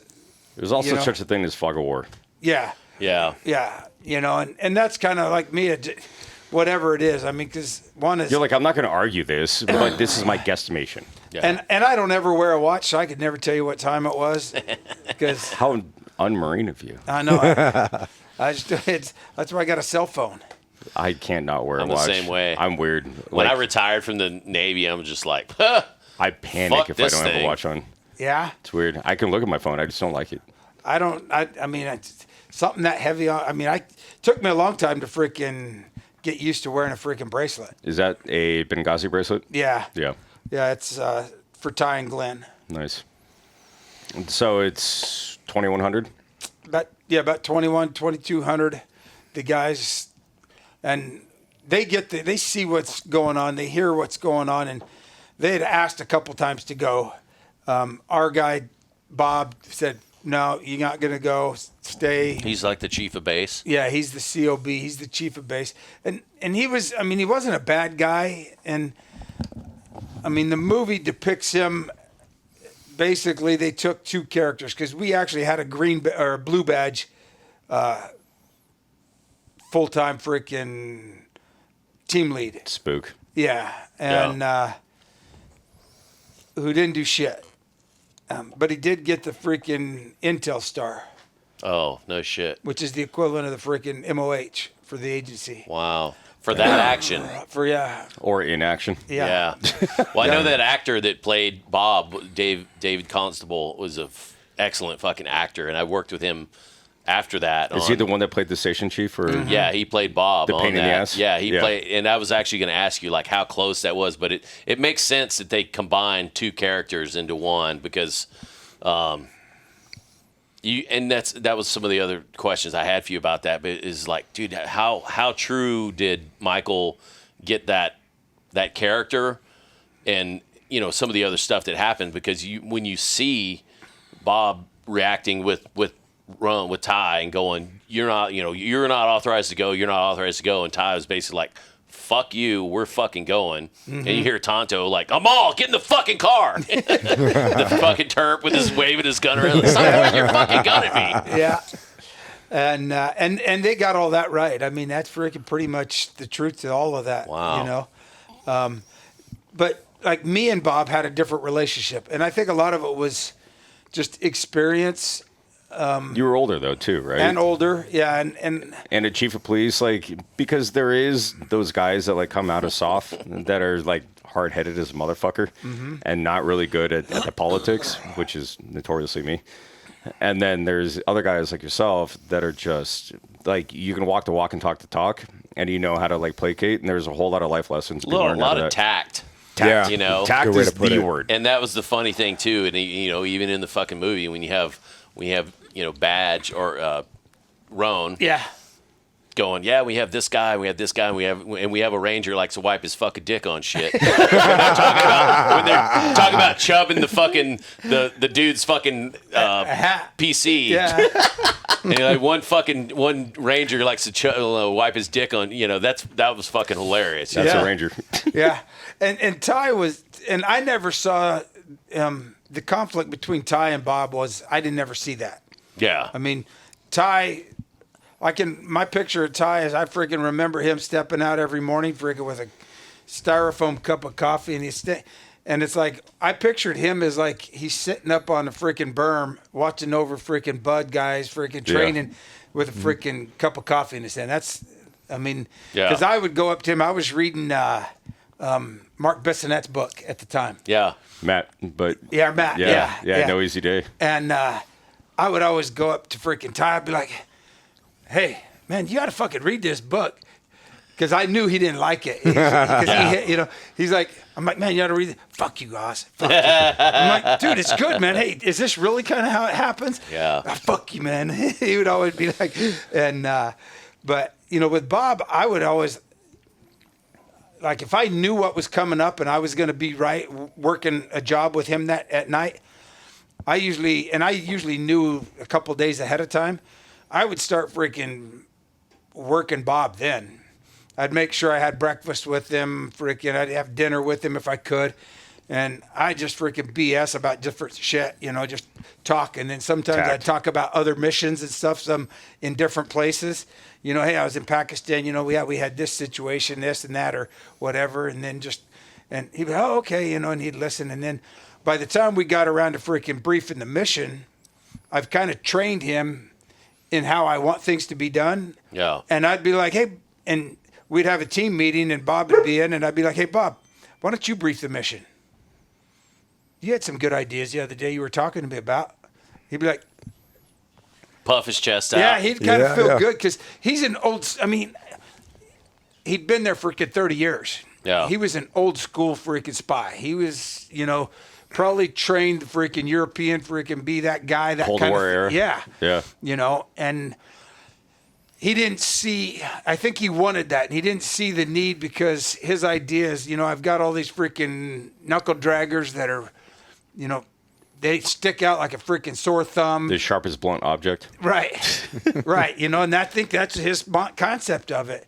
And so I just use that to play on him and get him to, you know, and he'd freaking brief through stuff. And I'd be like, Bob, I really like that. That was a good idea. Thanks. And give him the credit, and freaking he felt good. And so me and him got freaking, I mean. You're an officer. Did they ever, in the movie. He says that like it's a bad thing. Right? No, it's not. I know, I'm giving you shit. In the movie, did they ever, two things. You didn't see the movie? Yeah. Hey, everybody. I was ill Who prepared. all here has seen the movie? Sorry, odd man out. But they were there for the stingers, right? Or was that in the movie? That was in the movie, and that's Okay. probably true. I mean, I don't know for sure. I never saw the movie, but You I didn't heard, like the ground-to-air stingers? Yeah. yeah, they were trying to collect them. There's a big batch of them who went missing or whatever, so they're trying to collect these things before a fucking airliner gets shot out of the fucking sky. But then also, this is the time where all this thing happened, and then they tried to blame it on some cartoon that offended some video. people. Yeah. Yeah, some Like a bullshit YouTube like that. video or some shit. Yeah. Oh, this is when they made fun of Olo, right? Yeah. Yeah, and then they said this is what caused the big riot. It says Hillary Clinton. Well, even supposedly when Hillary was at Dover, when some of the, or at least when Roan's widow, she says, and I think I may be talking out of my ass, somebody said Hillary approached them and was like, hey, we're going to get the person who posted this video. And like, whoever it was, it might have been Roan's widow that was just like, what the fuck are you talking about? Because I mean, That's your retribution. I was at Ty's funeral at North Island at the fucking chapel, and is her name's Dorothy? Dorothy. That's what I thought. And Ty's son, Kai. But when Dorothy got up there to speak, like, holy fuck, man, like, I'm almost into fucking tears right now. But she fucking laid it out, bro. Did she? And was like, one of those, dude, nobody fucking, like, retribution is a motherfucker. And she was like, basically like, avenge my fallen husband for Kai. Doesn't matter and what everybody it takes. was like, even officer, like admirals were there just like, oh my fucking God, we just hit a fucking hornet's nest with a baseball bat. Yeah, right. And that's dude, it how was like, man, and they panic. Yeah. And dude, it was like, holy fucking shit, bro. And all of you guys are like, oh, dudes were like, all right, breathing fire. check. Yeah. Breathing fire. Yeah. Because that was 2012. Mm-hmm. And that was like, holy fucking shit, man. Just stir the pot. And she was not wrong. She was like, widows usually aren't wrong. yeah. Yeah. Well, and the thing people need to remember is, because what gets me is, and this tells you the truth about what happened. People forget what happened, and I challenge anybody who wants to freaking have a debate on it. Go back and look what happened in Cairo on September 11th, 2012. The Cairo embassy was had protests. They were throwing Molotov cocktails over the freaking wall and all of that. That is where the riot or the protest from that movie is. That's how that developed, because that had more to do with that than it did what was going on in Benghazi. Also, what other people don't realize is during that protest in Cairo, there were multiple journalists from CNN, Fox, MSNBC that were raped, sexually abused in these protests. And like American, British, European journalists were panicking for their lives in this protest. It was just pure animal anarchy. It was like throwing yourself into a tank of chimpanzees on meth. Well, and here's the thing is what happens when what happens when a freaking U.S. consulate or U.S. embassy, especially a U.S. embassy, comes under attack? It inflates ego. Everything. Well, what's the response from the military? Yeah. Fucking. Everything is everything. on fucking alert. Yeah. Everything. Yeah. So, DEFCON. and I'll tell you, I've talked with the deputy wing commander of Aviano. I've talked with a young freaking airman I ran into at a freaking concert, backstage at a concert in freaking New Jersey, who was on the freaking tarmac, and he told me what happened. I know the freaking team lead from 10th Group, who was on the SIF team coming from Croatia on the airplane. I've talked with him directly. Trying to think who else. There's at least 2 or 3 other people that I know that knew what was going on. Aviano, freaking, the planes were on. The moment freaking Cairo went off, they had aircraft freaking loaded with bombs and freaking a target package for that target, what they had on that plane. So when that died down, they're still sitting on the freaking tarmac. They don't need to change out the freaking bombing package. They've got everything they need. And if they did, they still had time. I had a 3-star freaking Air Force female general tell me that, well, there's no way they could have got there in time. I'm like, you're so full of shit that you can sit there and freaking lie to me like that. Because here's what would happen is they fly from there down to freaking Sigana, Italy. When they land in Sigana, they do a hot freaking load, which means they freaking refuel with the engines running. They take off and they fly over. Yeah. And you had that. You had the 10th Group guy. They were on a freaking plane coming from Sigana, going to Sigana and pre-staged to come across if they're needed. And he told the pilot hey, if you move that stick freaking 3 degrees to the right, we'll be there in freaking like 35, 40 minutes, and we can land. Yeah. I also talked to. What were they on? Like a C-17 or some shit? Yeah.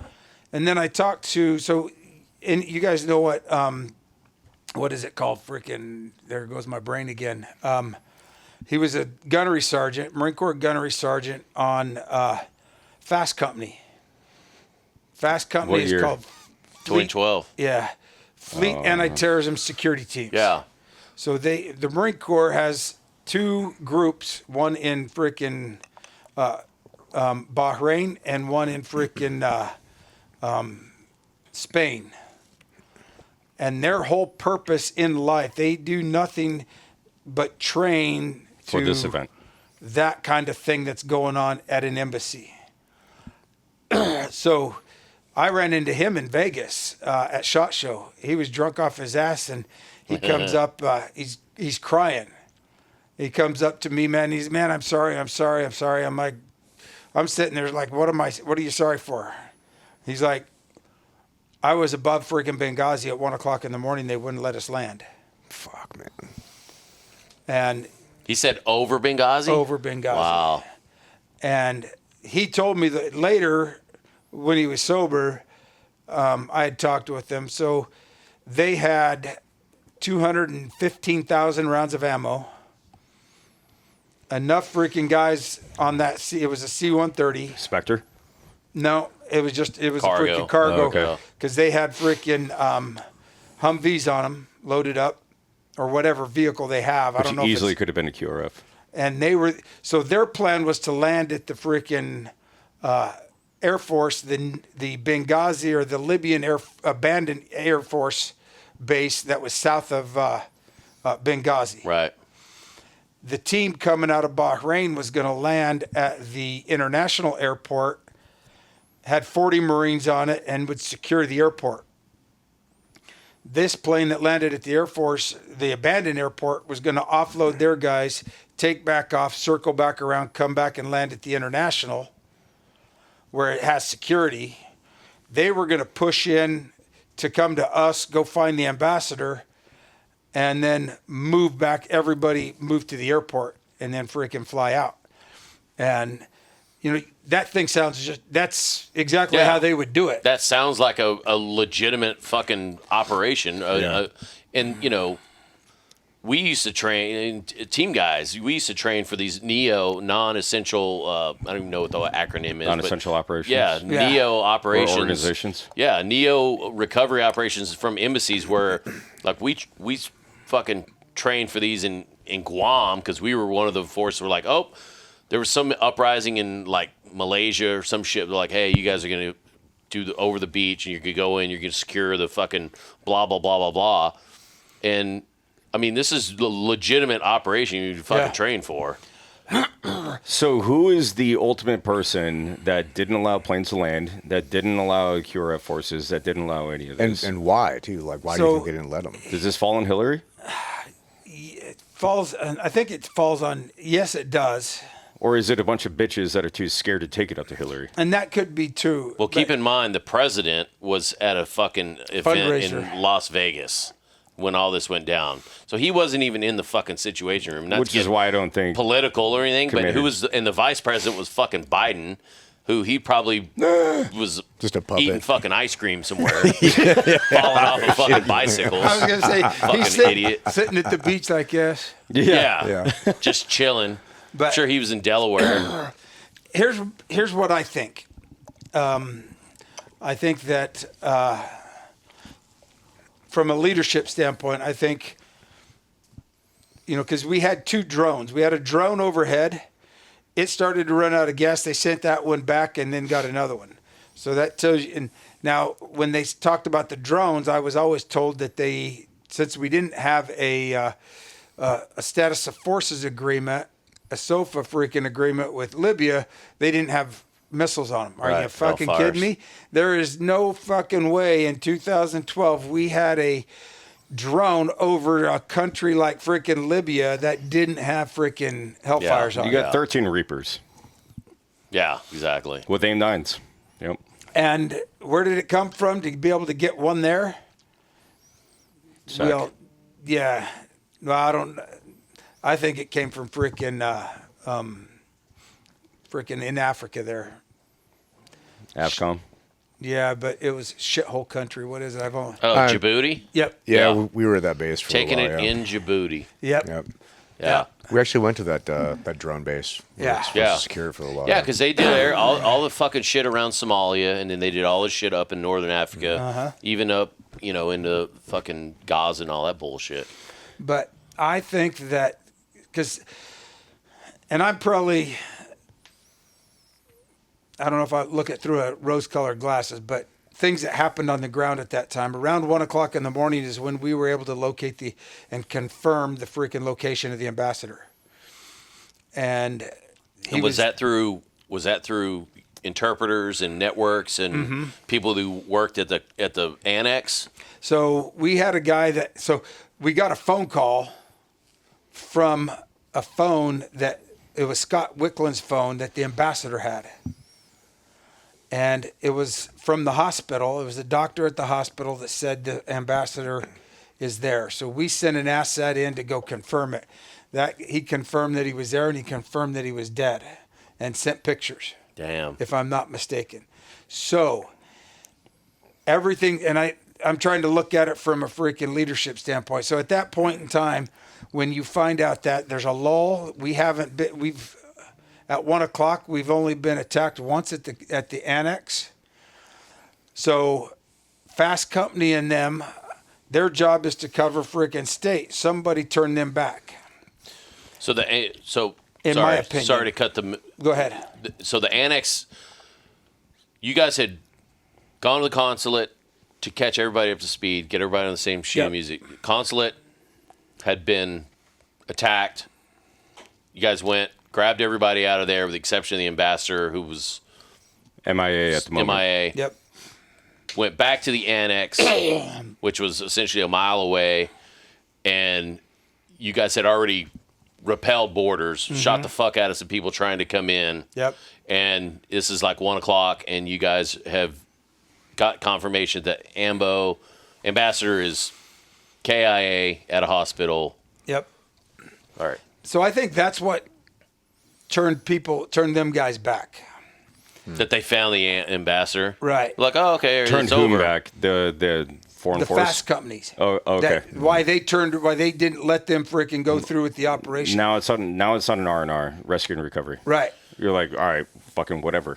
Right. And as contractors, we all know, fuck you. Yeah. You're expendable. And we had just repelled a freaking group, and it was, because like the group that first attacked the consulate, what I was aware of is about 40 armed individuals. We got attacked by probably 15 guys.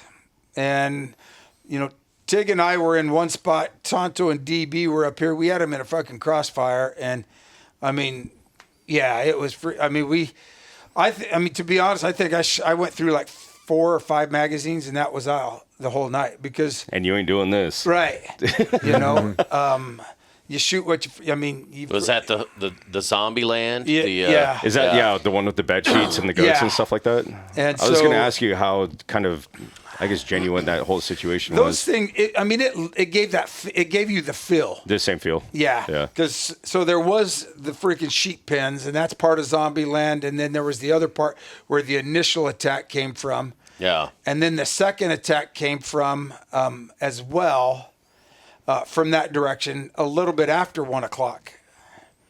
And that's the one where the guy drove, in the movie you see the guy drove up, and that was real. Because I saw that the guy this vehicle comes roaring up. They couldn't get all the way because we had Jersey barriers there. He stops and he jumps out, and I catch him out of the Does corner. he have a Molotov cocktail or some bullshit? He had an IED. Oh, okay. And he's trying to throw it at our back gate. Or blow it. Yeah. Yeah. And I put 3 rounds into him, took him down, and then that's when the rest of the guys opened up. But again, they came back at us with probably 20 guys, maybe 25. But again, we had them in a fucking crossfire. How effective was their fire? Shitty. Yeah. Well, you guys were elevated as well. Yeah. You're up on buildings. And I will say Jeffrey Beecroft, who's the production designer, dude, it is real. And I obviously wasn't at the annex in Benghazi, but from what, people told me, like, holy fuck, man, like, did you guys shoot that shit on location? You're like, what the fuck? Well, when they built it it was exactly as it was, except a third smaller. Yeah. Where was this located at? Malta. That's where we filmed it. Yeah, Malta was fucking dope, man. Yeah. Do we want to take a break? Yeah, exactly. Let's take a break, come back. This let's is all leave everybody fucking on a cliffhanger. Awesome fucking shit, man. Dope. Dude, I am dumbfounded and fascinated. Nah, I'm good. Nice work. All right, we're back, ladies There we and gentlemen. go. Getting that whistle pig Anybody action, else? dude. No. And thank you to Patrick. Whistle Pig. Some good stuff, man. Yeah, be great to get a little sponsorship with those cats. Those guys are dope. Yeah, Not mad about it. All right. Cheers, sir. Salute. Hey, cheers to the fallen. Yeah. Here's to you. Here's to me. May we never disagree, but if we do, fuck you. Here's to me. That's right. That's right. All right, so we were, you had co-located with everybody, I believe. You whacked a bunch of dudes at the Jersey barriers. Where do we go from here? And this is during kind of like the whole zombie land kind of phase. So it was about that time they ended up having to, it was during the second Wave. because they came at us from kind of two sides. And in the movie, the movie, and I understand why Michael does it this way, but we're all six involved in shooting the same direction. Yeah.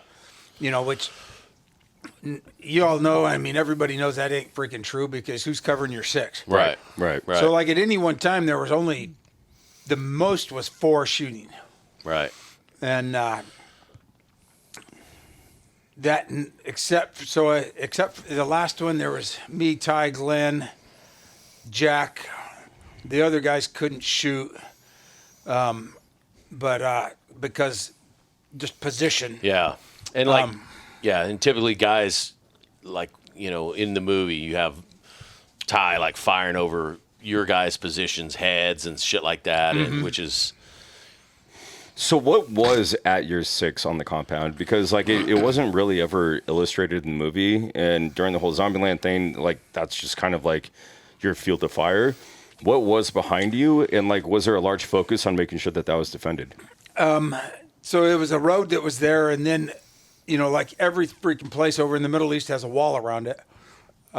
It was houses that had a wall over there. So if they were going to come at us, they would have had to come into those properties, and they could have, because it wouldn't have been a bad position, because they would have been elevated on the top of those properties and be able to shoot directly across. Yeah. And that would have been to the south.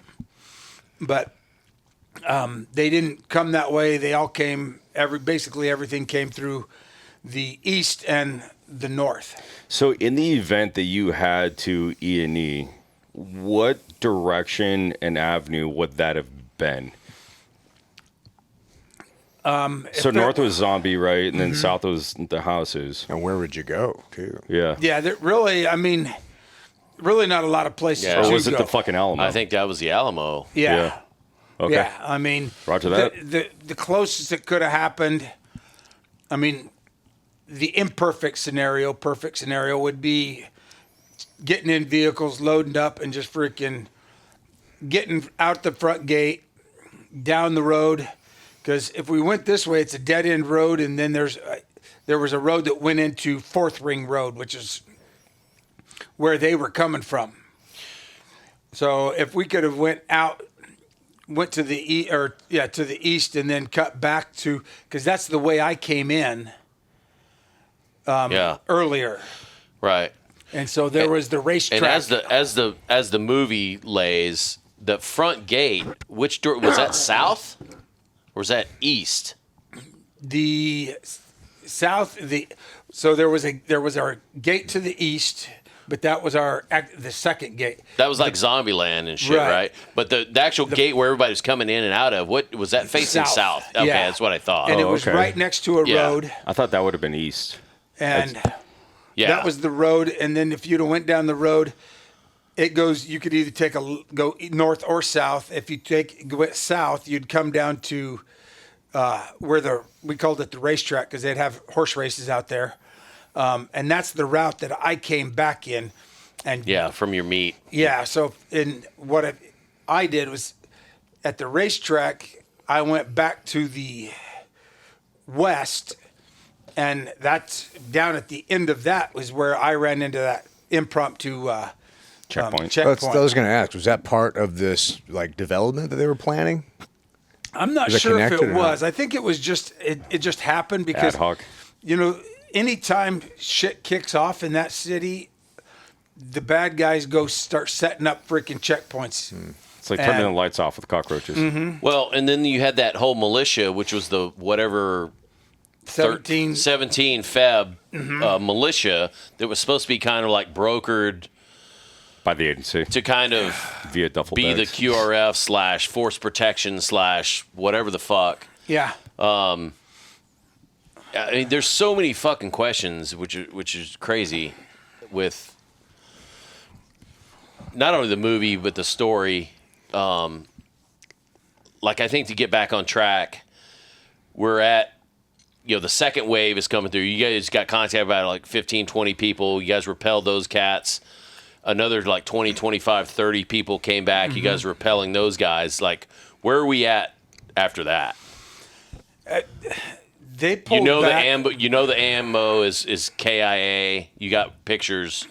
So everything from there till about, because it was shortly after that we got notified that Glen's team had made it in from Tripoli. Right. And the irony behind that is, so they were able to make it in because the guy that owned the airplane was an asset that they had just developed that day. Oh, wow. Right. And, what a test. Yeah. And a duffel bag. Yeah. And, I mean, a test in several ways. I mean, I sit there and shit like that don't happen. Yeah. Unless it's meant to happen, Yeah. which is controlled by somebody. Some divine intervention there. Yeah. I mean, and we'll get to the other divine intervention too, is why I'm sitting here. Yeah. But on two notes, because there's something that happened to me on the plane from Tripoli to Germany that the movie didn't depict either. Right. But so everything just kind of went quiet. They pulled back. I think they were readjusting, trying to figure out what to do. You're talking the bad guys. The bad guys. Yeah. So now you guys are refitting. You're all getting together. All of you kind of collectively are on a rooftop. Yeah, we're on. So we had in the corners of the building or of the compound, we had built elevated positions so we could shoot over it, and that's where me and Tig had been. Tonto and DB. So you have 4 buildings that are kind of in a diamond shape inside the square.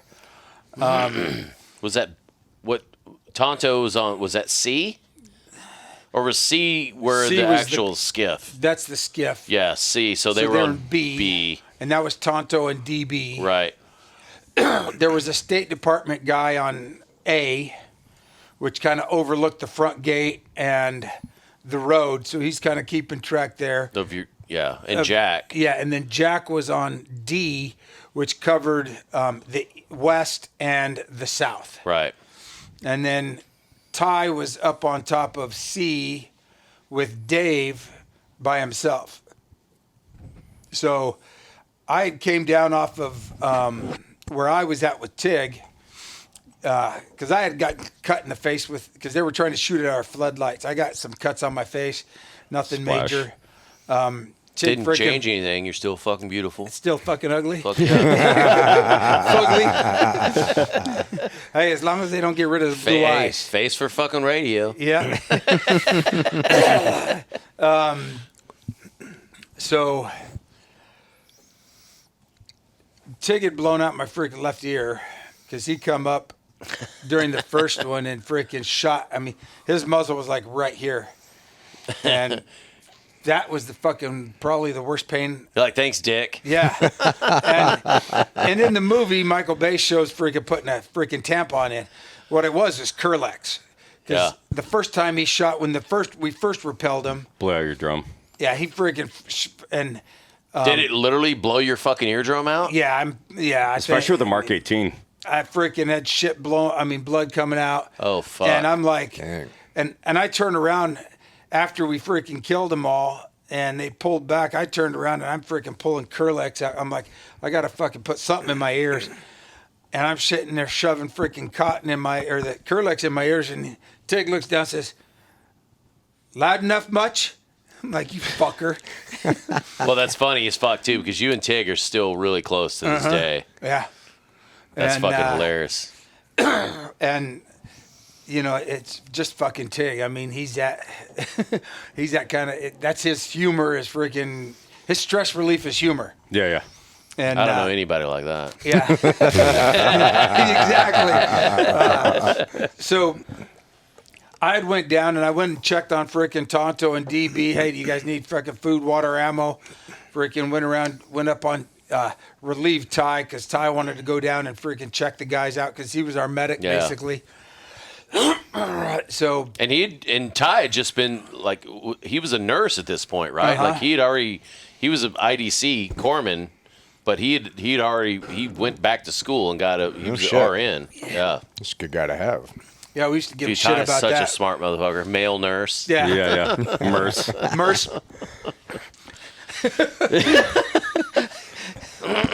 And it's funny. I went and visited him yesterday. Did you? At Rosecrans. Yeah, I do that every time I can get out here. I can. That's awesome. Yeah. Yeah, it's freaking. Also, what a beautiful cemetery. Oh, you ain't kidding me. I told my wife, I'm like, just put me in a bunch of ashes because there's no room left on it. And I'm like, just kick me around. That's the fucked up thing. Like, I think it was one of the last, or at least one of the last team guys I know that was buried there, Jesse Pittman.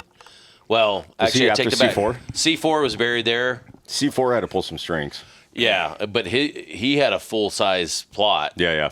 But Jesse Pittman was Extortion 1-7, and his plot is literally like very small. It's and square. And when my boys were when they were in Cub Scouts, they would go there, and I have pictures of my boys when they were like fucking like 6 years old. Maybe like 10.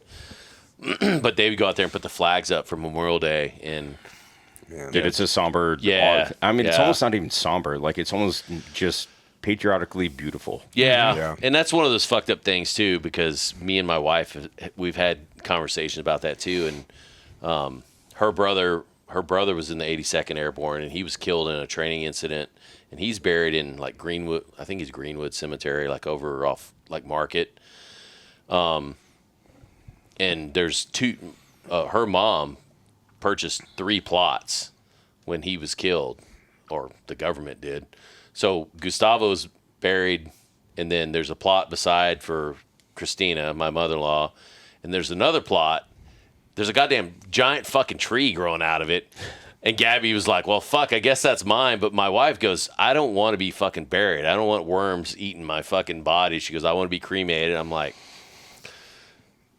which is a whole nother fucking story altogether. But for me, I'm just like, dude, I don't give a fuck. I don't want any of that. I'm like, I don't want a landmark to go to. I don't know what the fuck I want. And we have a family burial plot in Tennessee where I grew up, where my dad passed away in 2022, in like family burial plot where we have like my great grandfather gave a shit ton of land for this whatever, and all my relatives are buried there. On my, well, shit, I wouldn't say on my mother or my father, but yeah, on my mother's side. But it's like one of those fucking weird things. It's like, how fucking weird is that to think of like where the fuck do you want to be buried? And I know Ty is buried at Rosecrans, and he's on the north side of the road. If you look at it as the weird finger there. He's on the west. So he's on the west side of the main road. Right. And it's weird how that thing runs, because he's on the same side of the road as Jesse Pittman. He's on the same side of the road, I think, as Mikey Mansour. whereas C4 is on the other side of the road, and that's the side of the road with all of the they're not called mausoleums, but where you put the ashes vertical and stuff. Yeah. Which in the wall behind Ty, I think is because they've got there's more stuff there. Like they built more. Yeah, They built more stuff, and yeah. that was the only thing that's kind of fucking weird for me is when they built Miramar. Not to disparage anybody that's buried at Miramar, but goddamn, like Rosecrans is such a, I just call it a beautiful cemetery. Where I want to go. It's like, do this. goddamn, dude. It's like, and Miramar is just kind of like, meh. I mean, it's right here, but it's, I mean, I know Mike Martin was buried there. Fucking Art, fucking Espinoza, good You friend still of mine. get an ashy boner with all the jets flying over. Dude, yeah. I was, so on the Sorry 4th, to take away. No, on the 4th, I was in D.C. And every time I go to D.C., I go to Arlington just to visit friends. And and just to remind ourselves, the sacrifice that, because I had 2 other guys that had never been there with me. Wow. And, and What is it, Section 60? something like that. Yeah, where at least most of the GWAT is section, I think it's Section 60. I might be pulling that out of my ass. You sit there and look at that, and it's like, why, especially like on the 4th of July, a plot, and I took a picture, and I said, this section right here is the number of guys that got killed in GWAT or in the Civil War or in, I mean, we as a country have to recognize that the sacrifice of what that is. I mean, now, like for me, because after Benghazi, because my wife didn't know that I was alive for 72 hours. Holy fuck. No Wow. one, no one freaking contacted her. And she was waiting. She knew where I was at.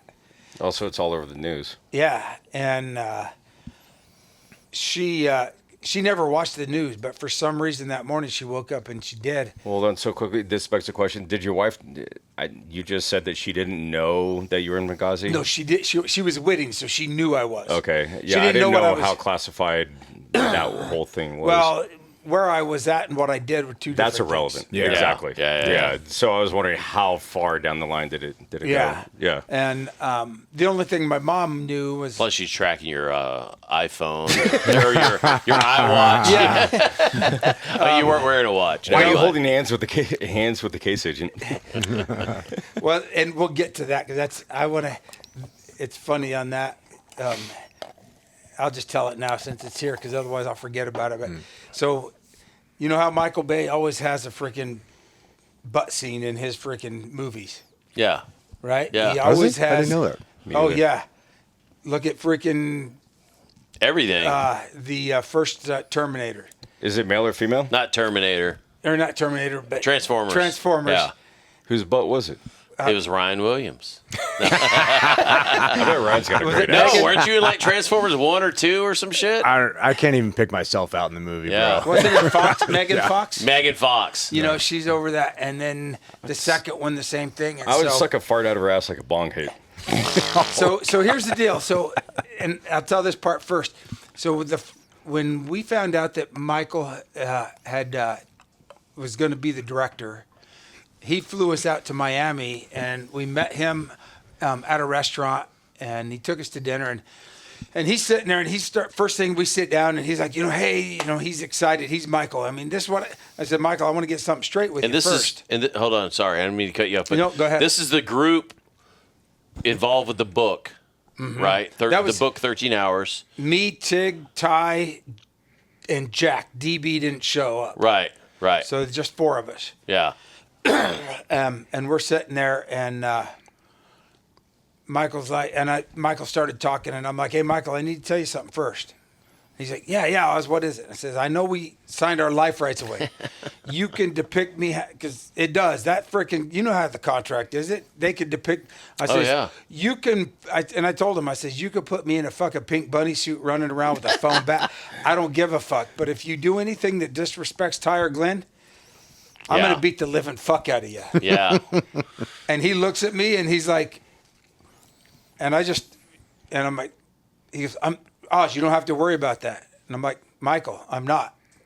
Don't worry about it. I'm not fucking worried about kicking the fuck out of you. I will fuck you up. Yeah. And me and him after that got along fucking great. I mean... Well, and that goes along with anybody who's listening to this, go back and listen to Andy Arabito's episode where we talk about when we brought the Ambo's body. Or no. No, it was tossing the body off the roof. It was Ty. Yeah, it was Ty's body. And some controversy about throwing the guys off the roof. Some guy. Well, not only the controversy of that, but guys taking pictures. Oh yeah, like selfies and with the representation of bodies. And Andy was like, "Guys, think about what this means. Think about," and they were like, "Oh, take the 300-foot gaze." They're like, "Oh, and yeah." Beato's also the last one I want to piss off. Yeah, Beto was like, "Yeah," like that was, and he was the only one. Like, I wouldn't say he's the only one. Like, I didn't see the shit being done, but it was like, oh, what the? Oh, yeah, that's pretty fucking weird. But anyway, go back and listen to that shit. But there was some random shit in there, and it's one of those things that makes you think about. Like I did several other movies in terms of representation of people who are alive, and you're playing a person who is paid the ultimate sacrifice, whether you believe that they did or didn't. They died under the guise of fighting for their country and protecting what is sovereign, what is the U.S. and what is right and proper and everything else. And reverence there, and to fucking... Just because you're in wardrobe and makeup doesn't give you a fucking Exactly. excuse. Yeah. Yeah. And I think, not to say anybody was doing it maliciously, because those guys were like, oh, fuck, man, we didn't even fucking think about that. And they were very apologetic. Like, yeah, we fucked this shit up. And they're like, hey, we're deleting all of this fucking shit. I want you to fucking realize that we're... And they were, great great actors, great guys. You just need a little hoe check. Yeah, every now and then you just got to go like, hey, guys, get a little poke the bear, like, guys, just so you know. And sometimes you're Remember like... why we're here? Well, the thing is, it really depicts the difference in how we look at things. I mean, it's our brothers and sisters that have given it all. And, and I got to give grace to the freaking general public in a sense that they don't always understand that because they don't feel the way we feel. I mean, it could be somebody I don't know, but if they've got a coffin, I mean, where the heck was it? I was driving last night. I was coming back from Rosecrans and there was a hearse. And in the back window of the hearse, I could see a casket with an American flag on it. Yeah. Wherever it was going. Flag draped coffin, man. Yeah.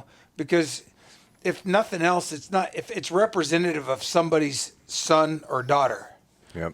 Or father or husband. Yeah. Or wife. Mm-hmm.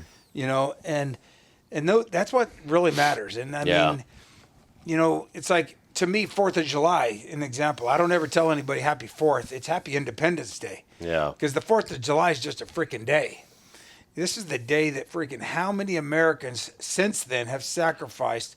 So, even those people that I freaking disagree with 180 degrees, you know what? You get to live and you get to voice that. Yeah. So don't fucking disrespect that. I support your right to fucking speak ill of it and even, have a fucking disagreeing right to say tough shit. Freedom means is to have your own opinion and be dissenting. The problem I have is when you want to change that, then that's a whole different story. Especially to fit your narrative. Right. There's only one narrative. Yep. Yeah. So, Mark, let's get back on track. You're on the roof. You guys are doing kind of refit and reset. And... So Ty had went down and freaking checked on Scott Wicklund, freaking, because he was pretty jacked up with smoke inhalation. Checked on the other guys. Tonto freaking had I joke about it. He had a couple scratches on his fucking arm because he was being a bitch. Was he acting like a soccer player? Yeah, he was a soccer player. No, my ankle. LeBron. No, Settle down, LeBron. He was climbing over when he was over at the consulate. He was trying to get to a place where they could get elevation. They thought they could. Him and DB thought they could get Overwatch, and freaking one of the walls that he was trying to climb over freaking fell over on him. Freaking, it could have been really bad. Funny part where he's like, God, stop pointing your fucking gun at me. God damn it. And then he went. And it's kind of takes back. I go to the different time zone or different time. He's trying to get in the back freaking gate over at the consulate. And this just came to mind because I remember hearing him on the radio. He's sitting there freaking bitching about somebody come unlock it from the inside. And everybody else is like in a fucking gunfight. And he, it's like, dude, climb the fuck over it. Tonto Ranger this. Yeah, no Exactly. shit. Yeah. Yeah. No collateral damage. I will say that, I mean, I barely know Tonto in real life, but how they cast him was perfect. Oh, and I say this to all the actors. I mean, Max, and we never met before we were on set. We talked a lot on the phone, and he freaking portrayed me. And like my wife and my mom both say that freaking He's sexy. It's funny you say that. So here's the deal. First off, they thought that he depicted me my personality. Yeah. Now my oldest daughter, she's 30 now or 29. Because You're going to catch hell for that. yeah. So my wife was always.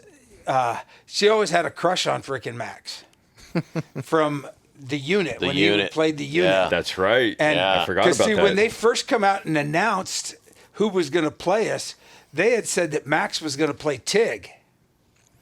Oh, okay. And it came, and my daughter and my wife's like, oh, fuck, no, that ain't happening. There is no way. He cannot be freaking Tig because he's nothing like Tig. Yeah. And my oldest daughter says, Mom, you know why you like him so much? She goes, why? Because you've always had a crush on him. And and it's true. She always did. That's funny. Except you got a bigger hog. Damn right. I'm like, yeah, he acts like me, but I am me. I definitely feel like Dominic is more like Oh, Tig yeah. from meeting Tig and meeting you guys. Yeah. And it really gave me a freaking a new respect or a respect, because I can't say I had much respect for most actors that I knew, and I didn't know very many of them. But the effort that, Dominic played freaking Tig to the T. Yeah. Freaking, who was Tonto's freaking? Pablo Schreiber. Pablo's, yeah. Dude. Man, that guy played Tonto so well. It's Just a freaking wisecracking SOB. Oh, Yep. dude. Oh, we chubbed his PC Yeah. with his fucking, we got one fucking ranger that likes to whip his dick and rub it on shit. Well, you team guys just put it in each other. Yeah. It's an anyway. You had freaking Krasinski that played Jack Yeah. phenomenally. And DB was Yeah. awesome. Oh, yeah. With Boone. Yeah, and Or, Max freaking David Denman. yeah. Before we get back to real life, who is like the black cook that was working at the annex that ended up finding himself up on the roof? Like, how accurate was that portrayal? So he didn't find himself up on the roof, but he did freaking have a shotgun and was gonna fucking take. This dude was freaking gangster. Was he a local? No. He was a chef that we brought in. Okay. The agency did. He worked for the freaking basically contracted, and he was from the He's a Bronx. chef with the TSSCI. He was from the Bronx or Oh, something that's like dope. that, man. He was. I still talk to that guy this day. He's a actor? He was in the U.S. Navy. The actor? The actor was in the United States Navy, and I don't know all of his ins and outs, and if he's listening to this, he's probably going to go, "You fucking dumb motherfucker." Also, please hit us up. I told you this story over beers many times. Sorry. When you say beers, how many? Kevin's 12, and he's at 2. And by beers, I mean emphasis on S of beers. But no, this guy was a good fucking dude. I think he linked up and he married a local from Malta. No so shit. when they had a casting call, they're like, "Hey, we're looking for an African American person to be to play this," and he's fucking American. He's American, as American as you can be, and walks the walk and talks the talk. They fucking he booked the role, but he's a good dude. He nailed it, man. I gotta find his stuff. I'm still friends with him on Facebook. He's awesome. He's a good dude. And so the actual guy was freaking squared the fuck away. I mean, he like I said, he came from some freaking gangster. Yeah. I mean, That's awesome. yeah. And he's like, "Fuck no, I ain't gonna freaking not have a shotgun and fuck somebody up. I'm not gonna freaking Right. die. There we go. At this point, good I on am you. Yeah, not dude. gonna freaking die without fighting. Yeah. Basically. Fuck yeah. I always kind of wondered about that. So I love hearing that there's truth to fiction. Yeah. Hell yeah. So, sorry, I don't want to interrupt your. No, you're good. I was going to ask, like, so you guys were all filming this later in Malta Mm-hmm. all together. Like, how was that experience on set with like seeing them play out with your life, your friends playing that role, and then seeing this? Was it kind of surreal to see it kind of behind the scenes be put together? It was. I mean, for me, it was about. I think the only time that it really freaking was walking onto the set where the annex was, because you couldn't build it any better. And I mean, it was phenomenal. Testament to Jeffrey Beecroft. Was it three-dimensional or was it facades? Like, were there actual like rooms that were dynamically built, or were there one building was all of that? The rest of them were facades. The skiff and the team room were built out. Yeah. Rooms. What's the building that that Boone and Tonto were on? Was that C? Or no, B. sorry, B. B. That was a facade with a stairwell that went to the roof. And that was one of the only times Michael Bay fucking screamed at me for not setting up a fucking shot. Oh. He goes, "Hey, why don't you go up there?" And he Oh, goes, that's when that happened? Yeah, he goes, "Hey." He goes, we'd already been shooting a lot. I mean, we've been firing a lot of shit. And he goes, "Hey, fucking Boone and Tonto, they're shooting." He goes, he goes, "I want, whatever the fuck it was, 24 millimeter on the fucking B camera." And he goes, "Boone is shooting, Tonto's shooting." He goes, "You and Mo are going to run into frame. You guys are going to shoot all the fucking dudes, and you're going to keep firing on people in Zombieland." I'm like, "Oh, okay, cool." I tell the B camera operator, he's like, "Oh, we already have this 35 on here." He's like, "We'll just go with that." I was like, "I'm just telling you what Michael said. He wants 24. Obviously, 24 is a wider lens." Sure as shit, dude. And action, me and Mo run in. Pop, pop, pop, pop, pop, pop. Mo runs in. I run in right behind him. Of course, my body is a little bigger than Mo's. I take up the entire fucking frame. Cut! They're like, "God damn it, fucking Kevin, what the fuck? Well, I said I wanted a 24. And then he's screaming through the megaphone and shit. And I look at the B camera operator. I'm just like, "Motherfucker." You threw me under the bus. Changing a lens. And then all of a sudden, like, "Okay, ready to go." Like, and action, run in, next take, shoot it. Okay, cut, moving on. Literally didn't take a big, it takes time, and it takes a camera or lens change, and it takes people running around. So sure as shit, we get done doing that. And me and Mo go down. And Bay, and I walk up, and the B camera operator is talking to Bay. So I'm thinking, like, okay, maybe this guy's taking credit for. Oh, fuck no. No. Bay fucking lit into my ass. I'm like, "God damn, dude, I'm like a grown ass fucking man, like getting my fucking getting my shit pushed in."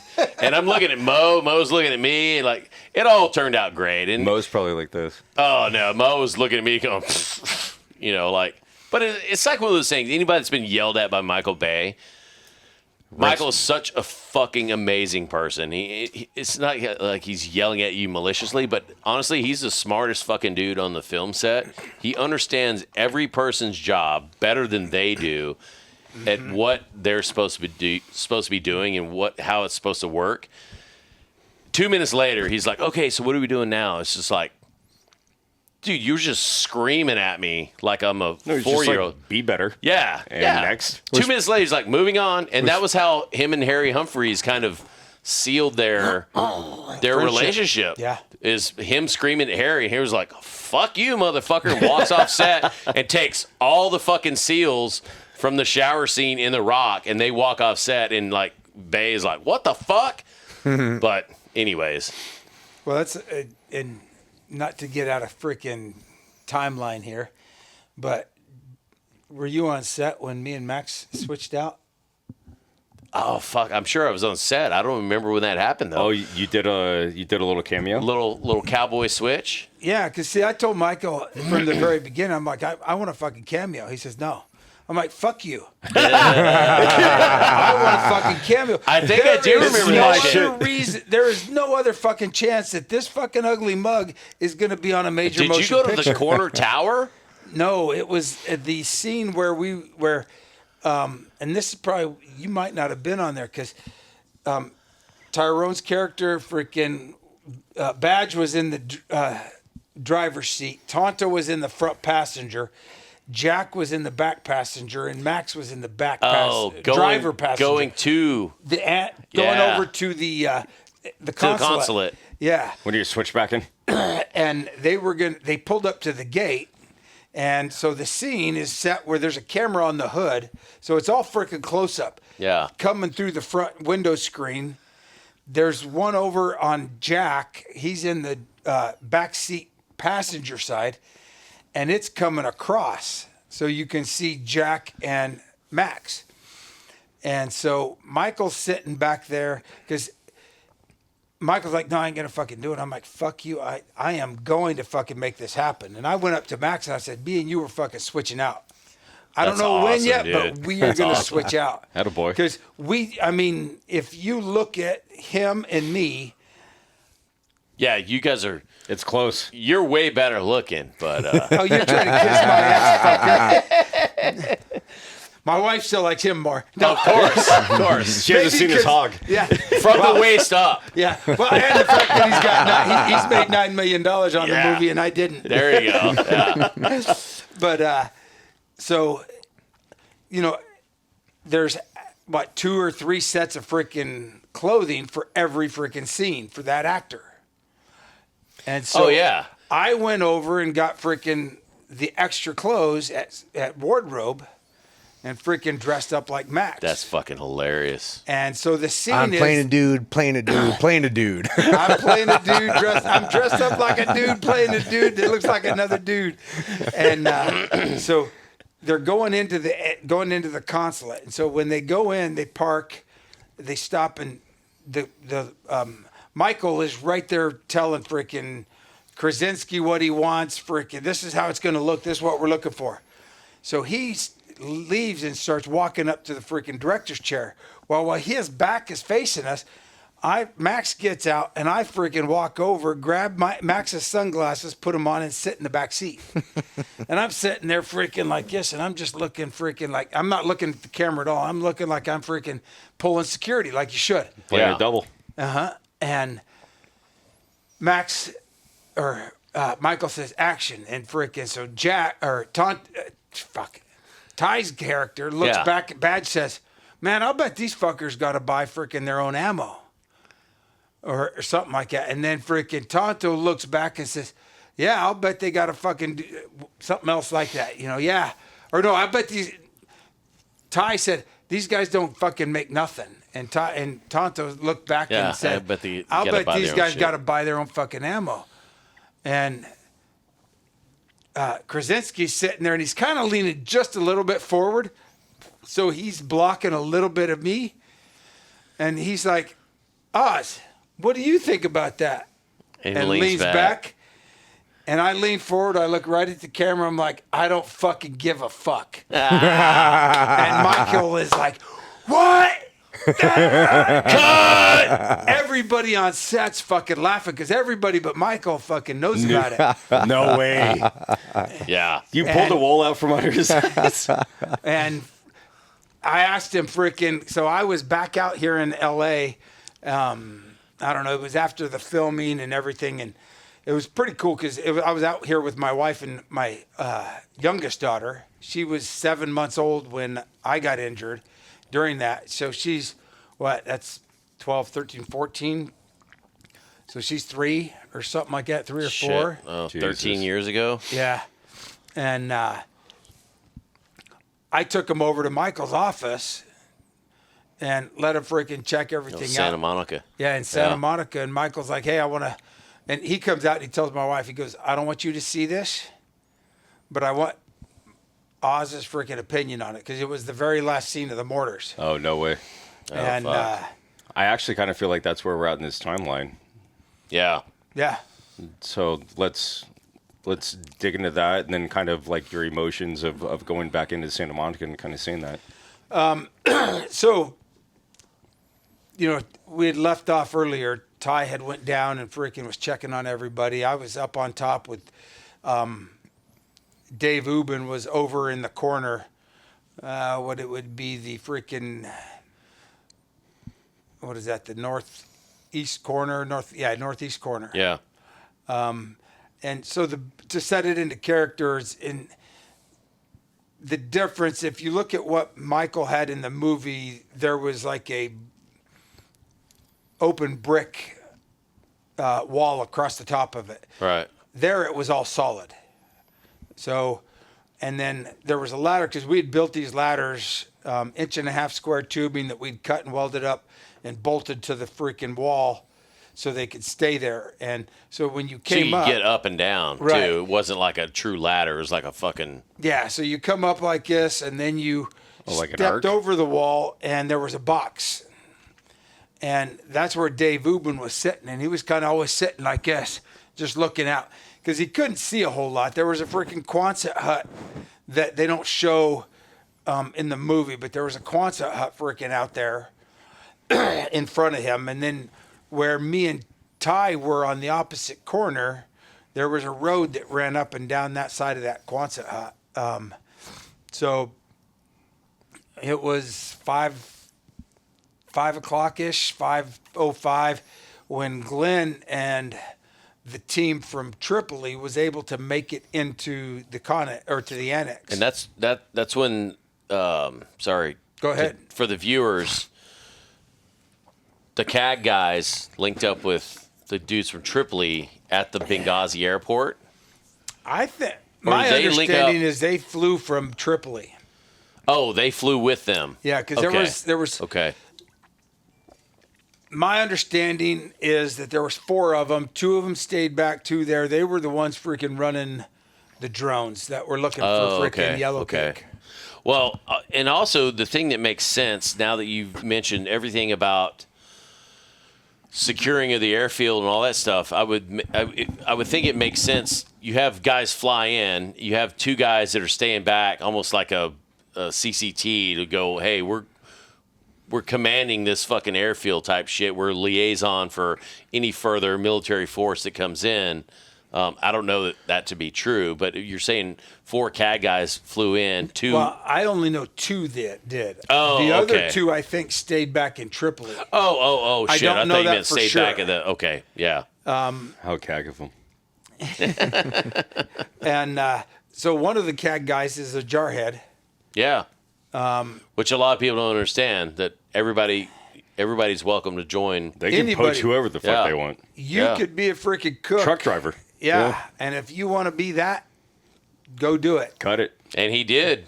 Yeah. Yeah. And both those cats dude, were nothing but a hat both those tip. cats were Pogues. awarded, if it's an award, recipient of Navy Cross and Army Cross or and- Soldier's Medal. Yeah. Or, sorry, Soldier's Cross. And I actually know the guy who to ask.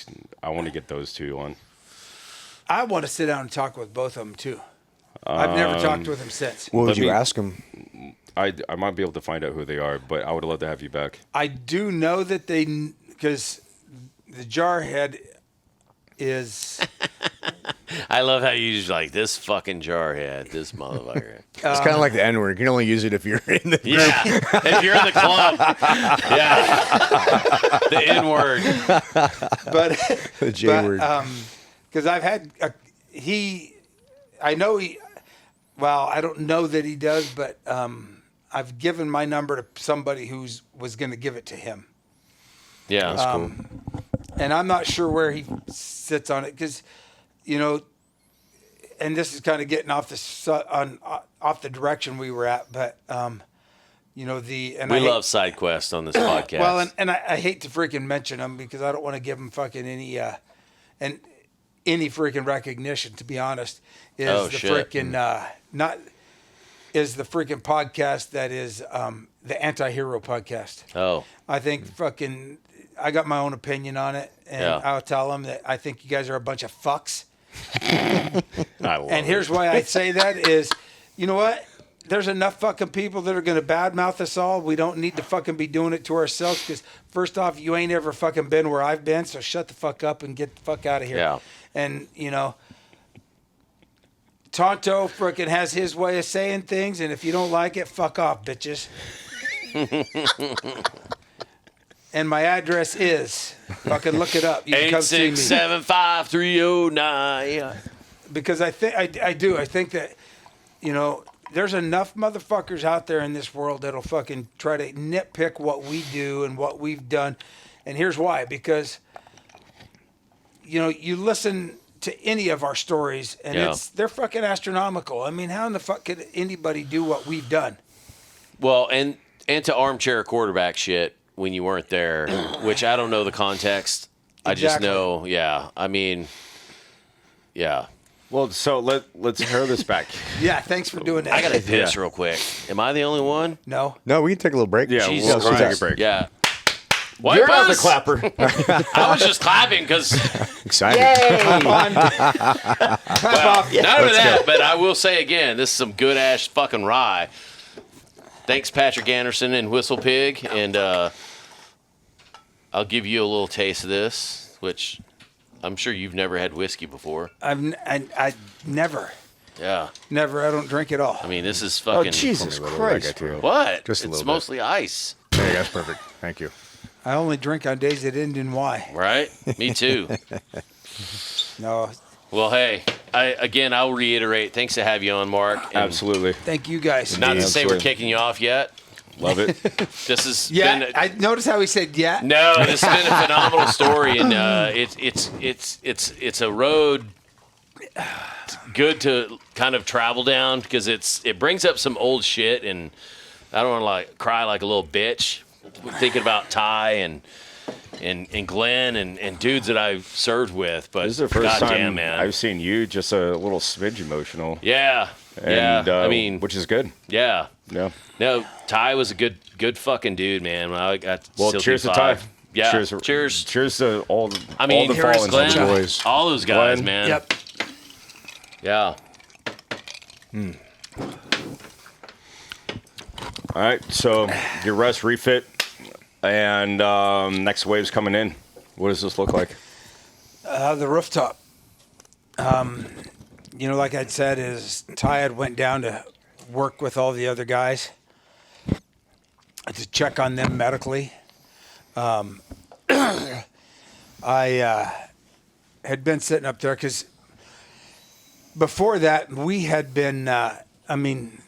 Me and Ty, before he had went back, he came back up. I'm sorry, he came back up, and we were talking just about our family. You know, he was telling me about his boy Kai, because we never really. My time there, I'd only known him for like 45 days. But my time, we hadn't really talked about personal stuff. Now, question for you: is this because you guys? Was this because you'd kind of realized, like, this is it, this is the fucking Alamo, and now you're potentially reminiscing? Or, like, I mean, we've been in combat scenarios, like, how did the family come up? I think it was just more of, You know, I never thought of it in the direction that you're talking about. You know what I mean? Because like it's not really normal. Yeah. And so normally when that does come up, it's almost like you're just kind of like making peace with everything. You know, I think, and I've never really thought of it like that. I don't know if it's making peace or it was more of just sharing. Because we had talked a little bit about Kai and how he had only got to see him once. My daughter was 7 months old. Yeah. Tig's daughters, and he had a set of twins that were, I think, maybe a month older than my daughter. Tonto had 3 kids. Jack had just found out that day that his wife was pregnant with their 3rd. Wow. And so I think it was more of just Commonality. Yeah, commonality. And, you know, wasn't really thinking anything would come next. I mean, we knew that I was comfortable with everything that we could defend against except indirect fire. Did you guys have any foresight thinking that something was going to come next? No. Yeah. We didn't. I think a part of it was, you know,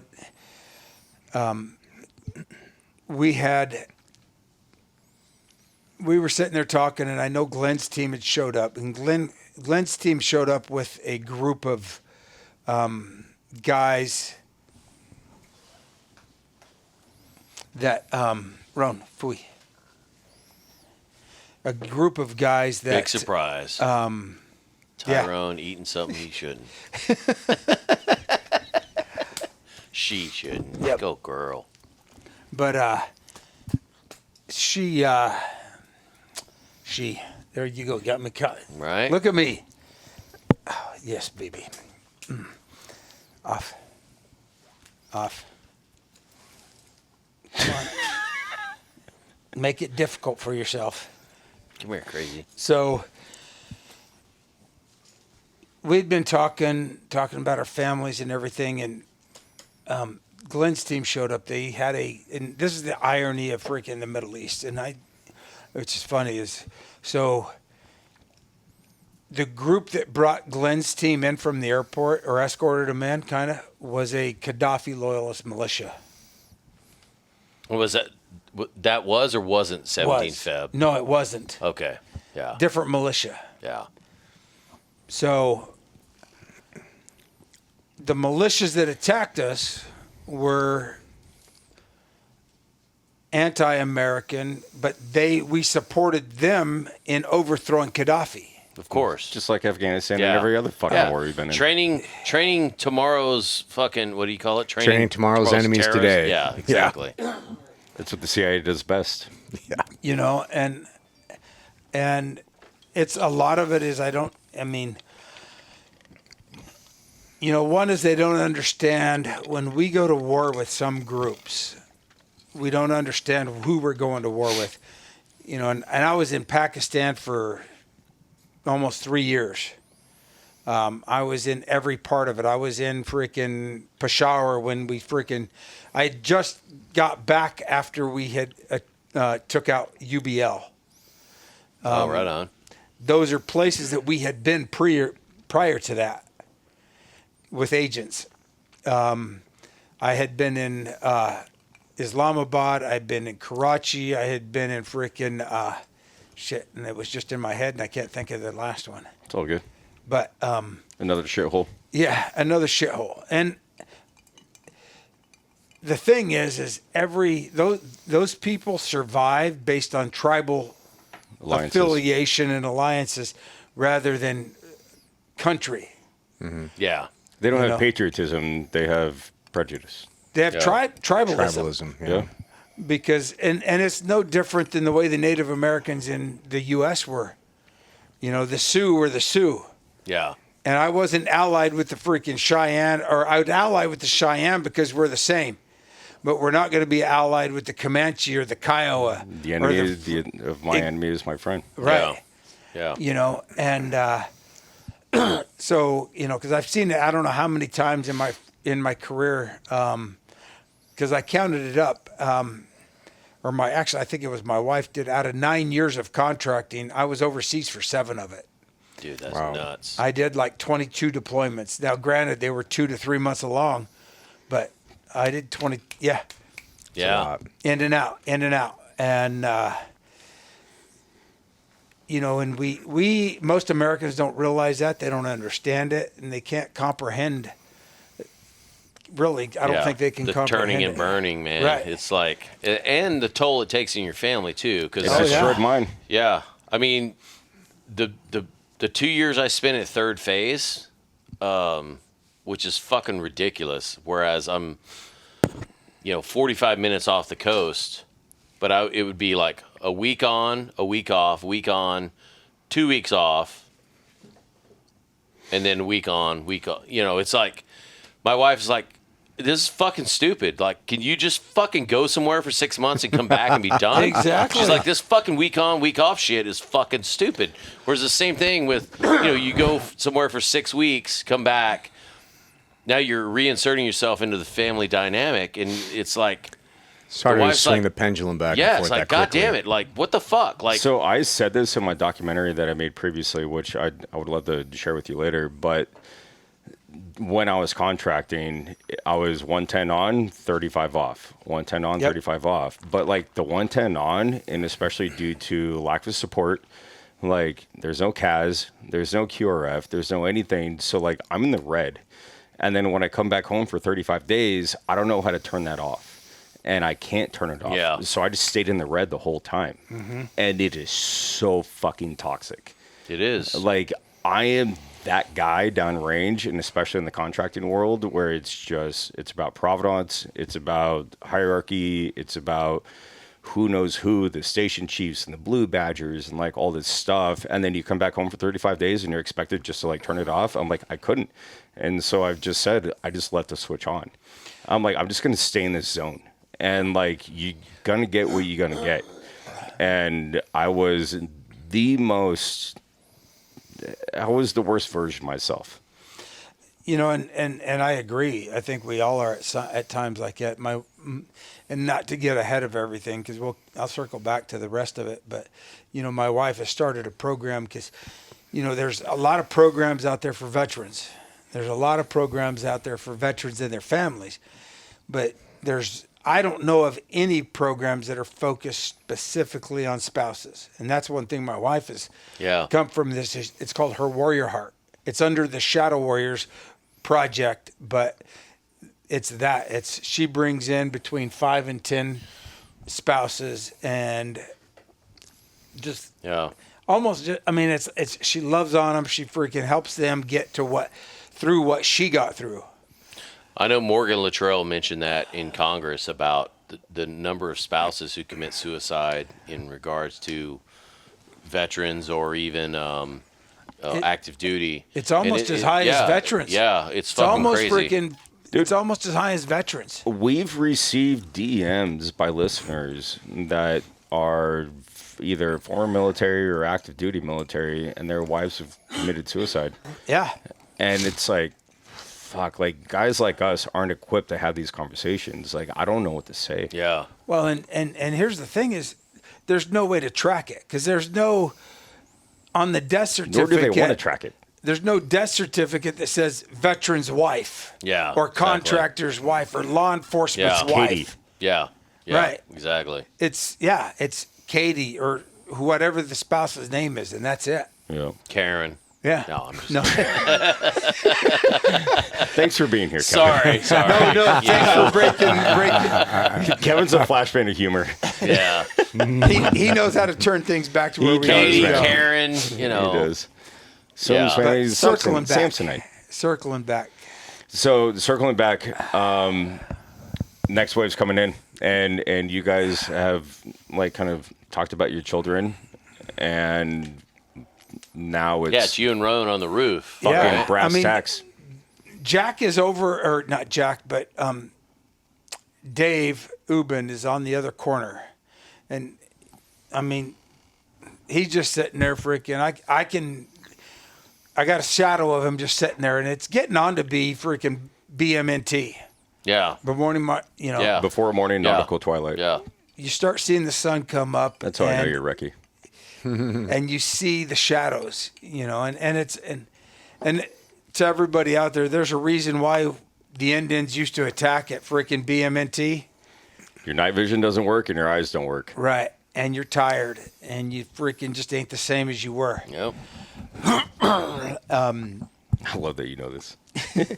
So I can see that, and I can start seeing, we're looking to the freaking north, but you can see in the east the sun coming up, and you know it's going to happen. And then me and Ty are sitting there, and all of a sudden freaking a belt-fed machine gun opens up, a freaking AKs open up, and almost simultaneously, it was probably one of the better freaking complex attacks that I've ever seen on a place.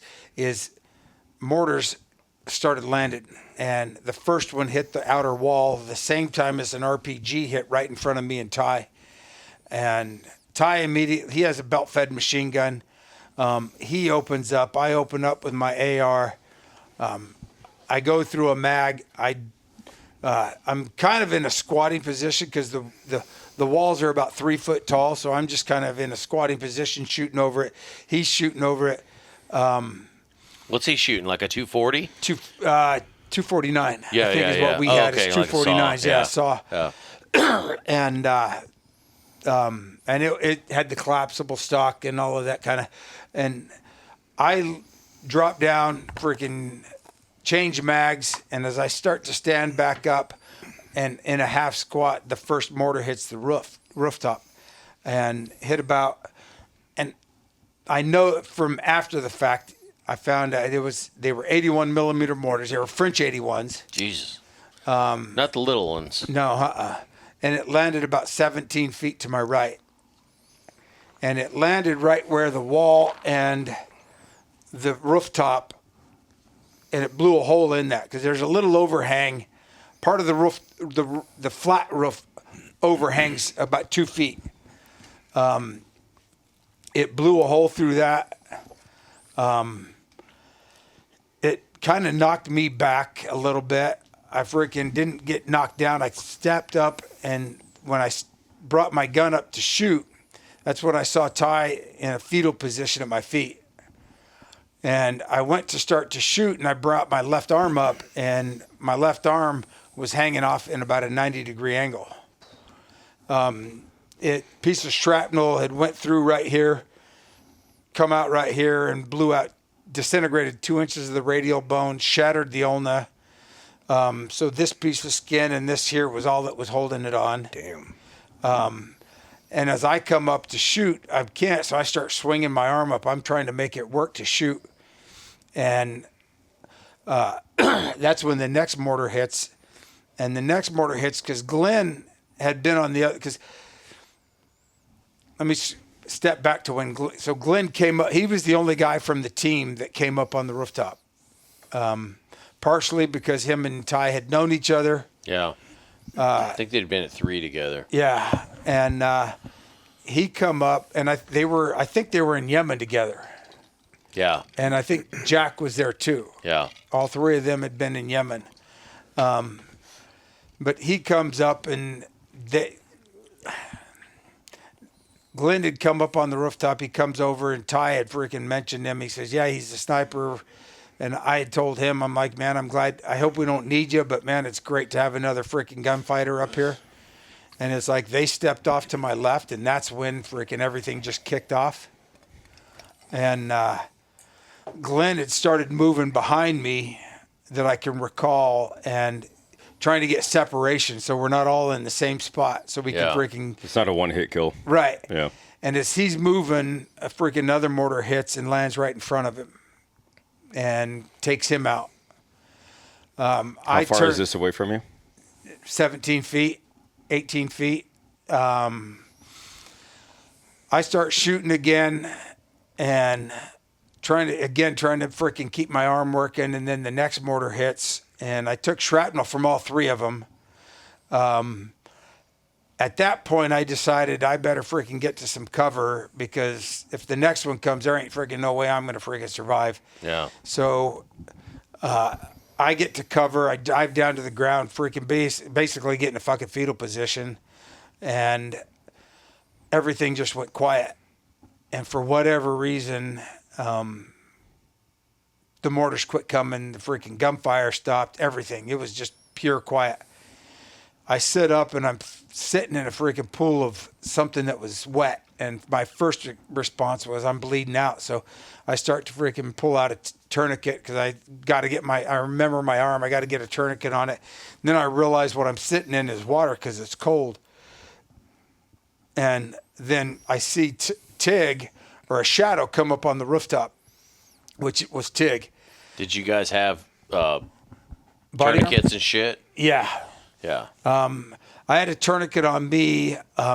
My go bag that I always carried with me, I actually had left where Tig was at, which actually turned out to be a good thing because Tig had grabbed it when he had left his position to come up on the rooftop. And as he comes up, I forget about my tourniquet and I start crawling over to Ty because I got to freaking take care of him. And I can reach out and I check for his leg. I'm looking for a pedal pulse. I couldn't find anything. I sit back up and try to start putting because I'd hold my arm up and then I'd try to grab a tourniquet and freaking get it on my arm before it fell down. And that was a freaking futile experiment. Did it again. It kept falling down. And by this time, Tig had come across the rooftop and he stopped right in front of me. And he looks down. He says, "Hey, Oz, you might want to quit fucking playing with that thing. You ain't going to fucking make it any better." God damn. No. I love this guy already. And he freaking squats down, freaking grabs my tourniquet, gets it on, fucking cranks it down, freaking, okay. Tourniquets feel great. Oh, fuck yeah, they do. Well, I was going to say, I mean, there is like a stat from North American Rescue, NAR, that manufacture tourniquets and said, like, if you do self-apply a tourniquet, you're not doing it enough because, like, when the pain's too much, you stop. Yeah. And you need to go 4 more twists. Yeah. Yep. Yeah. Well, Tig says, "Hey, can you get off the rooftop on your own?" And I'm like, or get over to the ladder on your own. I'm like, yeah. You know, and in my mind, I'm thinking. And your fucking shit's literally hanging off like this. Like both bones, to the listeners that aren't watching, both bones in your arm are broken. Mm-hmm. Your shit's hanging by the skin and whatever left of the tendons and maybe some muscle. And you've got a tourniquet on your upper arm or upper arm, right upper here. arm. And a 81 millimeter mortar fucking kill radius, just so you know, is like 35 to 40 fucking meters. Casualty radius is like 60 meters. 131 feet is the kill radius. Yeah. and you're 17 away. Yep. And you've had three of them. 3 land within fucking 17 Now, feet also, of you. for any of the fucking armchair quarterback fucking cocksuckers, is mortars blow Stop sugarcoating it, Nick. up and out. So if you're down low, this increases your chance of survival, which is why you're fucking still here today. Yeah. Because it goes up and out. Like it like does a what an grenade. explosive does. Yeah. Yeah. But even to that fact, I mean, yeah, you know, that's a lot of it, but the concussive effect itself Oh, yeah. should have freaking killed me. Yeah. I mean, Luckily, you already blew out both your eardrums. that is true. Huh? And luckily, I'm about as smart as a redneck. Whoa. We prefer Appalachian American. Oh, I'm sorry. This is why I pointed. I knew this was coming. Redneck is offensive. A squared. A squared, K squared. Yeah. We're doing math. AA. Yeah. AA. Hey, you could say A squared and they'll never know what the fuck you're talking about. Yeah. Exactly. That's fucking hilarious. And the reaon I know that is because I'm right there with him. Exactly. No, but yeah, it's. I mean, you know, and that it is. It's. There's no reason I should have freaking survived that. Zero. What do you think the before going into that? What do you think the reason the fucking mortars stopped? You think they're out of ammo, or do you think they just said, fuck it, we got them. we got BDE? So there were 6 of them that landed. the first one hit the outer wall. The next one hit inside the wall, but outside of the building. Another one hit out in there, and then the other 3 on top. So how did they dial in your 10-digit? They knew us. I think 2 things is because me and Tig had talked about it, and we had seen guys walking back and forth out in Zombie Land. Yeah. Where the sheep were. I think they were pacing it off. And then you had the car that was on the other side. They had us bracketed because at first, and this is, fucking Petraeus, and his fucking brilliant fucking tactics. He come out and said that, you know what, we're used to seeing them do that because they can take a 60 millimeter mortar and freaking jump out of the back of a pickup truck and set it up and fucking do that. Well, you're fucking stupid. Yeah. And anybody that's been on a mortar team, I mean, and I've referenced this from being in the SEAL teams. Like, we used to set up shit years, Kentucky fucking windage, but we had actually one motherfucker who went to the school and came back and goes, "Oh, you got 3 rounds to fucking set the base. Now it's on, motherfucker, because now that shit's surgical and it's fucking." Well, and this is what, because, and everybody talked about them bracketing this because it seemed like it was. But what it was, if anybody who freaking knows how a mortar works, you set up in a freaking new pit. Mm-hmm. When you fire that first 81, it's going to drop about 1.5 inches freaking back into that pit. It's and going an to sink inch and that a base half plate. at 800 yards is a metric fuck ton of feet. Yeah. Right. Yeah. And then It's like the a next sniper one scope. is going to freaking do it again. Yep. And then the third one is going to do it again. And the fourth one's going to do it again. But as it does it, it's going to be less and less and less. And that's like to your point. I mean, you get your first 3 off. The rest of them, especially if it's a new mortar pit. Yeah. It's Soft sand, soft dirt.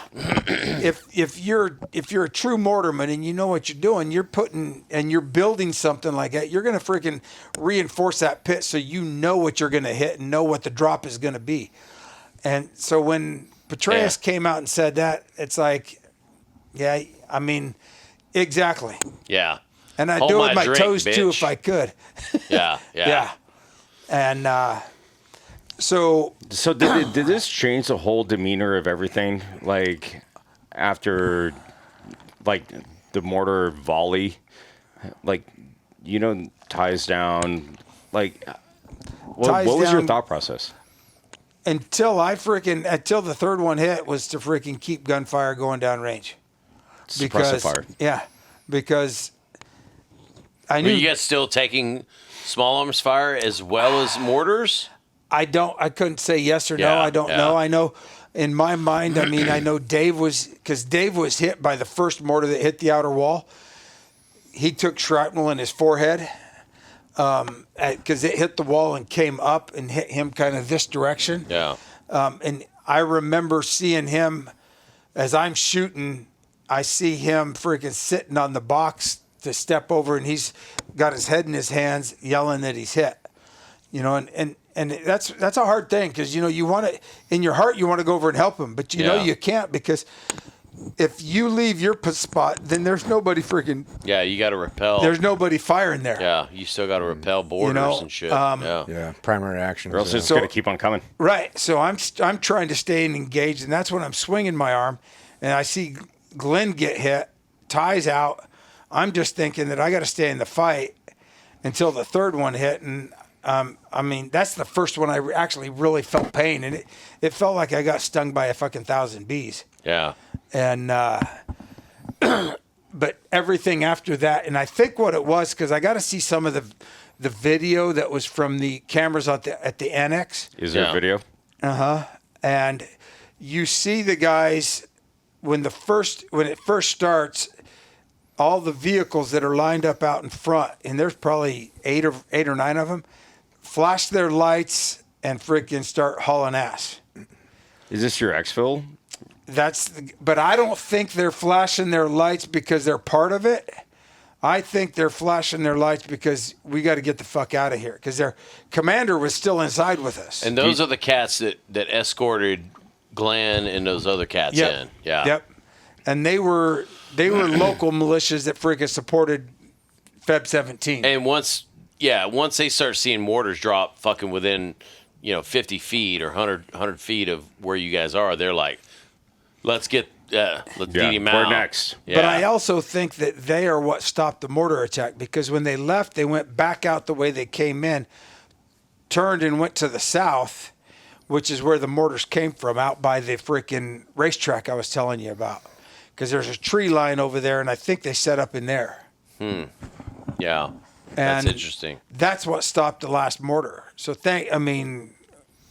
whatever reason, thank God they did, because if they had kept coming, if they would have kept shooting mortars, they would have freaking killed the 26 people that were inside the building below Yeah, I us. was about to say, I mean, you guys were on the building which housed the skiff, and all the agency people were in there. And, I mean, you guys didn't lose a single, agency person per se, but,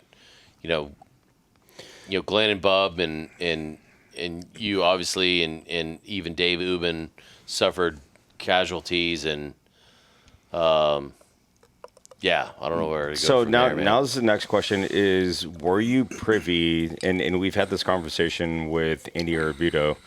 Were you privy to CAG showing up and the QRF, and like what did that look like to you? Like, do you remember like a QRF element showing up? Well, that was Glen's team as a whole. Okay. Yeah, they showed up prior to. And they all went inside the building except for Glen.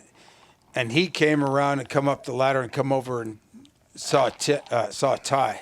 Okay. And Ty introduced me. And, I mean, I got to know, outside of reputation, I knew Glen for 3 or 4 minutes.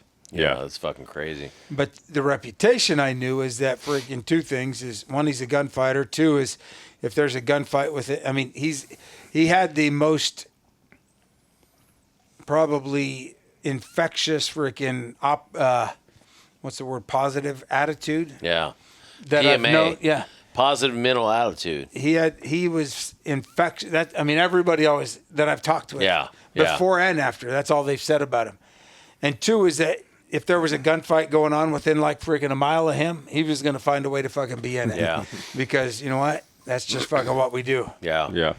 Yeah. So And was that like a sick feeling? Like, well, I mean, not sick. I mean, like, what's the right word? You're just like, okay, thank God, like a breath of fresh air. When those guys like, showed up, like the QRF showed QRF up. and the guys, A little bit. I mean, I think it was a little bit of that, but more just, hey, all right, we're going to get the fuck out of here, because, and for me, I mean, my attitude of things is whenever I got to a place, no matter where it freaking was, whether I mean, I joke about it. If the country ends in Stan, I've probably fucking been there. Yeah. Facts. Uzbekistan, Tajikistan, Pakistan, freaking, you name Kazakhstan. it. Yeah. Yeah.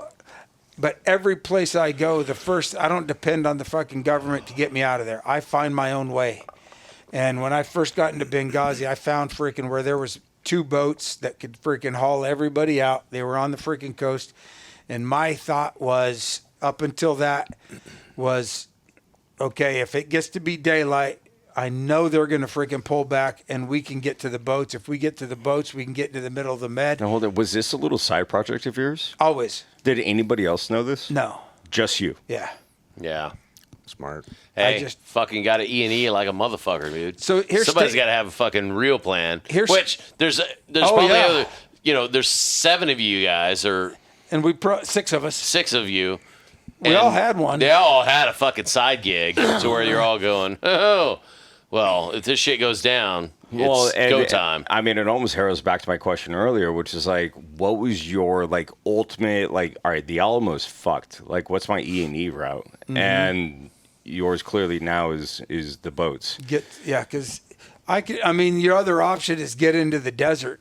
But you're in the desert. Yeah. Yeah. Like, let's what go am I going to do? south? Find a shrub? Yeah. Right. Because the southern part of Libya is fucking red. Desolate. Sahara. Yeah. Yeah. Yeah. I mean, the only people that survive there are the Turbergs, and they are freaking, when you say black, I mean, They're like what is it? Australian like abos. Yeah. Well, and what they do is they were our asset because they know everything that goes on. They're the freaking drug runners that run freaking. But then you're just sitting there suckling on the camel for water. Right.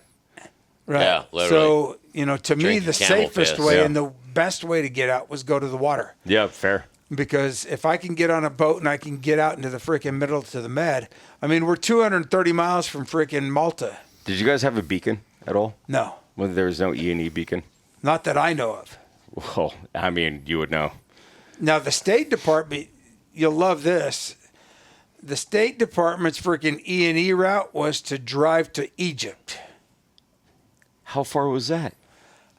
Well, first Well, not off, only that, but it's not even fucking friendly. They just had a fucking attack on the goddamn. They're Cairo. fingering journalists. Yeah, and, you're and like, not only that is you have to drive through Derna to get there. yeah, it's And like Derna, you think Benghazi was full of freaking bad guys that hated us?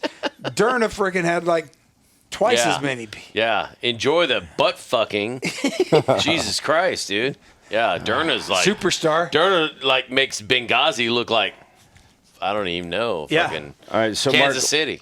were you there? Were you privy to the point where the QRF was tossing bodies over?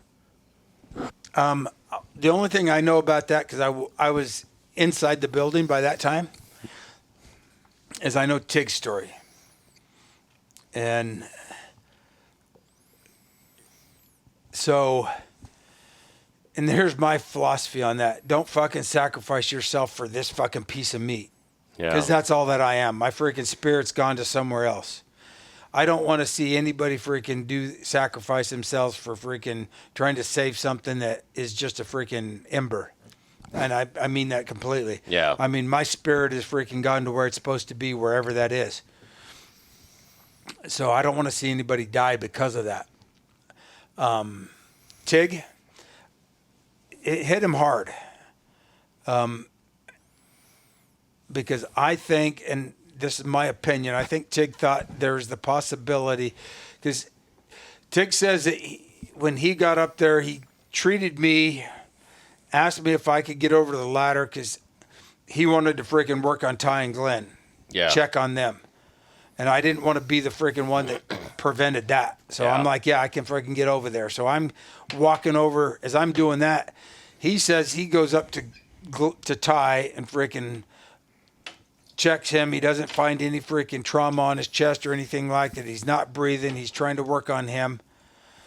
Then he checks Glen, and he opens up Glen's chest, and there's nothing as well. And whether he agrees with this or not, I talked to our guy, one of the other guys that was on the REACT team. He was a medic, and Glen was because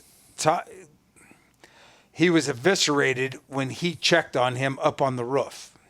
Because he was so close to the mortar. Yeah. Yeah. Like there's nothing. There's Yeah. no triage. Yeah.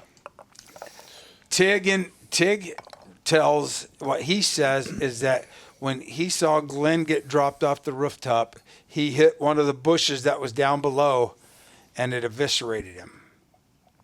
Okay?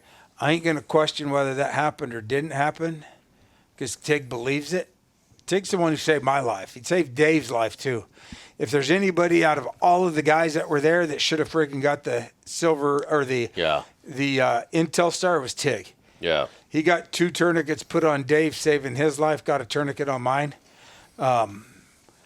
So in my mind, that's what happened, and I'll support Tig on that. But I also know what happened, and sometimes our mind does things to protect us. Yeah. You know, and it's not always easy. And you know, I've between being in law enforcement and everything I've done in my life, there's always I can talk to 5 people that see the same thing, and there's 5 different freaking things. Yeah. Telephone game. Yeah. 1000%. Yeah. It all just happens different. The other reason too why they separate witnesses because once you start talking about it, everybody starts. Oh, maybe that is what happened. Maybe that is what happened. Yeah. Yeah. So an example for the book. So the author that wrote our book, we hired to write the book because if it would have been me, Tig, Tonto, and Jack, You guys have and been like DB, tied with your fucking elbows and shit. yeah. 3 Marines me. and a freaking Navy SEAL and an Army Ranger. I mean, that motherfucking book is going to be interesting, but it ain't. You'll never figure shit out. It's fiction at this point. Mushroom stamps and like picture books. Crayons out the freaking ass. Yeah, yeah. That's what I always tell people. I mean, there was 3 Marines, 2 Navy SEALs, and a freaking Army Ranger. The 3 Marines were there to freaking do what needed to get done. The 2 fucking Navy SEAls were there as support, and the Army Ranger was there to fucking make sure we had food and water. Yeah. Right. I'm sure Tonto's going to love this. Yeah. Yeah. Exactly. No, but seriously, I mean, we got to bust each other's balls, but if anybody busts at fucking our balls. Only you're allowed to. Exactly. That's it. Well, you're fucking there, man. And the shit that kills me is when people go back and forth. And I know when Ty and Glen were killed in action, and you question it and you piss and moan and question who was at fault, and this is all over social media and bullshit. It's just like, I look back on it now, I'm just like, dude, I wasted fucking hours or days of time because, first of all, I wasn't there. The other people that are bitching about it weren't there either. Mm-hmm. There's so much shit that's, it's futile. So this actually begs my next question. It's like, after this whole operation and the rescue and you and the few survivors came out, what was the relationship like between you and all the other boys? And then also, how did you all collectively deal with the fucking public and the media and the news? Because that has to be very divisive. That's a good point. And how are you still dealing with it? And are you still boys? And this is 2 things. Is one, to the last part you say is, I think there's 2 ways of looking at it. Is because it's different being contractors than it is being soldiers, yeah. sailors, Servicemen. airmen, Marines. I mean, each of us, like, I'd never worked. When I was in Pakistan, Boone was in Pakistan, but I never did shit with him because we were either in different places or just never different mission. Because we don't work as a 10-man team or a 5-man team. There's some of that's there, but it's not the same as it is in the military, in my opinion. When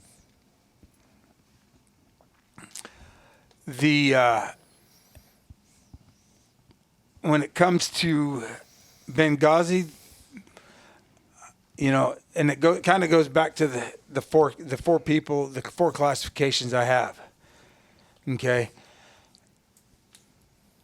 I can bitch about fucking Tonto and he can bitch about me all day long, but anybody else, I'm going to fuck you up. Yeah. Yeah. Period. But he has permission. Yeah. Almost. Right. Oh, 100%. Right. Yeah. We can fight. We're like brothers. We can fight. We can freaking hate each other. We can we don't have to have the same opinion.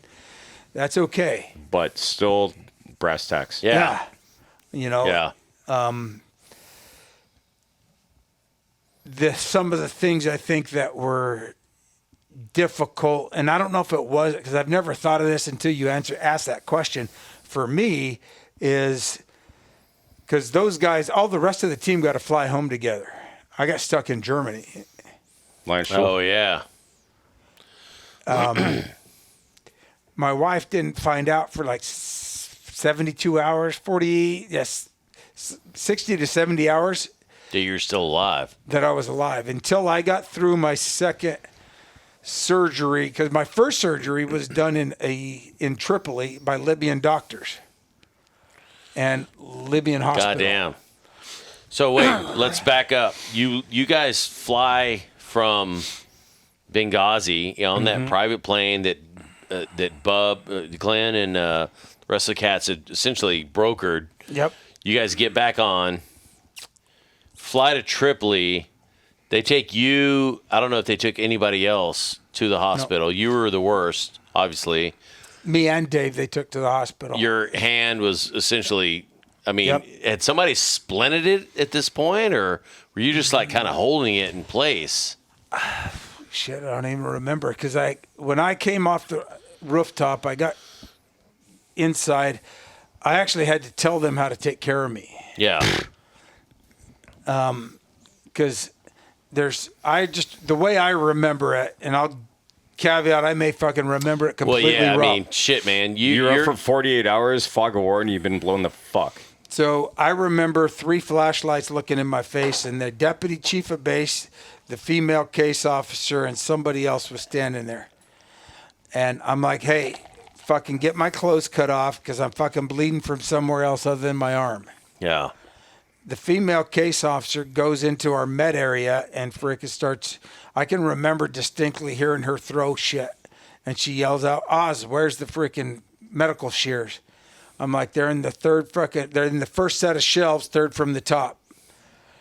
And the reason I remember that is because I remember it's anytime I call it my 6-piece prayer, or my 6-piece prayer planning prevents piss poor performance. Yeah, yep, exactly. So any place I would go, I'd take a water bottle and I'd cut the top off and I'd tape it to something against the wall where I could put a tourniquet, freaking morphine, and medical shears. The most absolutes.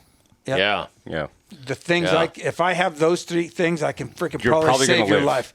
I can at least extend your life. Freaking, I got a 70, 20 minutes enough to find shit. Right. Yeah. And so she comes running back, and as she's running back, the freaking deputy chief of base, and I love the guy. I mean, the dude got thrown into a shit sandwich, because he had in his whole career, he had spent most of it in Ireland working as freaking case officer for NRA.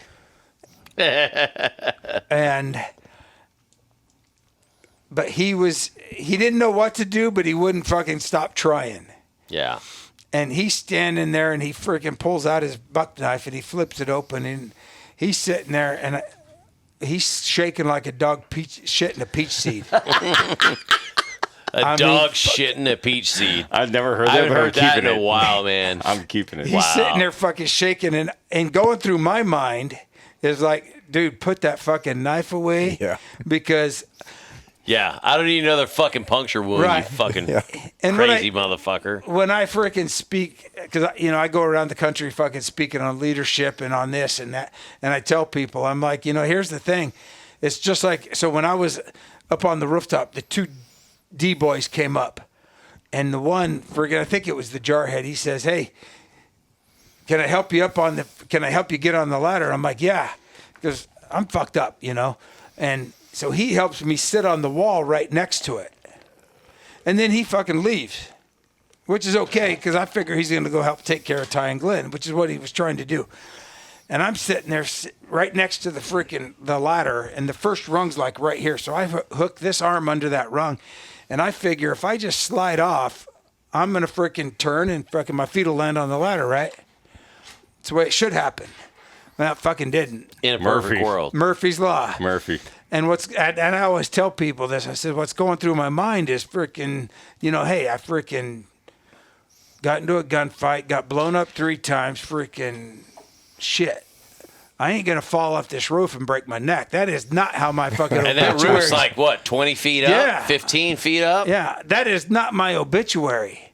So I had a freaking death grip, and my feet missed the freaking ladder, but I'm holding on like this, and so I get my feet under me and go down and freaking walk around, and that's when another medic comes in and freaking takes me in. Well, getting back to the freaking deputy chief of base, when he's sitting there shaking like this, I'm like, fuck, goes through my mind again. You know what?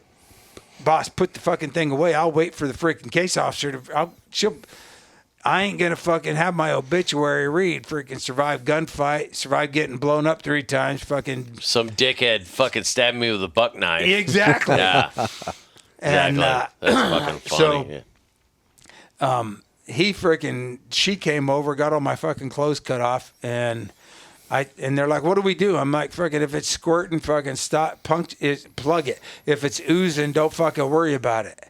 Yeah. And rough, I mean, I had like freaking. She's like, you're a squirter? Hopefully not. You're like, all right. I mean, hopefully not. That might save my life too. Where's your bean? Hopefully I'm not a squirter. Put that Curlex away. Pull out the towel.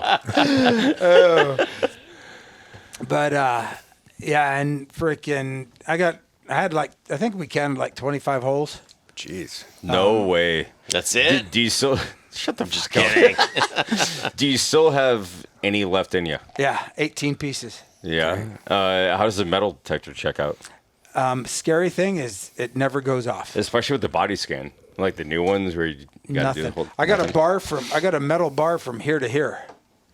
Like in your like tib fib. Yeah. I think that's Well, here's another thing. In my radial bone. Yeah. So what I always heard, and maybe it's bullshit, when you flew back, you went through obviously Tripoli, you had surgery. The surgery probably was okay, took the tourniquet off and fucking controlled what the fuck was done, because obviously you had pieces of bone missing from shit. Mm-hmm. Did that encompass putting shit in, or they just stabilize it, brace it, and go, dude, we get this fucking guy out of here. Compression, I would Take think. you to fucking Germany. So they put in an external fixation, which puts 2 rods into each side of the bone. And That was in Tripoli? yep. And the doctors were, what I found out since is they were American trained doctors. Oh, okay. They were Libyans that had came to America at some point in their career and freaking learn. But once I get to Germany, they took everything out and redid it because the shit that the hardware that they had was old as shit. Yeah, of course. Yeah. Oh, Libyan. Well, but it oh, works. It this fucking shit's works. 20 years old. Yeah. Bicycle spokes. And then they had to cut me open from here to here because there was shrapnel that they could see went into my freaking diaphragm, but they couldn't find it anywhere else down here. No way. So they had to cut me open and pull basically all my guts out and freaking go through Just hunt. all of it to see if there was a freaking a hole. So you got that going for you. Yeah. So a micro hole could, in your intestine is going to freaking cause sepsis and kill you. I got a hole in my sternum that goes about a ½ inch deep, but didn't go all the way through. Wow. No way. I got there, like right here. You see that? I got a black dot right there. Yeah. That's a piece of shrapnel. So I didn't want to mention that shit, but my dad was an EOD guy. Uh-huh. And dude, he was constantly picking fucking shit out of his body. And he would be like, hey, look, you see it? And it would look just like that. And in fucking 3 months, 3 years, he'd be like, yep, still there. And I've got a little spot where some fucking motherfucker, when I was in like 5th grade, shoved a fucking pencil in my fucking leg. It's still there. You probably earned it. So, yeah, I definitely earned it. probably deserved it. He didn't earn it. He deserved but it. it's fucking weird No, how, it is. how you can see, you're like, oh, I got a pencil lead / shrapnel / my dad was like, yep, still going. It's like the fucking Energizer Bunny, but you don't know how that shit, it'll eventually approach the surface and go, oh, and my dad would go, oh, shit, holy fuck, what the fuck? There's a piece of fucking plastic or, I had I was kind of that thing. I think it was either my face or my neck. I was looking in the mirror one day and I was like, fuck, what the hell's that? And I'm like, and I click it and I could feel that it's metal. And I'm like, oh no, it was on the inside of my leg. It was a booger. No, it was on the. Yeah, I always tell people, thank goodness freaking I ain't hung very well because if I told was, you had hung. my shit would have freaking got blown off. Yeah. 'Cause, I mean, I have a piece of shrapnel about that far from my freaking. Oh, shit. I thought you say that big. I'm like, Jesus Christ. No, Mushroom that's and the size of my calamari, baby. penis. But I pulled out a freaking. I'm sitting there and there's this little bump, and it was a black dot on it, and I'm freaking clicking on it, and I'm like, fuck. So I grabbed some tweezers and I pull it out, and it was a freaking piece of wire that was about a freaking ½ inch long. Dang. Dude, that's fucking crazy. And I had the same thing. My neck was split open from here to here. The shrapnel was a millimeter from my carotid. Wow. Yeah. I mean, and then, as I said earlier,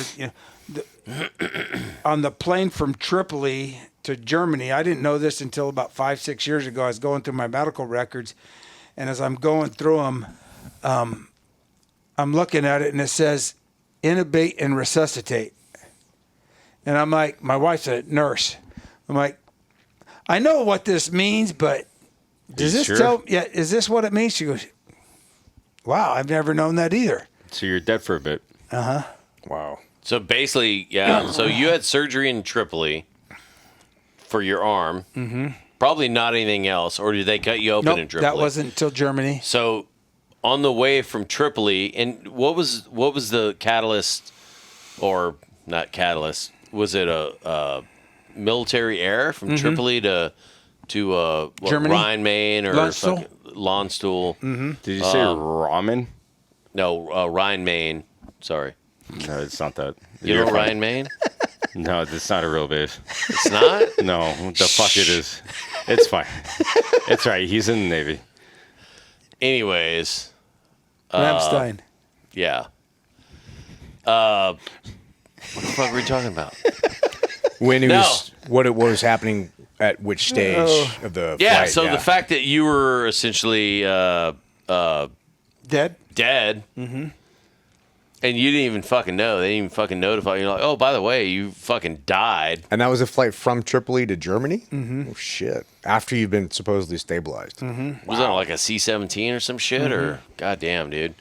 And at what point did the military actually start facilitating, like, dude, we got to get some fucking goddamn support down there? Obviously, after that, you guys flew from Benghazi to Tripoli, and at some point, whoever the chief of base was Tripoli, you know, the story, at least for the movie, you have chief of base Tripoli going, hey, what the fuck? We got to get A, B, C, and D going on down here. You know, at what point did they finally open up the fucking airways and go, okay, this is fucking horseshit? I mean, to be honest, I don't know, because, you know, I didn't freaking figure out till I was sitting in, when I was in Germany, they wouldn't fly my wife out. Yeah. And you'd already died, obviously. Yep. And I think the reason for that, and right, wrong, or indifferent, I think it was from a strategic, tactical point of view. I think it's right. Yeah. Because if they would have flown her out, because right now we're trying to keep it, we don't know exactly what's going on. We want to keep it quiet. Yeah, especially with the agency. If I fly somebody out, somebody can track what happened during that time and figure it out. You're tying it all together. And that's why, as they put in the movie, is they re-enlisted me. And they didn't re-enlist me, but what they gave me is Secretary of Defense designee status, which meant basically I could get all of my medical done at military hospitals. Right. You know, the reason for that wasn't because, I mean, part of it was, I'm sure. I know why. Yeah. It's to keep the freaking media from me. Yeah. Because if I'm military status and not just freaking veteran status, they can put me on the 7th floor at freaking at either Lanshaw or Walter Reed. Walter Reed. And Walter Reed, if you're on the 7th floor, you can't, no media is allowed there. Right. Period. Dave was freaking 3 doors down. Dave Ubin was 3 doors down from me. Oh, that's crazy. It took them, he got home sooner than I did. Because they couldn't get my blood stabilized. They had to give me a full blood transfusion at some time. What were the injuries that Dave Ubin had? He got shrapnel in his forehead, but it was in his sinuses. Oh, fuck. So cranial. Yep. So like damn near brain injury. Could have been. Oh, yeah. It's funny. So his mom is Japanese, and freaking great lady because she'd come down to visit me. Hella green tea. And she would be like, she would call him what was the show where they freaking had the RoboCop? Because he literally had a freaking, here they peeled his skin back. RoboCop. They basically scalped him and freaking went in and she's like, he's like RoboCop. I'm Holy like, man, shit, I gotta bro. love a mother like that. I know, right? That's how I learned That's English. awesome. Yeah. So, Dave, let's wrap this up. What are you doing now? What? Just call him Dave. Oh, I'm sorry. Lo siento. Lo siento. Mark. Dave Ubin. How are you, by the way? Well, we were talking about Dave. I know. I'm just What are you fucking doing with now? And what's going on?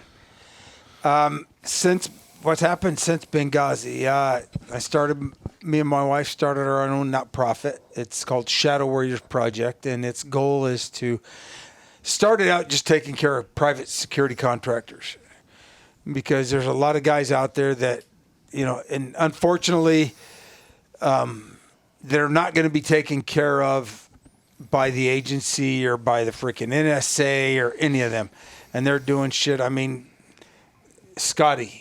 Yeah, Scotty Wirtz. Scotty Wirtz is one of them. I knew Scotty when he was with not Triple Canopy. He was with USIS.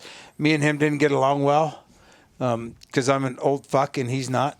Yeah. But it is life, and love him to death. And he, I understand what he did and what he did and what happened, and respect the hell out of that. Yeah. And guys like that have served need support. 'Cause Yeah. as contractors, you have a workman's comp policy. I went from making $800, $900 a day, $1,000 a day to $5,100 a month as a contractor. Yeah. They don't fucking take care of us. They don't give a shit when We're expendable. There's a group like the contract for, and this is what really gets me. So part of our contract, and there's two types of contractors. There's contractors that are called industrials that work for a company that has a contract. And then there's direct hires. Yeah. And direct hires are those that work directly for the agency. The reason for that is it allows us to go anywhere. Yeah. And not have to redo a contract every time. There's a limited number of us. So when you get killed or injured, you immediately, your pay stops the day you leave the country that you're contracted to work in. Window or aisle? Yep. Yeah. So September 12th, 2012, I left freaking Libya, and the next thing I know, I don't have any money coming in, even though I'm in the hospital for 6 to 8 weeks and another year and a half of physical therapy. You're fucked. Yeah. Which is horseshit. And we got a friend, Mo, same shit. He was a GRS guy. Yeah. Contract. I You know work Mo with real well. And fucking, he had a fucking heart attack in like Erbil or some shit. Yeah, he Life had, flight him to Jordan. Put like 4 stents in his fucking heart. And then they go, okay, you fly home now. You're safe to fly home after like a month of hanging out in Jordan. Yeah, Mo. Wow. He had pericarditis. Yeah, and he gets home, and all of a sudden they go, oh, by the way, you owe us like, $400,000 or $200,000. We're not paying your medical costs because it was a pre-existing condition. Pre-existing. He goes, the fuck it was. The fact that being in a fucking war-torn country might maybe add a little bit of fucking stress in my life to the point where just some fucking bullshit. Well, he's, and I don't want to get into his fucking shit because I don't know, maybe he doesn't want this to divulge, but I mean, I think he literally had to go to court and shit. Yeah. And it's fucked up especially the fact that it's the goddamn government who pisses away fucking millions of fucking dollars on billions fucking goddamn of fucking dollars horse shit in fucking Sudan, training a monkey how to fucking eat peanuts or some stupid horse shit, And you're like, maybe just fucking Take care of the do guys. the right fucking shit, Well, dude. it's like this. I worked with Mo for freaking years. Yeah. I mean, 3 or 4 years we worked together in freaking USIS. He's a fucking shitty gambler, though. Hey, you know that fucker. I know Mo. But, you know, it is. We are, I mean, and here's the difference that I kind of approach. I knew who the fuck I was going to work for. We understand the cost. And you know what? I wouldn't fucking trade it for the fucking world because I got to do some shit that freaking never. I mean, I can't freaking. All of it. It takes another 4 hours to talk about all of it. But Like flying a fucking airplane. I mean, just Pakistan was fucking crazy. I mean, got to do shit. It was fucking. I mean, phenomenal. Meet people, do shit that's just different. Wildlife, man. Absolutely. Yeah. It's also a pretty easy transition for those coming out of combat arms and going into something else. Yeah. And like, where your bitch boys and where your monkeys. Let's go. And the thing Tell me with what that, banana though, to peel. and this is what I say to any guy that wants to do this job, because I get it a lot on freaking social media. You know, hey, what do I want to go be an independent contractor. GRS. I'm like, okay. So are you willing to fucking give up your life and give up your family and give up your fucking kids and all of that? Well, I don't know. Well, then don't do it. Yep. Yeah. Because if you're not, that's what it is. Yeah.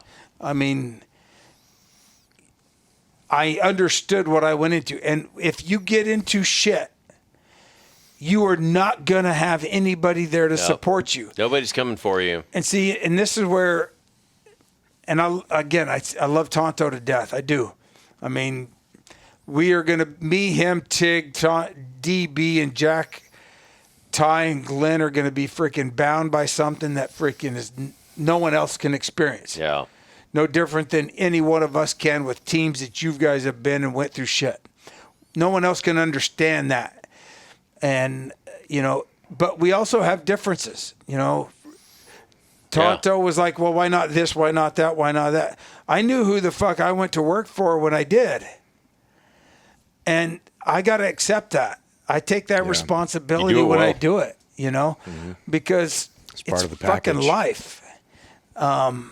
You know, and part of that also is my faith. I mean, I was, you know, when I started getting ready to write the book or write a book before the book. Yeah. Because all the rest of the guys got to go back to work. And I was going to write a book. I got to meet with Clint Eastwood. It was freaking cool. Probably one of the best guys I've ever met in my life. And as at least in the movie industry. Yeah. And Michael, I would say is number 2. But I got Don't let him hear that. Yeah, I'm just kidding. Yeah. Hey, Michael, you're number fucking 2. And you always have known that, motherfucker. No, but I love Michael Bay. Michael Bay is a fucking awesome guy. He is. I've never met Clint Eastwood, but here's what I say about Michael. I mean, the movie wouldn't have got made without him. Yeah. Because he put freaking at least $20 million of his own money into the movie. Yeah. He cared. Yeah. Because, see, 2 things is Michael has a contract with Paramount that he gets to make any movie he wants. I don't know if it's every year or every other year. I think every other year. So he gets to make whatever movie he wants. Now, that doesn't mean they have to fund it to the way that he wants. Yeah. So he put, I think it was $20 million of his own money into it. Bro. And so when he was, I mean, and he was on set, because me or Tig or Tonto or Jack were on set for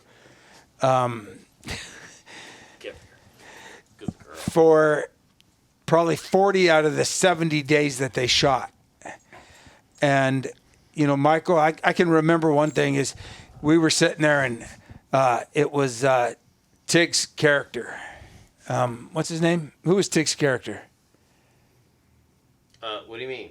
Who played Tig? Oh, Dominic. Dominic from Musa. Yeah, he was having a freaking hard time freaking doing the freaking It's the HK freaking. Yeah, it's a 203 variant. It's the HK.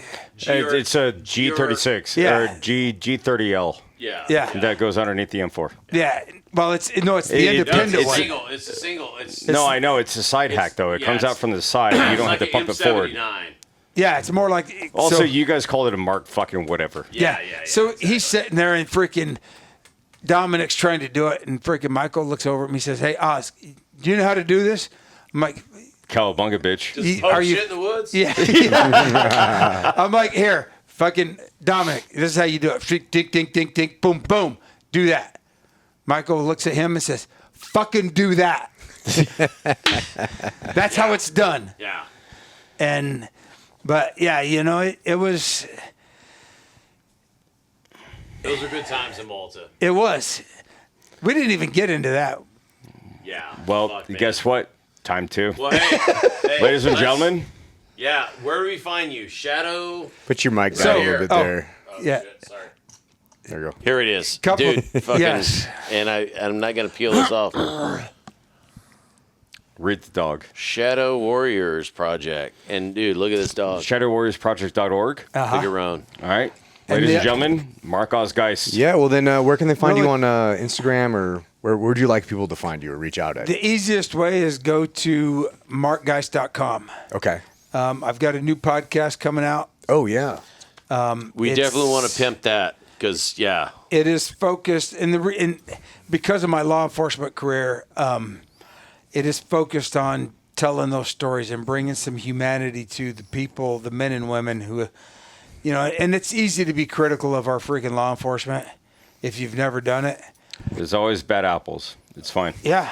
Yeah. But you know what? The majority of people that freaking decide that they want to go freaking put their life on the line and their family and friends to protect our community.